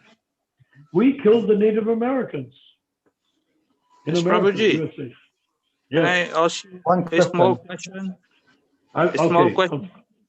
Yeah, You're in charge. No, I'm just wondering how You're the how are boss. we going to organize ourselves to preach to these people, to preach to all these like you're saying, asuras and Okay. everything. Yeah. Okay. That's a very great question. First of all, we're doing it right now. If we get this, this is not just us 8 people talking, 10 people talking, and it's that many now, I think. It's not that many people talking on on Zoom, but it's also being the boss. I'm not the boss. The boss is Ramachandra Singh. He's taking it and he's publishing it for 24,000 people to hear. Now that's just that. That's tiny. Okay, 24,000 people, it's tiny. How do we make it work on the big scale, global scale? Well, this is doing it, and we'll do it too. But how do we do it? World Sankirtan. We gather 100,000 people into a soccer stadium and let them all take turns leading kirtan with Prabhupada's melody. Hare Krishna, Krishna Krishna, Hare Hare. They will all take turns. There are 60 microphones for 100,000 people. Hand the microphone around and run it through a sound booth so that you have only one microphone going at a time. 60 microphones, 100,000 people chanting. You do that 10 times with assuming that we still have the internet, assuming that we still have television, assuming that we still have YouTube and all of these other platforms. When that happens, everyone will hear the holy name of Krishna automatically. And then they're going to say, well, we can't live anymore and things are getting worse. We don't have jobs. We don't know what to do. We want security for our families. And more than anything, we want plenty of time to chant Hare Krishna and have kirtan. Then we say, yes, okay. Then we create Varna, 4 Varnas, Ashrama, 4 ashram, Dharma, Varnashram Dharma. But it's called Daiva Varnashram Dharma. Everyone will be an initiated devotee. And the guys that are currently ISKCON Kanasatagari gurus, they can become Ritvik gurus and Ritvik priests and initiate them all as disciples of Prabhupada. Millions of them. Their dream for having huge number of disciples, which is a very ugly, unworthy, anti-Vaishnava dream, will be fulfilled when those disciples are Prabhupada disciples all over the globe. How's that? It's the only religion. That's great. Huh? The only to answer your question, we'll have World Sankirtan and we'll have cow protection. I say Daiva Ashram, where people are living there before, but the Vaishyas are taking care of cows, or the cows are taking care of everybody and giving milk to everybody. No money required. Everything, all the food is done in the Jagannath temple. The Brahmins, which are few, are cooks. The Kshatriyas, which are not very many, protect the outside of this community so nobody can rob us. And then the Vaishyas have got cows and grains, and they do everything. They have fruit trees. They have all the foods, all the grains, all the clothes, all that stuff comes from the Vaishyas. And then the Shudras, the blessed Shudras, the sacred holy Shudras, work with everyone. But the Shudra is given initiation, and the Brahmin is given initiation, and the Vaishya and the Kshatriya all are given Diksha. Why? Because this is a spiritual Varnashram, not like the Vedic Varnashram, which was material to go to the higher planets. But this is a spiritual Varnashram where the goal, everyone is practicing to go back to home, back to Godhead. Very So, so we have three things: World Sankirtan, this thing, and then preaching in the streets and everywhere, just broadcasting wide, loud and wide everywhere, get everyone to chant the holy name. But I'll settle for less. I would settle for less. That everyone should, I would love to hear everyone chant, but insects don't have the capacity for chanting, really. At least I've never heard any chanting. And whatnot, animals, bugs, germs. But at least every jiva on planet Earth, in our organization of us taking birth after birth after birth for 10,000 years, all of us chanting, they will at least hear the holy name of Krishna at least once. Hare Krishna. And in that way, they will go back to Godhead, because Prabhupada said, even if you hear Krishna, the holy name once, you will eventually become a devotee, because you'll be looking for it. Of course. Just like Maharaj Pariksit was in the womb of Uttara, and Asvatthama tried to kill him with a Brahmastra, which was a Vedic atomic weapon, very localized one, tried to drive the weapon into the womb of his mother Uttara, and Maharaj Pariksit was inside there, and Vishnu came in with his club and smashed the Brahmastra, and Pariksit came out named Pariksit, because Pariksit means he who is always seeking the person that who saw in the womb. He was looking for Krishna. He became the last emperor of Earth before the advent of Kali Yuga, or at the advent of Kali Yuga. So anyhow, so what I'm saying is that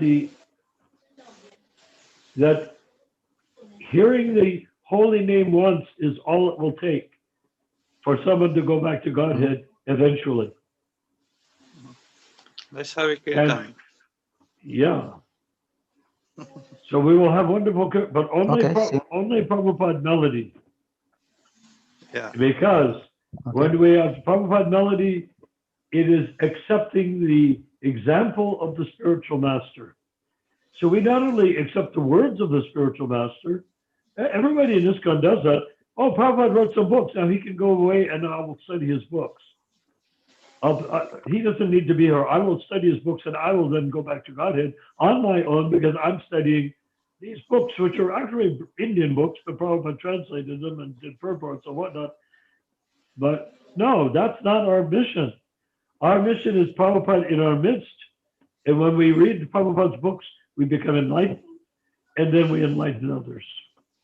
So it'll be multifaceted. Hare Krishna. Multifaceted. One everywhere. question. So you're saying again? One what? question. Yes. One question. Which? So Yes. there's a rock and roll band, the rock and roll kirtan is not bona fide. Rock and roll Bollywood. Well, if Prabhupada chanted rock and roll, I would chant rock and roll. He didn't. I used to play rock and roll. I was also a classical. I was a classical musician, a classical composer, a folk musician with a following of several thousand people.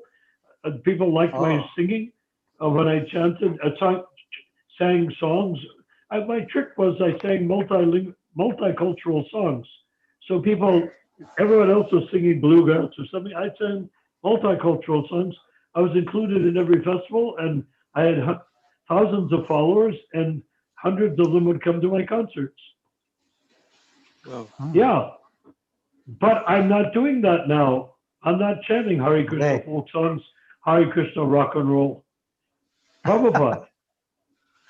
I was composing cantatas for classical cantatas for chorus and chamber orchestra. Can we hear you from? Can we hear your kirtan a little bit? I don't chant well. Prabhupada chants well. But we will have kirtan. Yes, we will have kirtan. Thank you. We're just getting started, Prabhus. When I say Prabhu to you, I mean master Each of you. No, Sohun, you are you're the my master. you're the master.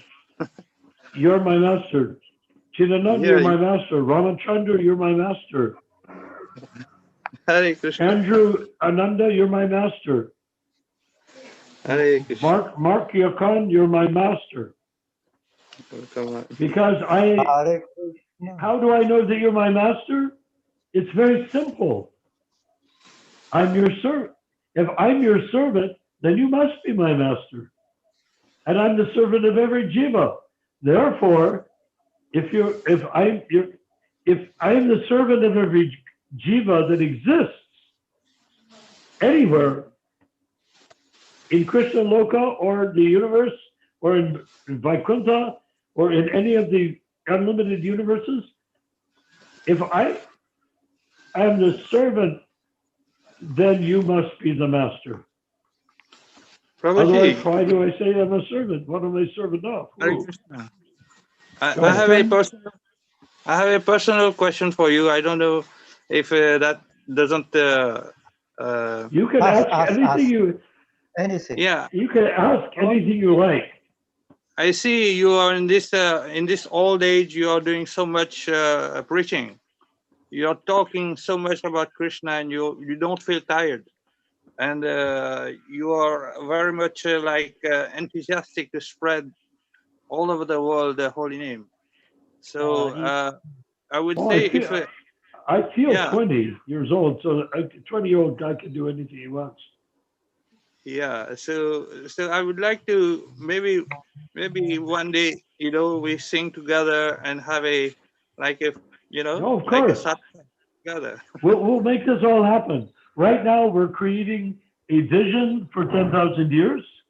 We're creating a vision of what ISKCON is meant to be by Prabhupada standard. Yes.